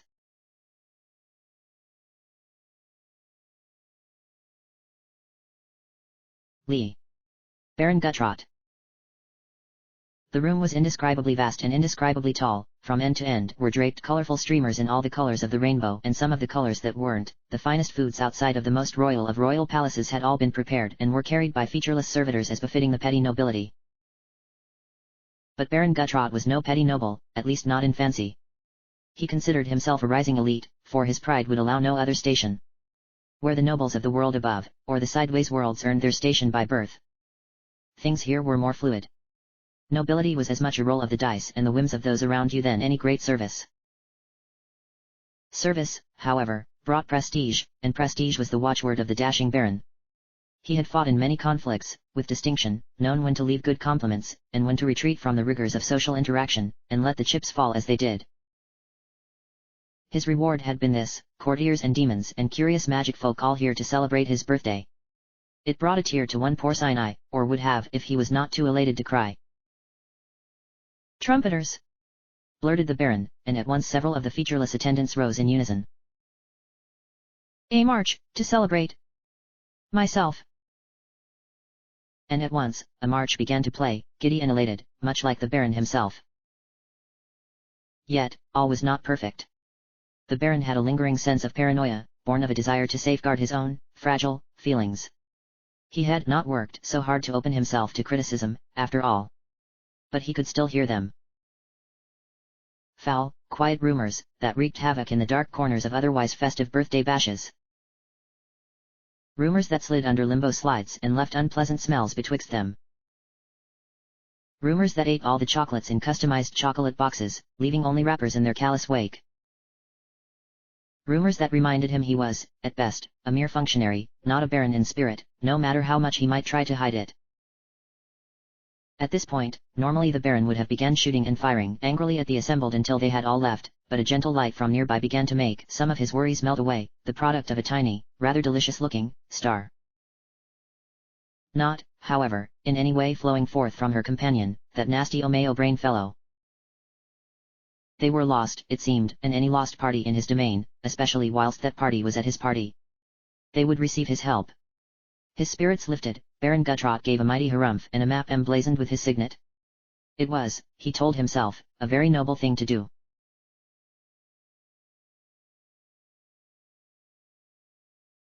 Lii. The Zangan. I guess it's just. I thought it'd be more difficult, the Zangan. Ed and the Zangan were watching the last sunrise from the top of a small balcony. Ed had suggested they climb it to take in the view. The Zangan had responded by getting there, somehow, before him. Probably mind magic, or whatever it was called. Life is never as difficult as you might think it to be. The Zangan offered philosophically, a strange hair hanging out bewitchingly from under their right ear. Yes, but, after the first few days, it seemed like victory was assured. We didn't have to fight anyone, and even though that weird beaver turned out to be kind of useless in a fight, I feel like... How messed up is it that we had one difficult fight, lost him, and then just... coasted on, like this? My face is incapable of turning from yours or changing expression. I know, the Zangan.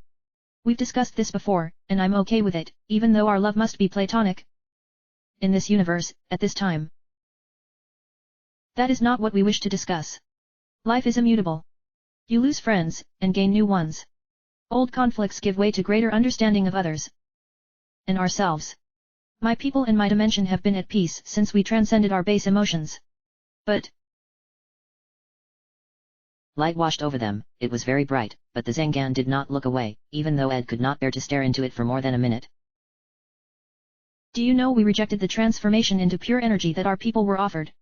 To do so, would forsake all the base pleasures which make sentient beings truly sentient. Is immortality worth forsaking the taste of a fresh apple, or the heat of a lover's arms? What if your lover is made of ice? Not saying you are, I'm saying that it's not impossible on a place like this. A worthy thought for some other time. What we are saying is, don't blame yourself for things beyond your control. Even if our love must now fade and separate in twain, we shall carry your memory emblazoned upon our face. Veritably emblazoned, as our laser surgeons shall carve the name Ed in all 2 letters of glory. Ed sniffled, and tried to hold back his tears. Being a long-road trucker for most of his life, he had never expected to find someone he meet and understood quite as much as the Zangan, but that was life. The ride never really stopped, and you just had to keep going. Take care, the Zangan. If you're ever in the neighborhood, we'll go get pizza. But with the same, enigmatic expression, the Zangan had begun to phase into their home dimension. And though it was, perhaps, a trick of the light, Ed felt he saw them smile, as he too began to fade.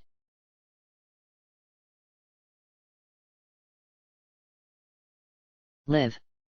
Weyburn. Princess Claudia. Weyburn was very curt and precise in all things. His fearsome appearance and propensity for a more direct approach had not changed the fact that he was a knight, first and foremost. At one point, it was rumored he had even sought the hand of the current queen, but those remained simply rumors, and he had served the Oberania with unfaulting loyalty.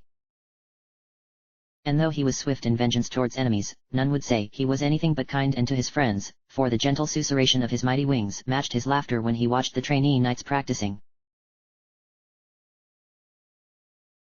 Now, his voice was racked with exhaustion that the entire kingdom felt. Her engagement had been broken and Claudia had been betrothed to whomever defeated this new, vile creature. This self-proclaimed Crimson Lich.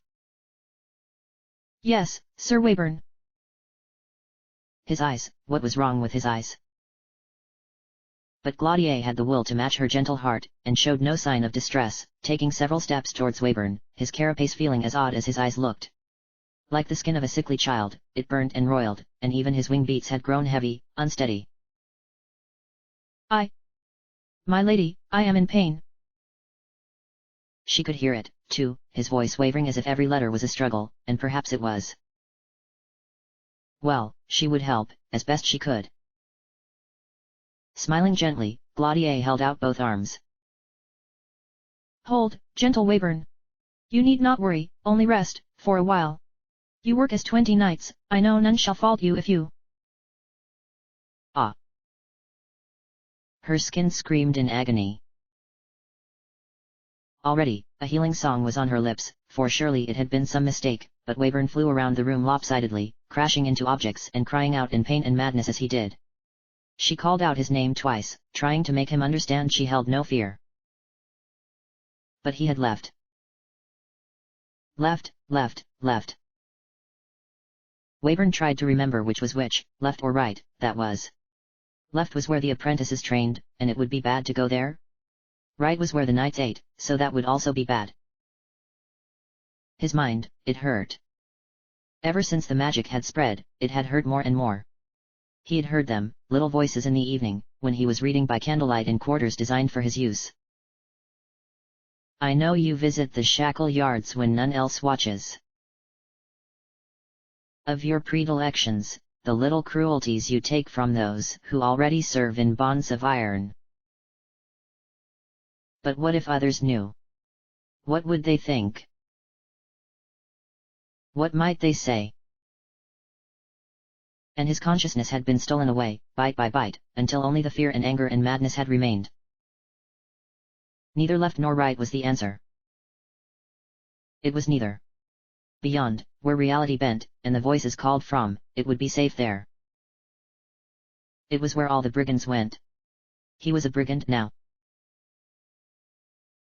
Never would they take him, not even that bothersome spider. Ah! Weyburn licked his lips. Now that he had forsaken sanity, it was acceptable to admit how he had always hated that one, his constant feigned friendliness, the little lies of encouragement he told others. Unlike the PR. Princess! Weyburn wept, and the weight of his misdeeds almost threatened to restore normalcy. Hold, Weyburn. If you surrender, you shall be allowed the benefit of a trial. Elven guards. They had grown weak from so many years with only the occasional drunkard to test their steel.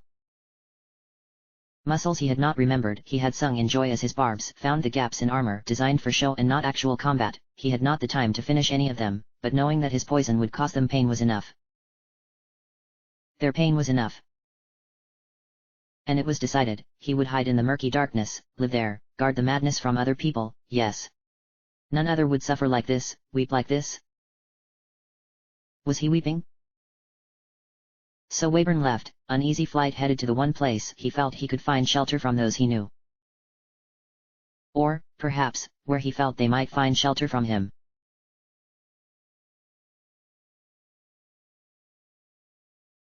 LV. Sprocket. Ah, you're quite the happy little robot, aren't you?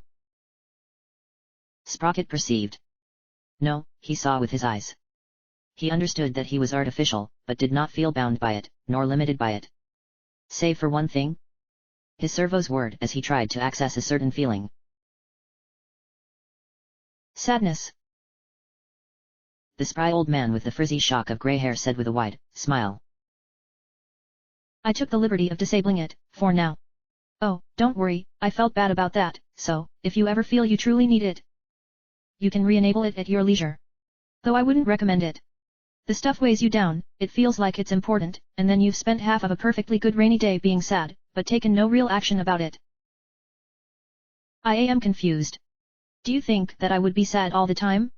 I feel happy, right now. He could smell the grease on this man's hands, the sweat on his clothes, the faint stench of clove cigarettes. Was this what it was like to truly perceive the world? It was a sudden rush of sensory data and feelings he had not known, or ever known he would know, and it was overwhelming. Oh, no. I just felt, if there was a risk that your first memory was going to be a bad one, I'd want to try to avert that. I don't know if I succeeded or not, but, welcome to the world, Sprocket. Hello, world. Everything had little labels, that only Sprocket felt he could see, the amount of spectrum variance in the light that was coming through the window, right now. It was a poem, and if he did not record it, there might be a time when no one else would know the simple beauty in this instance. Can't take credit for fully creating you, your cranial insert does half of that work. But I did bring you online. His creator, of sorts, was standing over a messy table laden with blueprints. Not all looked friendly, nor as happy as Sprocket felt. He archived them for further use, deciding not to do so for some of them, that seemed unnecessary. You've been my pet project for a while, now. I guess, do you have any questions? I do. Why? Some people have never been lucky enough to have a real friend. And the last paper was not a blueprint, but a fanciful list, and in it, Sprocket saw purpose.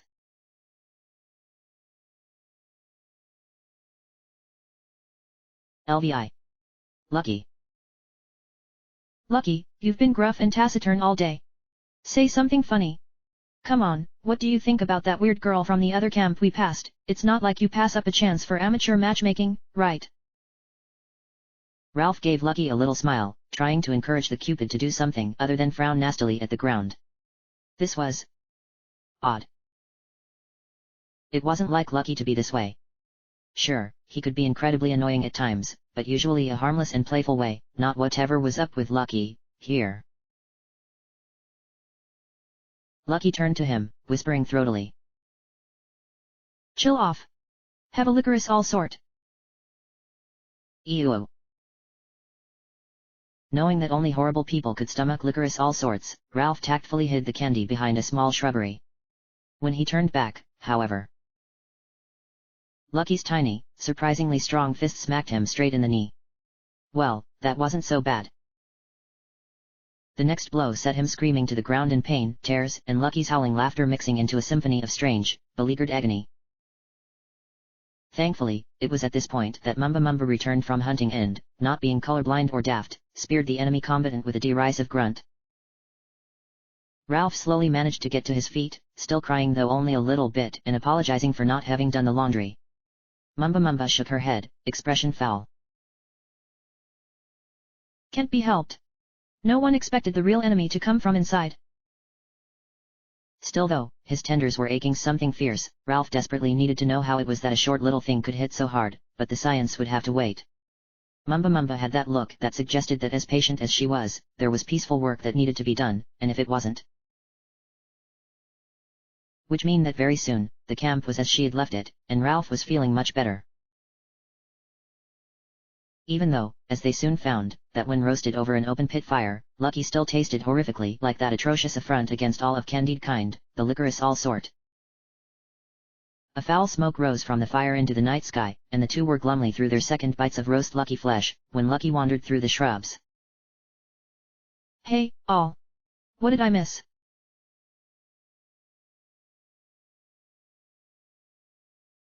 Magi Selkit. Her tradition was not that of the others, for Selkit was not a wizard, nor a witch, she was a magi. That very title invoked wisdom, and she strove to follow it in all things. It was not easy, no, and it had led to a level of seclusion that was perhaps not the most healthy nor charitable of things. Rarely did she aid travelers that sought refuge in her small abode, though neither did she cause them harm. Occasionally, she would listen to their plights before giving them direction to the nearest settlement. Wherever that was at the time, for such villages tended to rise and fall rapidly, consumed by dust and disuse and sand until there was nothing but the memory of a place. She tried to be understanding, too. Once an incident with a creature of slime and extremely high-caliber munitions had led to the accidental evacuation of a village.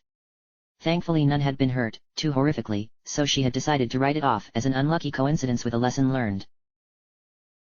But her patience was not endless, nor her temper as centered as she wished it to be. Occasionally, an incident would occur that would stir up memories, for though Selkit appeared to be human, or at least humanoid, this too was part of her magic. And whether it was the one form or the other that was the true of the two, she dreamed in scorpion dreams, and sometimes relived them as she woke. It was one such day that led to her realization, that she had wandered far from her residence, and without friend to tend to nor apparent reason. Her tracks were not of human feet, but something else that moved in layers and left many steps which to trace. And more peculiar still. The oasis was one of many.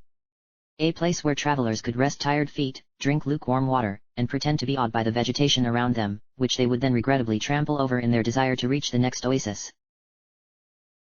But Selkit was not an ordinary traveler, and could all but instantly see the strange, wobbling, snake-like vines growing up out of the soil. Which, actually, were snakes. Actual snakes.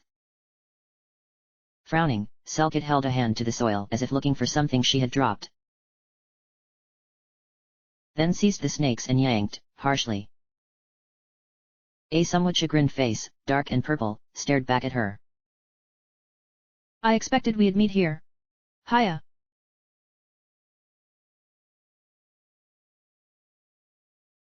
Lvii.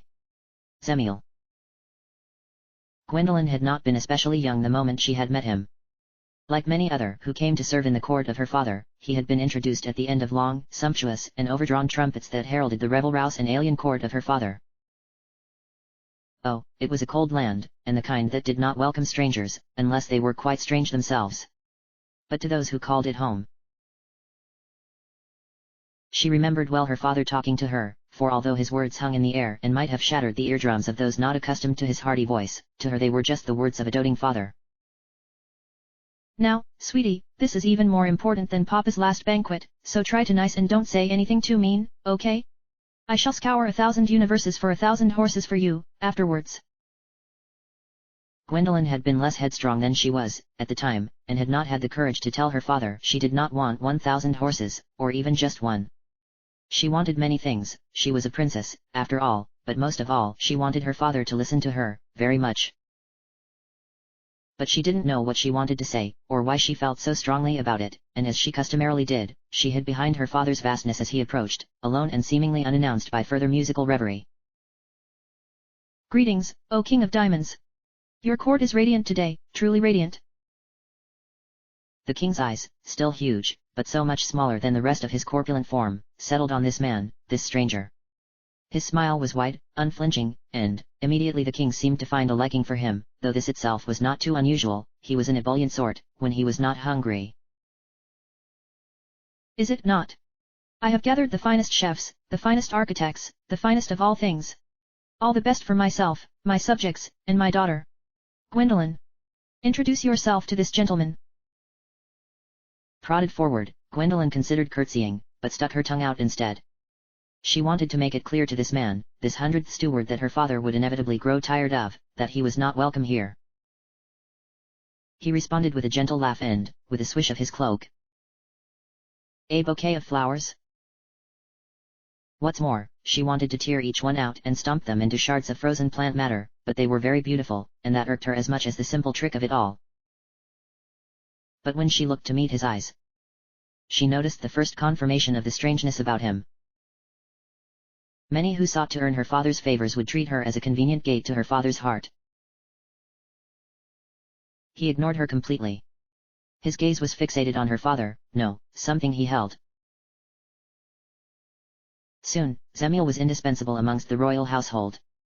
Every year, her father worked less and less, not that he had ever done much more than stuff his big, fat, stupid face. Her fingers stung, and felt cold as ice and sharp as glass, and she knew she had meant it, but not quite as hurtfully as all that. Ding. Goodness, Gwendolyn. I didn't see you there.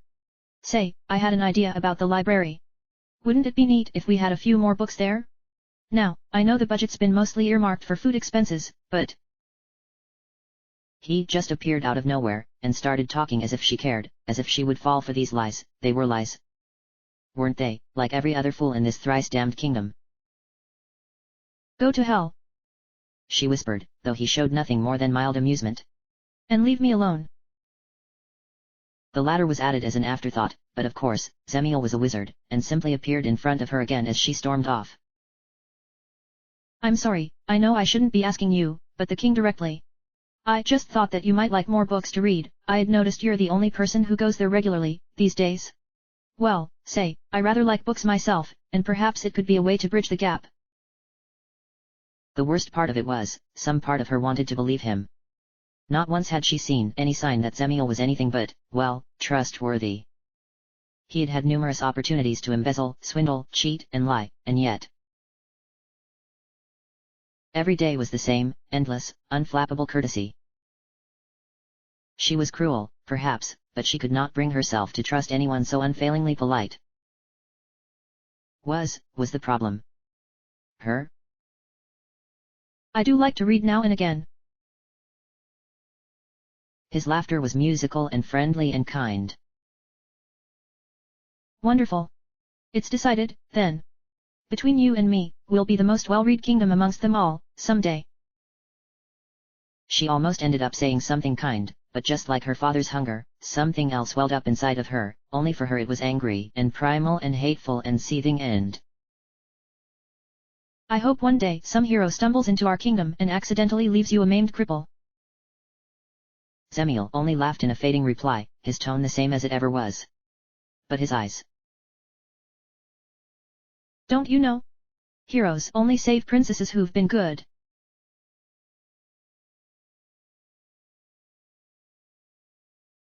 Licks. Moppin'. Very tiny teacups had been left out around the camp.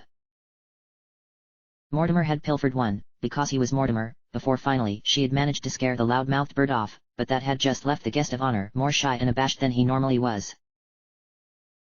So, Moppin', would you like some tea? Tea was, in this case, water heated for about 3 seconds before the electric kettle, which didn't have any electricity, drained the backup battery dry, but desperate times called for desperate measures. Moppin slowly, oh so slowly nodded his face, and the shredded flaps of whatever lay under his mask made a wheezing noise as his dry, cakey breath slowly, possibly, formed the words. T-H-A-T. W-O-U-L-D. B-E. L-O-V-E-L-Y. And it was lovely. Bastian had found mysterious supplies and even an actual cracked teacup rather than the ones she had packed from the museum dollhouse, and so it actually felt like a real tea party, not just a facsimile of one, which, she imagined, it was, but desperate times. It was hard to tell if Moppin was happy or not, because outside of what could have been the wind, he didn't actually seem to move.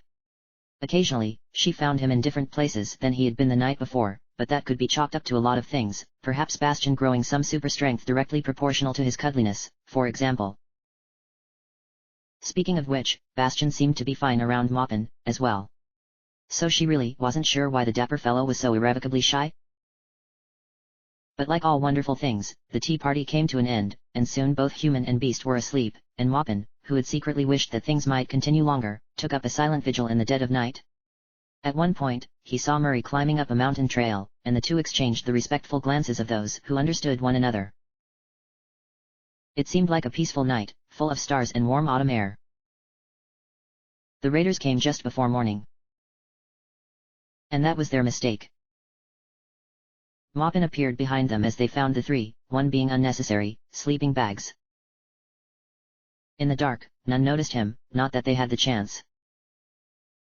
The next morning, Mortimer flew by to screech at Moppin, but screeched at the sight of unidentifiable giblets hanging from trees as far away as miles, and immediately flew away. Still screeching, for it was Mortimer, after all.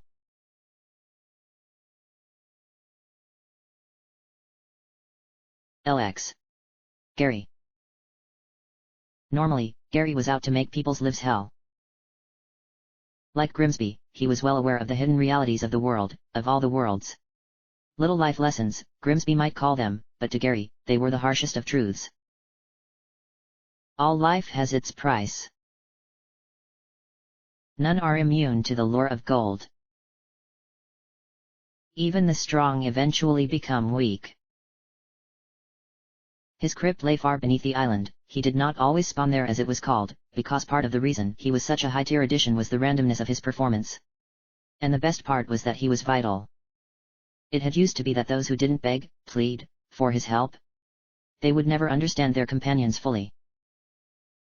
But today, his mask simmered with resentment, floating around independently from his body unbound by the mere laws of the world, for though he was not a magician per se, he was aware and that was better than their cheap tricks. Someone else had messed with his catacombs. His vital connections to many of their tales had been severed, and no satisfactory reason had been given. It was wrong, cruel, and foolish, and when he found the mortal that had made it so, he would wring the blood from underneath their nails and drain it into the catacombs himself. Or at least he would have, if he hadn't also been perturbed by something else. Gary's mask slowly floated down to the body that had been built and stuffed to house his magnificence. It reattached with a satisfying click and Gary's eyes swept from side to side, looking for any sign of intruders in his golden paradise. Coins of gold scattered under his feet as he walked patiently around the room. Great icons of gold hung from the wall, looking down at golden painting frames that served as rugs, the actual paintings inside defaced beyond recognition by the wear and tear of his feet. Vast fortunes of gold that had once belonged to intruders filled every conceivable niche, and statues and positions of pain and torment that might once have been people clutched in golden vein towards the ceiling. Ark Mateo stared back at him from the darkness, drooling slightly, and Gary fell backwards into a pile of golden replicas of his own face. Rubbing his mask clear, he stared back into the darkness, but there was nothing there besides his fortunes. It had been a vision, and nothing more.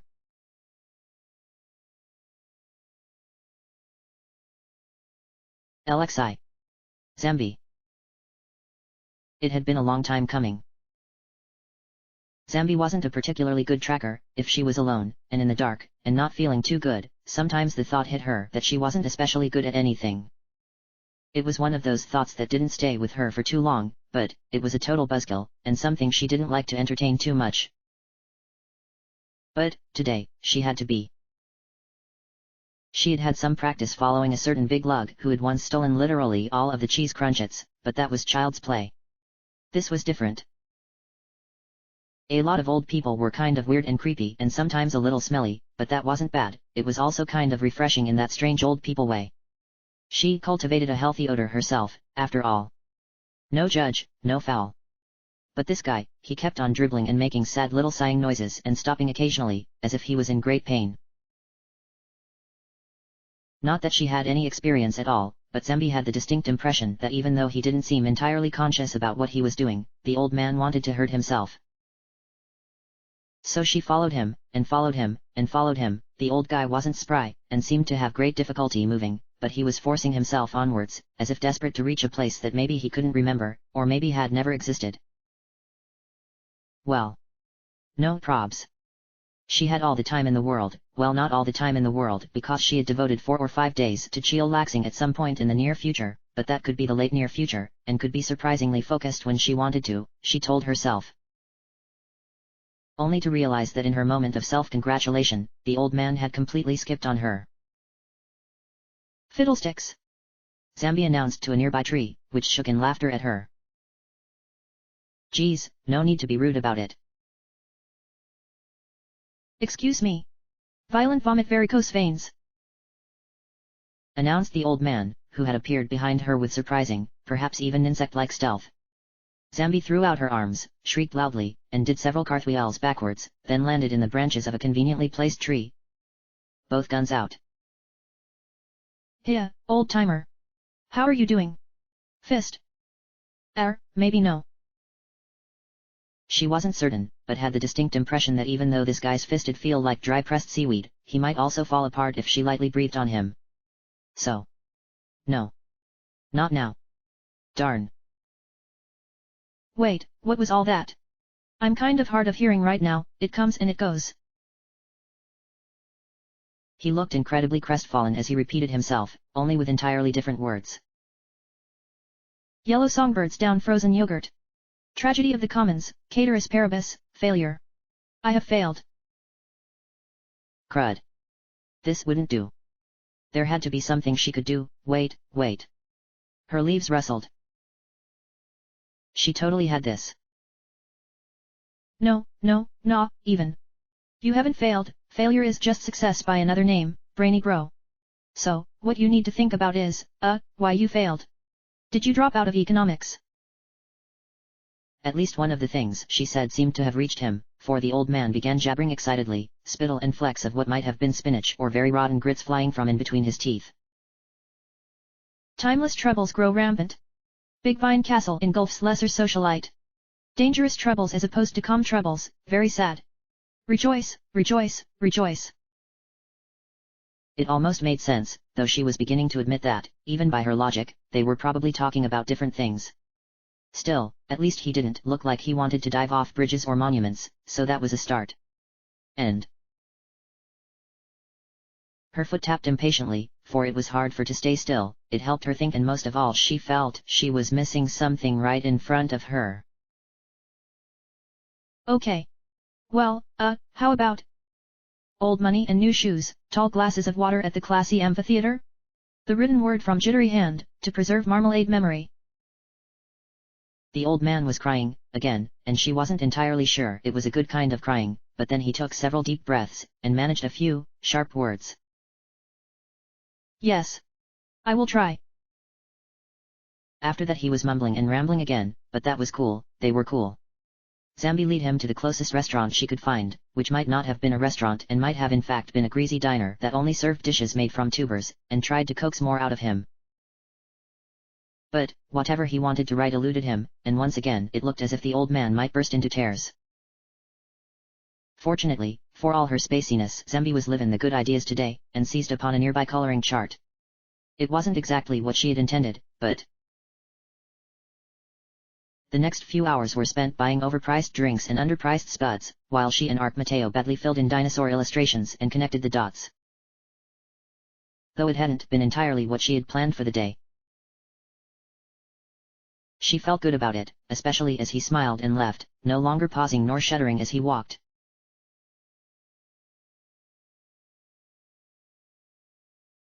LXII. Rebecca. Rebecca just wasn't feeling it. Her BFF and BSF, best sister for Eva, for those who weren't up to date, Vanessa had bailed and she was stuck with a guy who kept on humming easy listening television tunes for shows she wasn't familiar with, and... Mortimer. Why did anyone ever want someone that crotchety? Wasn't he, like, a total gas? Rebecca, I need to grab some stuff. Can I get through to Goop? You just want Goop you can't have. Rebecca murmured under her breath, rolling her eyes coquettishly. Still, she didn't mind helping out, because even with that weird greaser the guy wasn't bad, just unfashionable. Which was still pretty bad, but not, like, evil. After he had removed his workbench, tools, machine parts, and a soda they had taken from some creepy purple dude, Rebecca had requested that one specifically, because she was getting awfully thirsty, he set to work tirelessly, his goal something weird and of zero interest to her at this moment. Mortimer landed nearby and, noticing her distraction, immediately began to remind her that her sister was probably having fun somewhere else. But Rebecca had heard way worse than that growing up, and anyone who thought they could mess with such strong sisterly love overnight was in way over their goop. It's finished. A near worshipful murmur caught both their attention, as did the shiny sheen of the flashy new muscle car. Mortimer gave a half-snort half-whistle, and immediately settled on the hood. Not entirely sure what the point is, but I'll give you points for class, bucko. What do we do with it, now? Cruise around the neighborhood looking for adventure and fights? Not exactly, he replied, and suddenly, they were off running, and off-road that was. And he was telling them both, mostly her though, that he could show her a whole new world completely unlike the one that her boldface could show her. It was terribly trite but also romantic, and for a brief minute Rebecca wondered if her boldface would do anything as incredibly sweet and also kind of vapid like this. But then the car, which had not been made for off-road cruising on an island, ground to an anticlimactic stop right before a guardrail, saved from an untimely roadside accident by embarrassing engine failure. Rebecca always buckled up, but even still. Capital LMA. Mortimer's eyes, however, were still glistening as he asked their driver, who was trying to breathe life back into the car, for a forward favor. Take me with you. I want to see that new world.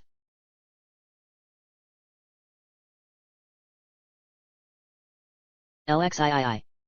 Fortress. Long ago, the conveyor belt had carried food to the hall of a king, here, or so the rumor went. It sounded ridiculous, but so such rumors often were, being nothing more than stories, after all. The kingdom no longer existed, having eventually collapsed as all such things are prone to doing, given time.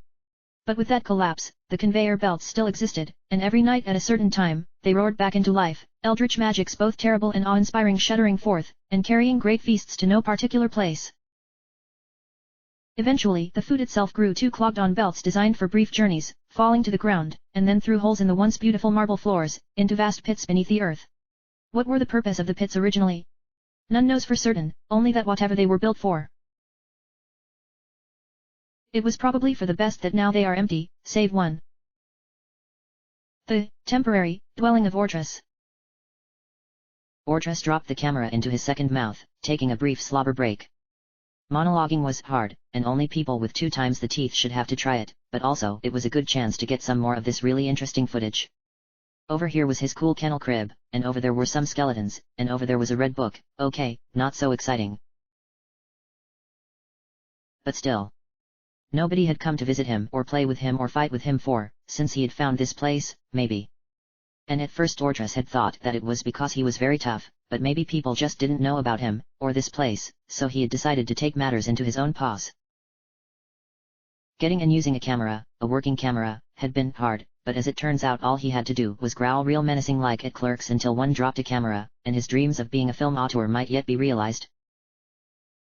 Well, maybe not immediately, but Ortress was very determined, and really hoped that his video might get a lot of views and people would come to play with him. Bounding around in place as the video began to upload, Ortress scratched his own back, and then paused in the middle of a particularly good scratch, for not only had the video uploaded plink finished, something was moaning in a really spooky manner down the hallway. Hollow. Ortress muttered through his teeth, then dropped the camera to the ground. It shattered. No. Hello. Ortress howled, deciding not to let an opportunity go to waste. His video had uploaded, after all. It was just a camera, too. And the strange, multi-symphonic moaning that tore through the air was just the other weird guy who lived here, roaming around the halls at all hours and consuming things that weren't as strong as Ortress. Well, maybe today, he'd try fighting it. What could possibly go wrong?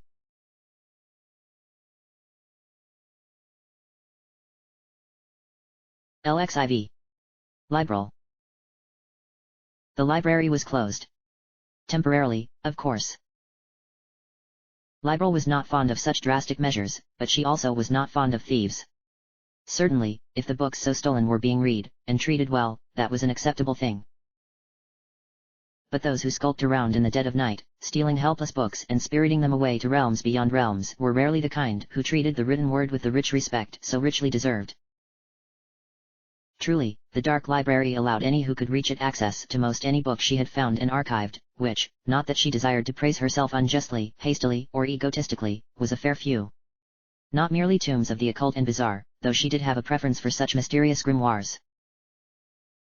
No, most any subject that had interested a sentient being enough to put pen to paper might be found amongst the stacks, gathering dust until she eventually got around to dusting day, which might happen at some point eventually.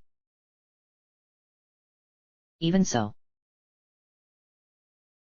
I do not show myself readily.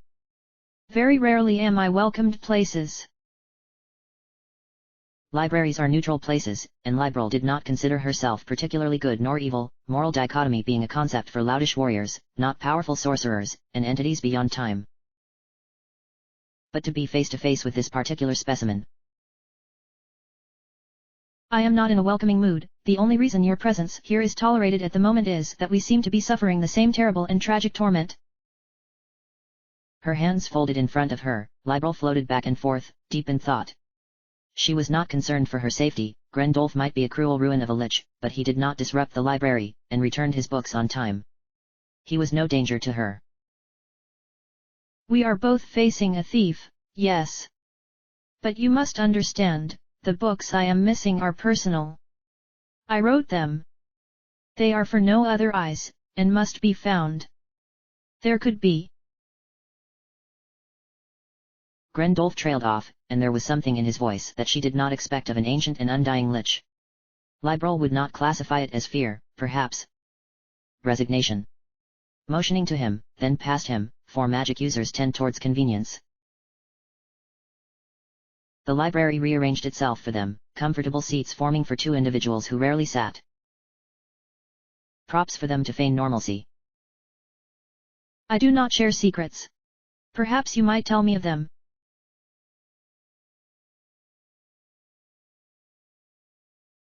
LXV. Grendolf. All was lost in this timeline. Once again, the void had consumed all, not all, perhaps, but enough of it that Grendolf considered it lost. What his own magic had ravaged, had regrown only to be consumed by the all-devouring unknown. In it, he could see flashes of strange pale light, echoes, perhaps, of the great dragons and their eternal battle. But they were just that, echoes, shadows. Nothing in the void was real, it was all so much illusion designed to entice him and beckon him into it, and there was only one thing that Grendolf still filled fear himself, and that was the final end. You shall not take me here. I have become stronger, and this time, it shall be you that falls. This will be the final end, and not my own. None were alive to witness his words, for Grendolf felt that any consumed by the darkness that arrived as the players left did not truly live. Instead, the darkness accelerated towards him, spitting up chunks of malformed land which grew eyes and limbs at the speed of a ravenous cancer. Yet, here, in these final moments, all his ancient powers and rights were free to him, and there was no need to pretend any weakness. Bolts of pure energy, red and insidious, vile curses so powerful as to render time itself asunder. Even stars themselves bent to his will, great serpents and Ophiuchus crashing down from the heavens themselves and shattering in burning starlight against the great nothingness. Only to be consumed. And as it approached, Grendolf felt fear once more. Fear of failure, of all those he had let down, who would not know of this struggle and might never know.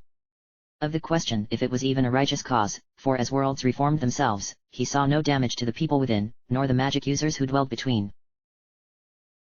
Fear of death, because of all the things, the darkness reminded him most of his own mortality, locked away in secrets so far between the realms that the idea of final death might have been a joke.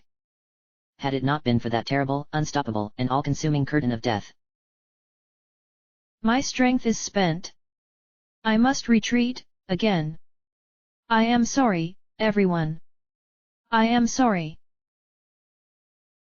The names he murmured had no meaning to anyone who might be listening, for they had long ceased to exist in memories of memories, so as he knew them. And then, as the darkness accelerated for what might have been a last, all-absorbing blow, Grendolf became a red-black mist, and vanished between realms, and there was naught but the hungry nothing. Liberal paused, a cup of tea halfway to her lips. Interesting, and I do not doubt your story.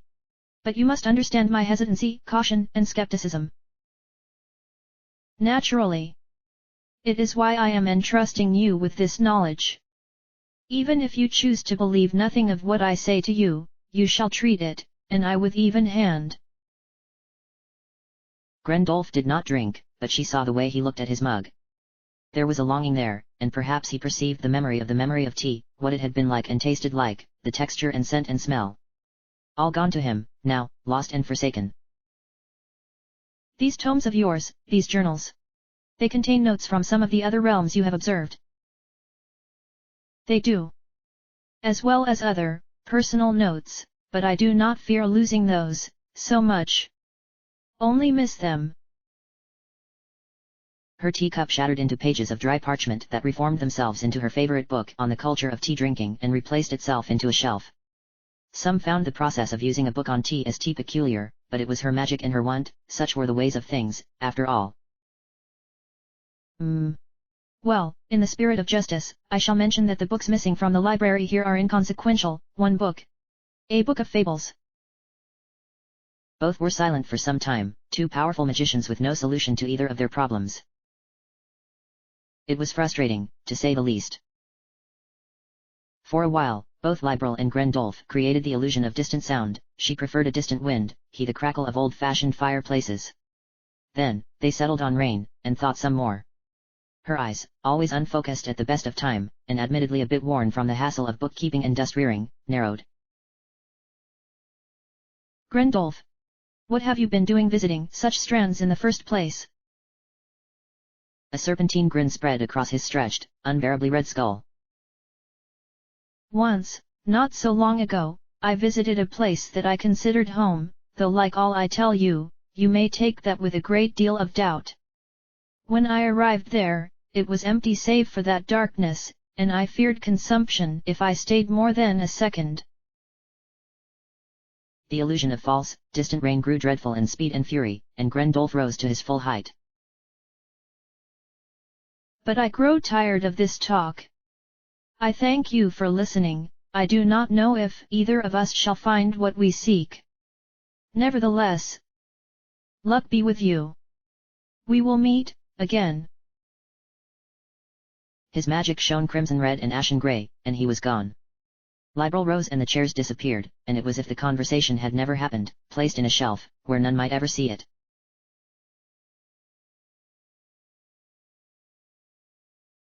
LXVI. Mumba Mumba. Warriors lived and trained to master the blade, but she lived and died by it, even if the blade were made of rocks, and death was an impossibility at best, and at worst an inconvenience. Such were the laws of her people, the pterodactyls. Not that Mumba Mumba was a pterodactyl, merely reared by them, and schooled in their ways. In hunting, combat, tracking, there were none who excelled more. Making small talk, however.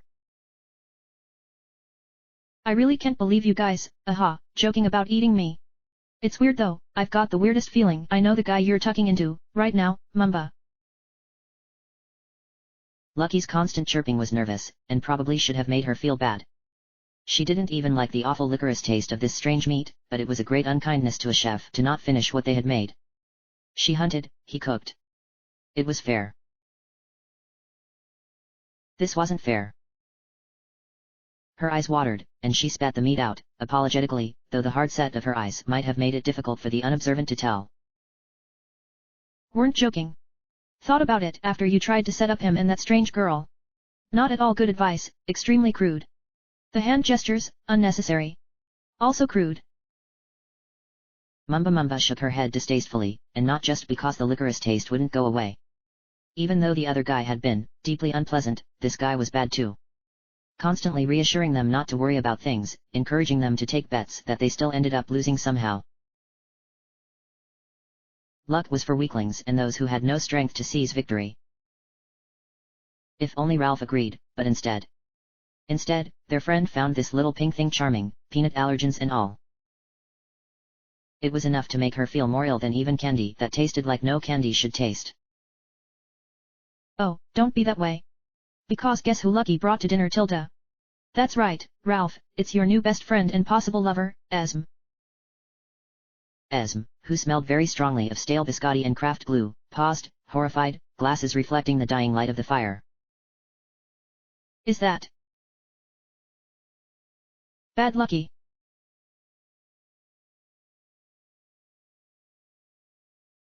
LXVII. Bad lucky. As it turns out, Lucky had somehow switched places with Bad Lucky, and because Esme had very poor vision, the mysterious switch had gone unnoticed in her camp as well.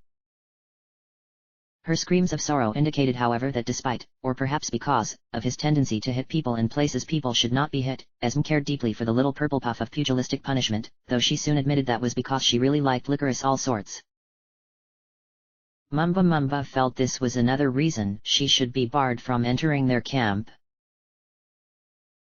Lucky, however, cheery even in the face of multiple tragedies, reassured her that it was all for the best.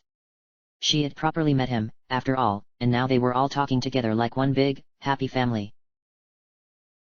A family. His antenna bobbed back and forth. With benefits, Ralph? Ralph looked to his side, nervously rubbing the back of his neck. I guess. I mean, if that's the sort of thing you're interested in, Esme. What?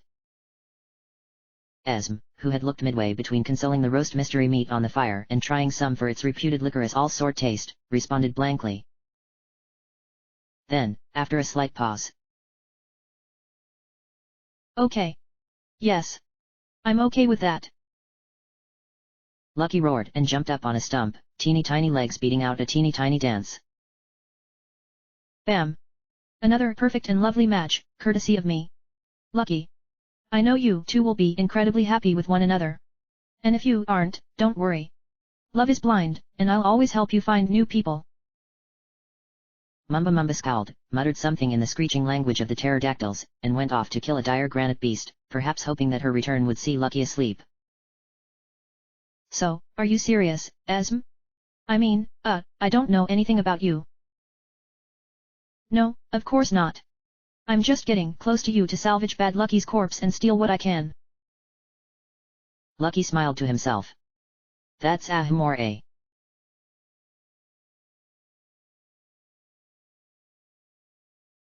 LXVII. Vanessa. If you get this postcard, I really wanted to hang out with you but couldn't be/sea of bad weather at the airport. Srr. Coxoxo no Vanessa. He folded the postcard over time and time again, looking for some hidden message, something that might explain the way to her heart. Oh, how he had been torn. Rebecca had seemed the more beautiful of the two on a purely physical level, but eventually Vanessa had won his heart in its entirety, ventricle by ventricle. Merely the poor son of a cobbler, he had hoped that he might woo her with song and interpretive dance, but it was not to be. His other companion, the unfathomably understanding and wondrous Contello, listened intently to his complaints with the patience of a saint, the kindness of a saint, and the understanding of a saint. She did think he was being a little overdramatic, since he and Vanessa had never even met, but would have been too polite to say so, even if she was capable of speech. Contello, do you think that it's possible for the seed of love to grow even across time and space? Would you say that, if I focus my mind and try my best to send my love via radio wave to wherever Vanessa may be, no doubt crying that we have yet to cross paths? They were getting damp from the rain that had been falling for some time. Now, Contello shook her fur dry and then shook her head, before walking under a pleasantly dry branch with a soft, non-judgmental smile. Your honesty is appreciated, Contello. I realize how foolish it must seem, but it just hurts to get a postcard. Not even a text. A sad little text with a frowny face emoticon, or as they are known in my village, emoji.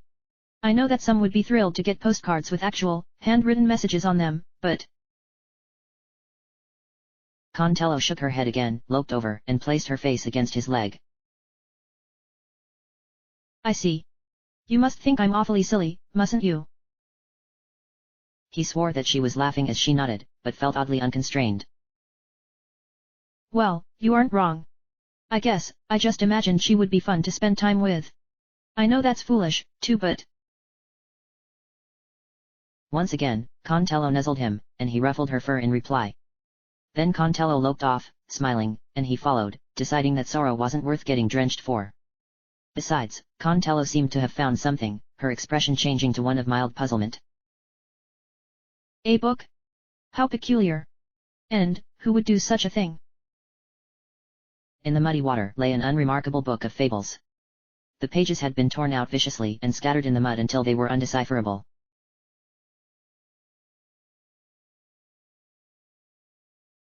LXIX. Kaiser Elijah. You can't honestly compare me to Baron Gutrot. I've got a whole kingdom to rule over. But it's a burger shop. Not a kingdom. A burger shop. Zambi threw her arms up in defeat. You couldn't argue with this kind of guy, they just made your head hurt, or at least made her head hurt. She came here for the cheap food and the dime store philosophy, but sometimes it just wasn't worth it. Not even freaking worth it. Kaiser Elijah laughed and spat as he fried and flipped up what might have once been bits of himself. Maybe that's true. But my domain is ultimate. In here I am law, and my word is also law. No other place shall food at criminally low prices, nor shall any other place have the best combo value meal of fries and a drink. Can you dispute this fact? Zambi shrugged and slurped her soft drink. It wasn't bad, because, being a plant, she was very fond of sugary things. I could dispute it, but that's dumb. You're just trying to get me into a fight over the nature of kingship and spoilers, Brogger, I don't even care. Aha. But he clearly did, and wasn't going to be dissuaded by her disinterest and the disinterest of all of the clientele save a very small child of uncertain age and gender, who was listening very intently. Okay, so imagine this. Imagine that every day, you wake up, the smell of griddles and frying fat in the air. Now imagine that as you sleep, you hear this sound, a choir of heavenly angels, almost, in the back of your head. Tell me. Would you deny it? Because that'd be like taking those heavenly angels, and serving them devil's food cake. Zambi blew air out of her lips and lay back in her chair. Yeah, but what if angels like devil's food cake? Aren't you being kinda crass by not thinking of them on an angel-by-angel basis? I like all kinds of cake. The child helpfully informed them, and Kaiser Elijah, who was not yet a just monarch, reminded the child that they did not in fact serve cake at his establishment. The child wiped away snot, and left with a defeated look. Dude, harsh. Why couldn't you just lie and go get some cake? All three of the Kaiser's eyes lit up with olivine warmth. My good Zambi, honesty, right there, is the essence of kingship. Having had more than enough, Zambi bailed without paying, Elijah's spittle flying behind her.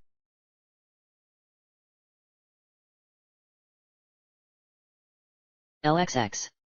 Barmios. Fairy tales, you say? Barmios was not looking at the book, nor the faces of the beast nor man who had found it. It pained him to see so many pages torn so callously out, but then again, any act against wisdom was an act against people. There was no justice in it, only cruelty, cold and unhidden. This was a strange, however. And not the usual semblance of strangeness which pervaded all things and made the rote unusual, and the unusual, rote. It was almost a trap. His cautious, observant eyes drew close. But there were no hidden blades amongst the fallen leaves, nor did either Contello, who he had known from brief observances to be kind to the point of imbalance, nor this son of the earth seem inclined to draw him or others here for their own ill purpose. So. Why, then, did this feel so peculiar?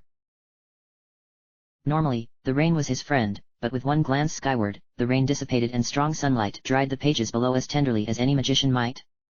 The ink was too damaged to read them clearly, but they were truly just fairy tales, and nothing more. Perhaps it was a reaction against something. Those who feel trapped in their lives may seek to destroy fantasy, an escape as it is from the harshness of things they cannot prevent. The apple in the young man's throat wobbled visibly as he spoke. I'm not entirely sure the fables there were fictional, though they certainly could have been. All I know is that they were ruined, so I am truly sorry that neither I or Contello can be of more help. Perhaps if we had a cellular phone, and someone who was skilled in the use of such devices. Barmios knelt in the muddy ground, a deep blue finger sinking into the still-flowing ink. It ran down his fingertip and dissipated in the same scorching heat, and with a sigh, Barmios let the natural rain resume after a polite forewarning. Likely of no consequence. You two may continue going about your way, though I must warn you that many brigands and criminals have used these roads, recently. I have heard stories about cruel and dangerous fiends even coming from the depths themselves, and even beyond. caution, in all things, caution. Will you keep that in mind? And they did, Contello at least, for she nodded as they left. He remained alone with the now crumpled and dry, featureless pages. Such a shame, and such a mystery. Shaking his head in disappointment, Barromeus left, and the pages blew away on the wind.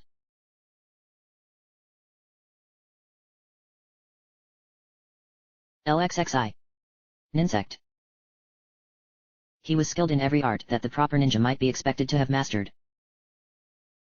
Assassination, stealth, hanafuda, mixtape construction. But even with these many skills, Ninsect was having difficulty finding employment, temporary or significant. His recent siege of an enemy castle, with no casualties, merely as a show of his fearsome ninja skill, should have been the talk of the town, his name whispered in quiet tones over Riedberg, itated burgers and sipped sodas. Instead, it seemed that many were more interested in the exploits of a more nautical persuasion these days, and though his training against pride meant that he did not blame himself or hold a grudge, it didn't do much to stop him from feeling slightly bummed. So here he was, sitting by the waterfront, listening to an album pertaining to contain the sound of unmarked ghosts. It was good instrumental music, and Ninsect felt it captured his emotional state well enough. Yo, so tired. Gotta take a quick selfie. The snap of a specialized camera, or as the young called them, camera sticks, possibly, went off and caught his attention as a young woman sat next to him. Being a ninja, he could have chosen to disappear or turn into a log/stick insect, but being honorable he had no desire to do so when it would have been very rude. Excuse me, miss. Did you miss your flight? She gave a sad, half-hearted little shrug. My sister is really bummed and I think I also let a guy down? Though, he was probably weird. Still, I hate missing flights. Makes me feel really, mngnrngrg. Like I'm a bad person. Indeed. Responsibility is very noble, but you must also remember not to hold yourself accountable for things beyond your control. Her eyes blinked, all four of them. Whoa, are you a life coach? Yes, I am. A traveling life coach, who is skilled in self-help and motivational speaking, as well as impressive techniques such as ninja flame. A column of fire rose impressively from the pier without burning anything at the quick hand gestures Ninsect made. Vanessa clapped, then pouted. That was cool and all, but I should go. You look like a cool life coach/hobo. I hope things work out better for you. As he watched her go, Ninsect realized she had dropped her camera sticks. Without thinking, he took a slightly goofy picture of himself. To his surprise, he felt much better.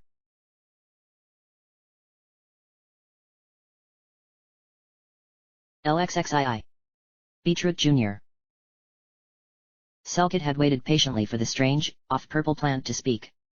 But the longer she waited, the more apparent it became that he was entirely interested in his drink and, her face went a strange shade of purple, as well. What sort of vulgar trash was he reading? Her hands made a swipe for it, but with surprising speed, and without even seeming to pay attention from his constantly refilling cup of drink, he sidestepped her every move, occasionally shooting a glance not at the Magi, but at his magazine. Finally, exhausted, Magi Selkit dropped to the ground, hands at her waist. Very well, I see my thoughts brought me here to learn from you. Is it the art of disinterested dodging you teach, or something else entirely? To her surprise, it was not he but the snakes that responded, their voices a cacophonous triad. Oh yeah, it's dodging, all right.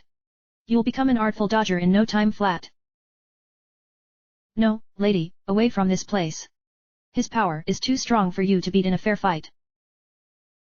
You're wrong. I'm investigating. Magi Selkit doubted all of the snakes, for they were clearly part of him, perhaps. But the last one, the one to the right. She would humor it, for now. If you were to investigate something, what would it be?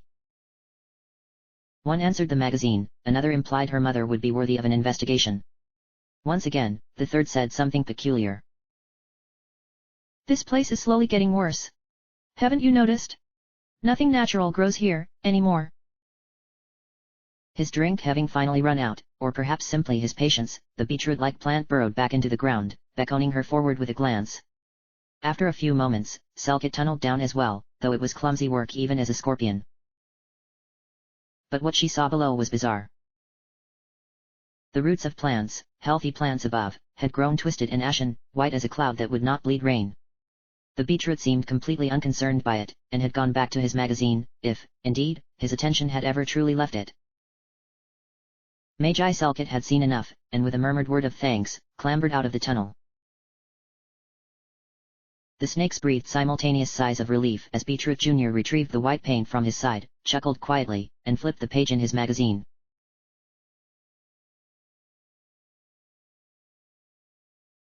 LXXIII. Queen Bells. The lone bells that returned had been sent away with a reprimand, and Queen Bells knew it was just. No mere worker must expect leniency, after all, but neither was she feeling cruel. At the moment. For today was her waxen jubilee, a moment where worker and soldier bells buzz were to bring her gifts of finery and tribute. This was not too different from their ordinary duties, of course, but what was more important was the symbol. They, as the lessers, were to show their fealty to herself, the rightful autocrat. Despite the arrogance in that presumption, Queen Bells did not rest on her laurels. She had sent diplomatic invitations to several other monarchs, both by style and imposition. Legitimacy was not a concern amongst the bells, because they did not measure it as others did. There were queens, and there were not. It was as simple as that. But she had been surprised by how few responses she had received. Rarely did the other peoples send envoys or royals of their own to visit her great hive, which stretched the entirety of a section of the jungle canopy, but courteous letters were common. This year, once again the frost-strewn land had no letter. This year, the Elven Kingdom was silent. No letter from that duchess who ruled the velvet-gloved fiefdom. Nor from the arrogant emperor of that land of evergreasy food. The darkest demonic depths brought no words from their de facto rulers, but one letter had arrived. A bell's buzz read it to her, to spare her from the sight of writing. Dearest Queen Bells. Warmest greetings from your old comrade in arms, Baron Gutrot. Though we only met briefly on a cruise not so long ago, I was struck by your beauty and majesty. It is my hope that as fellows in this dangerous time, we could work together to keep the world and its order in motion against the forces of shatteringly mean words which threaten it. Enclosed is a slice of stale cake which I am told the bells mightily approve of. All the best, Baron Gutrot. Indeed, the cake was both stale and to her liking. This baron seemed a goodly sort, though she remembered him as being oddly glum. Still, at least some replied, and that meant that there was still hope for the future, but worries took energy she did not have. She lay back, and watched. Around her, Bells Buzz performed a synchronized and silent dance, and the celebrations wore on.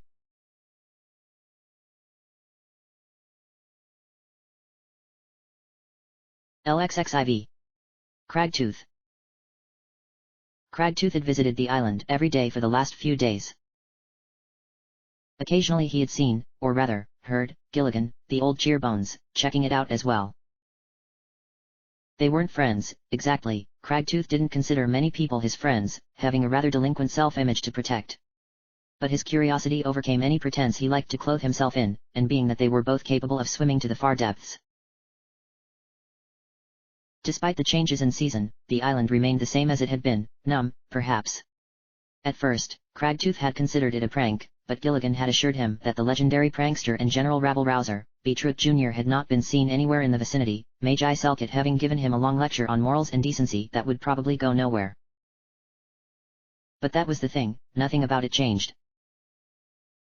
And that nothing was spreading, or so people had begun to whisper.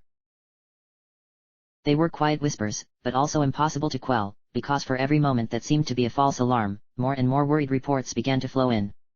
His part-time business as sightseeing captain, which he wasn't, but people assumed because of the nice cap, was in jeopardy, and he had stopped receiving ninja sound scrolls from his source across the pond. Some days, he just wanted to dive into the water and leave all the worries behind him.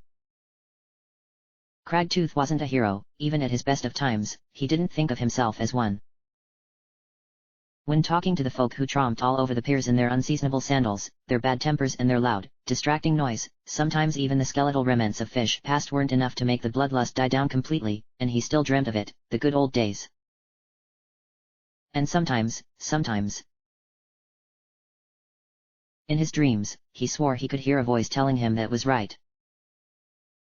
encouraging those little impulses, and that, well, to be honest, encouraged him not to do that, as there was nothing Cragtooth hated more than some mysterious dream dame telling him, or trying to tell him what to do or what to think.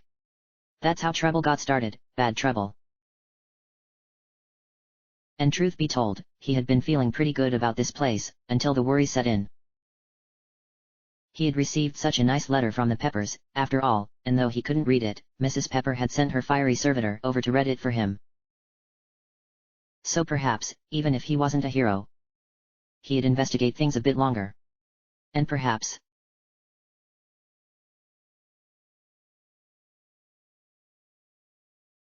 LXXV. Glaudier. It was all wrong, the Lich was defeated and Calimere back, and it was still all wrong. Calimere's curse hadn't lifted, and despite Kaylee pretending not to care, it was getting worse, visibly worse. Even her mother, who had been against the engagement from the start, was beginning to break down about it, because Calimere had done everything for this kingdom, for the people, that anyone could hope to do.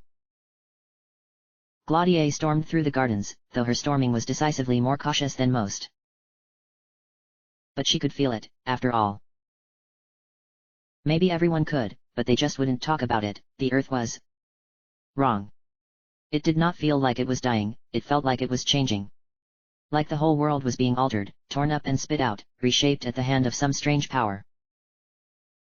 The anger drained from her as she knelt and placed her hand to the soil. She had met an arbiter once, a sage, named Baramios. He had seemed incredibly distant, but very kind. His means of finding things had been a bit like this, connecting to them without asking them directly, as the Elven folk did. She felt the memory of the soil, of when it had first formed from cast-off rock and erosion. And she felt it now, not barren, but alien, perhaps. As if it had come from another realm, entirely. Ukaya. You're such an early riser, Glaudier. G morning. As bad as she felt things were, it was very hard to be worried when a certain hero had hair that stuck up in every direction and eyes that suggested not even the prospect of early morning pancakes would make the morning better. Kaylee, I know.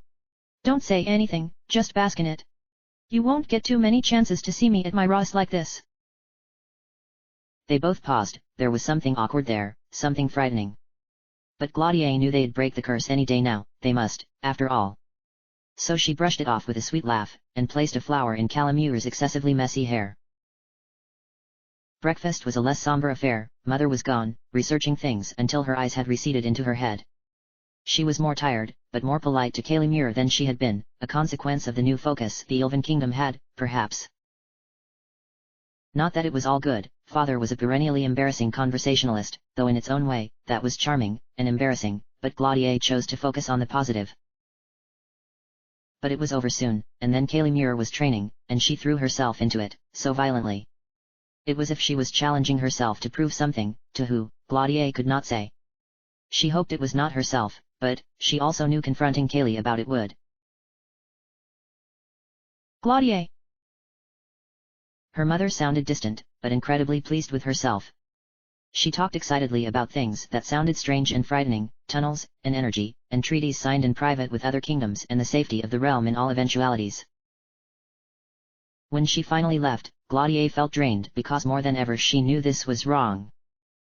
She had never expected to have the luck or happiness she had felt in her lifetime, but she also knew that the issues the realm was facing right now should have ended with the defeat of that wretched Lich. The fact that they had not meant that something else was going on, what, perhaps, Glaudier could not say. But she would not sit idly by and let it stand. Perhaps somehow, it or they or whatever it was could be made to understand that there were people worried and terrified by the actions it wrought. If it was all within her power to do so. Her eyes shut. She felt Calimere's hand on her shoulder. You all right? You've been staring out like that for a while. Hadn't she shut her eyes? A strange feeling came over Glaudier, and it only just receded as Calimere's voice brought her back to reality. Kaylee, my apologies.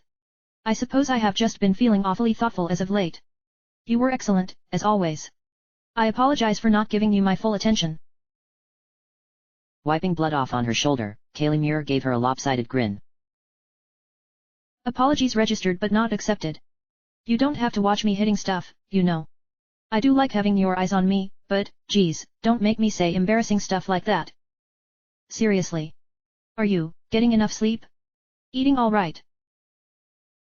Fret crept into the hero's voice. Fret born of not knowing what those things were, perhaps, not knowing what she could do. And Claudia realized the idea of Kaylee being at a loss for a solution scared her more than anything else. So she would not be frightened any longer. Whatever happened, they would face this together. Until the bitter end. She looped her finger around Callum ears, and any semblance of worry faded as that smile like the midday sun returned to the hero's face. Neither noticed what had been watching from the shadows, skittering away into the darkness.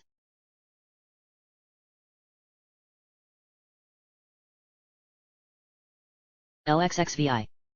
Naki. Big bro. Bro. Bro. I saw a princess, today. It had been her very first princess, too. Naki had felt too paralyzed by childhood dreams to properly introduce herself, and knew that if her bro was awake he would have encouraged her to go and do it right. Probably with murder, because he always pretended to be such a misanthrope. Also, there was a hero and she was so cool, she was just like you said heroes'd be, and I want to use a sword now. Maybe I could use 8 of them. Wake up, bro. Let's play. The huge complex of webs twinged from beneath her tiny legs, but little Naki wasn't quite big enough to make the web sing enough to wake her big brother. AnElderlyDingbat was kind of super mega lazy though, and sometimes didn't even wake up when people wandered into his lair. Which was okay. She admired how cool it was that he followed his dreams of sleeping most of the time. She also wanted to tell him about her interweb friend but didn't feel that AnElderlyDingbat would really like him, so that'd wait until later. Naki was really good at keeping secrets. Even Big Bro thought so, which is why he told her what the bad, dumb people who crept into their web said to him before he did whatever it was that Big Bro did. It was very violent and super cool, and for a while Naki wondered if she could be a sword-wielding hero who was as violently aesthetic as Big Brother. A few minutes passed as she tried to spell aesthetic in her head. It sounded like the kind of word Big Bro would use, so she had to get it right. But then she heard long, drawn-out snoring, and realized that Big Bro probably wasn't going to be getting up anytime soon. Naki felt bad for 0.001 seconds, before deciding that this was a perfect time to make some breakfast for the two of them and thought about what she saw. Maybe they needed her help? She wasn't strong like Big Bro was, not yet. But she could run away. And help them. And then Big Bro would have to rescue her, so he could help out too. Naki was so excited she rushed straight back outside, already having forgotten the other reason she had wanted to introduce herself to the princess and her hero. They'd both been looking so sad for a little while. Wouldn't they be less sad to know it wasn't something that was dangerous to them? They probably would have, but Big Bro would explain it better than she ever would have. So it probably was for the best. And that left only the one thing: nosebleeds were bad. That's what her wise interweb friend had told her, but he had also said that they were proof of love, so it was clear that she and the princess were really, really close, and that meant it was up to Naki to find some industrial nose cloggers. Maybe then she'd get to be a princess too, and they'd live in princess castles together, and...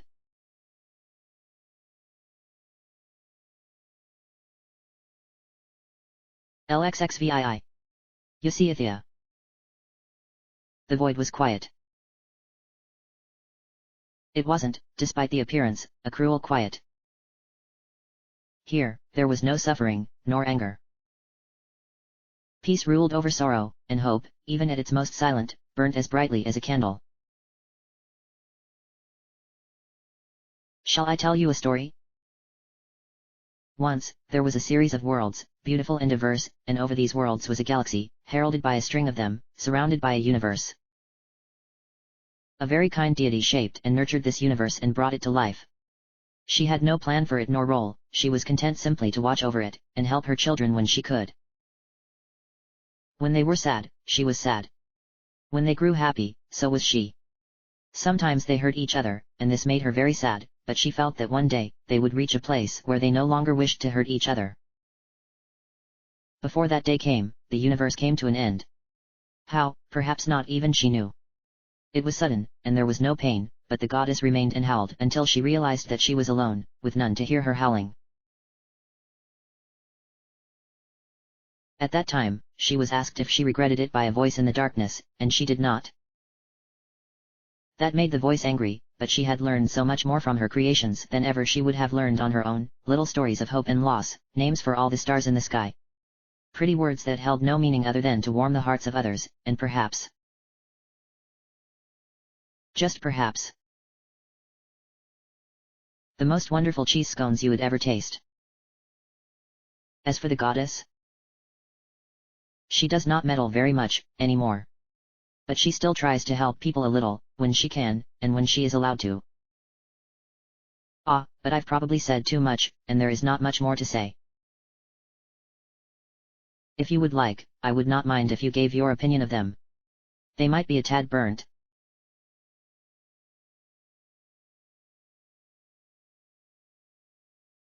LXXVIII. Caramel. She's sweet, and kind, and distant, but not in a cruel way. In a way that makes your heart light up. Like this. Caramel once again illuminated herself. At this point, normally Omeo Brain would have grown tired of her antics, but had found himself pleasantly surprised. She didn't seem to worry or care about his occasional desire for warm blood, and once had even said discomfort was fine, if it meant they were better friends. It was strange, but he even felt moderately bad about it, from time to time. Not so bad as to stop, of course. The link between them was useful when accidents befell them on their journey, as it sometimes did. Very interesting, but your entire paradise was destroyed? Did that not also destroy your faith? I would have quite the crisis if all that I worked for was broken into so many ephemeral shards. Metaphorical shards, I should say. Well, I did worry a lot. Caramel dimmed, and the two drew close, for though Omeo Brain could see in the darkness, and Caramel didn't seem to just see the same way he did, even Omeo Brain knew when a friend felt glum. But I don't know how to describe it. I searched myself a lot, and I found I was going to be okay. That I still had faith and wanted to serve her. If I could. So, that's not what we're looking for, though. Now that was news to him. He had been certain they were looking for the goddess herself, but Caramel's light grew brighter and brighter as she grew excited. We're going to find the librarian of the Dark Library. She'll know what to do. She'll answer my questions, and then we can find the goddess and rebuild paradise, or not. I've also accepted that maybe moving on is also important, so you don't need to worry about me. I wasn't worrying about you. He chided her, perhaps lying, just a little. That's good to hear. I'd have felt terrible if you were following me for any other reason than to keep drinking my blood to sustain your unnatural curiosity. There might be more danger ahead, after all, and then if something happened. Somehow, Omeo Brain felt more hurt by the implications than he should have, and sulked the rest of the way, but in contrast, Caramel seemed to be in incredibly high spirits, occasionally floating around him in sparkling bright light, and before long, his foul mood had vanished as well, and he might even have hummed a few bars when she began to murmur a nameless tune, too.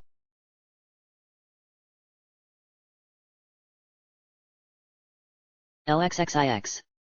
Donkatsu. It was decent. The body was weak, and a little too sparse with the meat. What vegetables there were had heart, but no soul. It was a curry meant to train you for hard months ahead, not train your body for a greater understanding of the universe. Kaiser Elijah sighed, spat onto the counter, and rolled down the closed sign. Geez, expand your menu once and all you get is critics. You are banished from my kingdom, traveler. Go visit the Peppers if you're so obsessed with that metaphorical metaphysical mumbo-jumbo. Facts have no hold in my realm. Donkatsu left with a flourish of his jacket, borrowed, and hat, also borrowed, and tipped generously despite his review. A traveler practices asceticism, but does not skimp on charity, even when the curry is weak. Besides, the Kaiser still had much to learn about the true meaning of leadership. So thinking, he carefully placed the coat and hat back where he had found them on the coat and hat racks, helpfully close to the entrance. He was a wandering blade, a sellsword, and at the moment, unemployed. This wasn't unusual. In times of peace like this, there had been no real need for those such as he. Strong-willed freelancers with great training, both mental and physical. Also, prospective employers didn't like shaking hands with him, for some reason. But for all that he had been unemployed, Donkatsu had noticed the signs. The little looks people gave each other as the seasons changed. the way they superstitiously put objects over the door, and hoped nobody noticed. The occasional age-lined farmhand murmuring to whomever passed by that storms were coming. All of these things and more suggested that a time was nearing when his services would be needed again. And until that time came, he would wander where his feet willed, ate the food he was offered, and fight evil wherever it raised its head. Hey! Get out of my way, you smell like pork crisps! Evil had raised its head. But, oddly, he felt no desire to strike down the strange man-beast in front of him. No. This one, too, was on a journey. Perhaps he might even discover himself, one day. Go in peace, sunglasses! Don Katsu whispered, and as Dennis turned to face him, he leapt into a nearby tree before vanishing from sight. A ninja! Dennis whispered in unhidden awe, and from a camouflaged vantage point, an insect cried.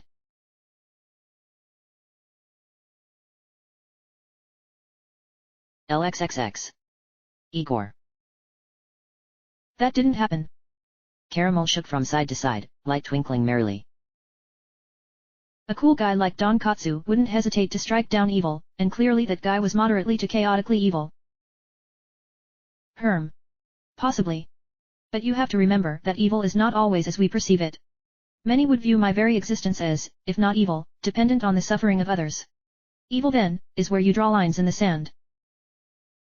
Caramel clearly had a counterpoint of her own that never had a chance to shine, for the abomination that appeared without warning in front of them desired no time to talk. It rushed straight at them, limbs lashing out at each other as if locked in a struggle for dominance. Omeo Brain leapt forward with a vicious right hook, but his lacerating edge was nothing against the creature's hard shell. If it was a shell? A bit of something. That might have been ichor seeped out, and pooled along the floor. And Omeo Brain fell beside it, wheezing.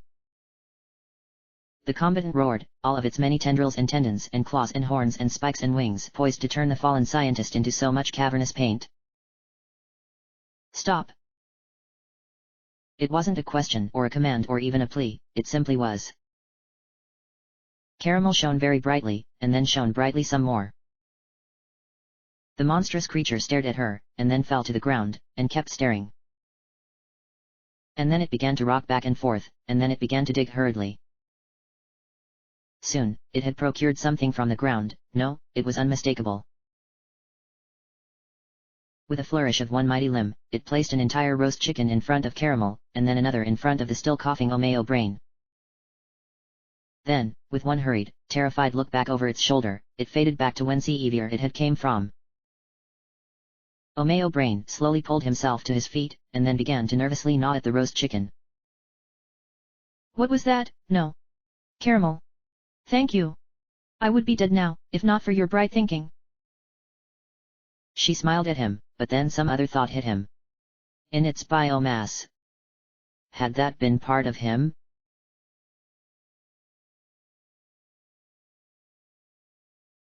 The stranger looked down at her notes. Page after page of stage direction, and each one just had crude drawings and poorly written jokes. Nope. Tonight was the night. Chortling, she tore the notes up and threw them over her shoulder. All right, everybody. Let's do this thing. And the thing, it was done.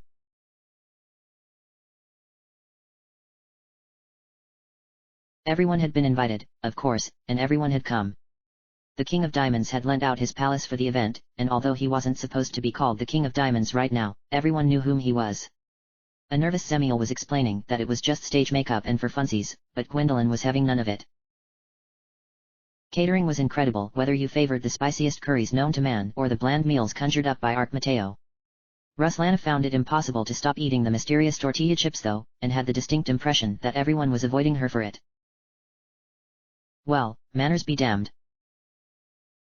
A giant, somewhat unnervingly realistic cake had been thrown together through careful use of friendship and industrial-grade technology, and though Zhao had put his heart and soul into the sketches for it, the final product didn't look quite the same. It still tasted very good and very sweet, though. Even the sweet potato filling. Gary was entertaining people with his surprisingly impressive vaudeville repertoire in one of the several auditoriums, though the audience was pretty tough. Lorelei had already wheeled out to go look at the stars, meaning that Gary was alone with the Zangan. Who wasn't watching the show? Mortimer had stolen Leopold's cane and placed it just slightly higher than the old man could hobble jump, and was saying mean-spirited things that just made him more angry. Pico was watching from the distance in silent approval, while Lazarus was doing his level best to feign being a dry ice machine. It was a wonderful party that lasted into the day, and the night, and perhaps even days after that. And when it was over, a few gathered to have a toast, and hope perhaps, that 4 years hence, they might meet for another little party like this, again. With all the very best wishes, Tilda.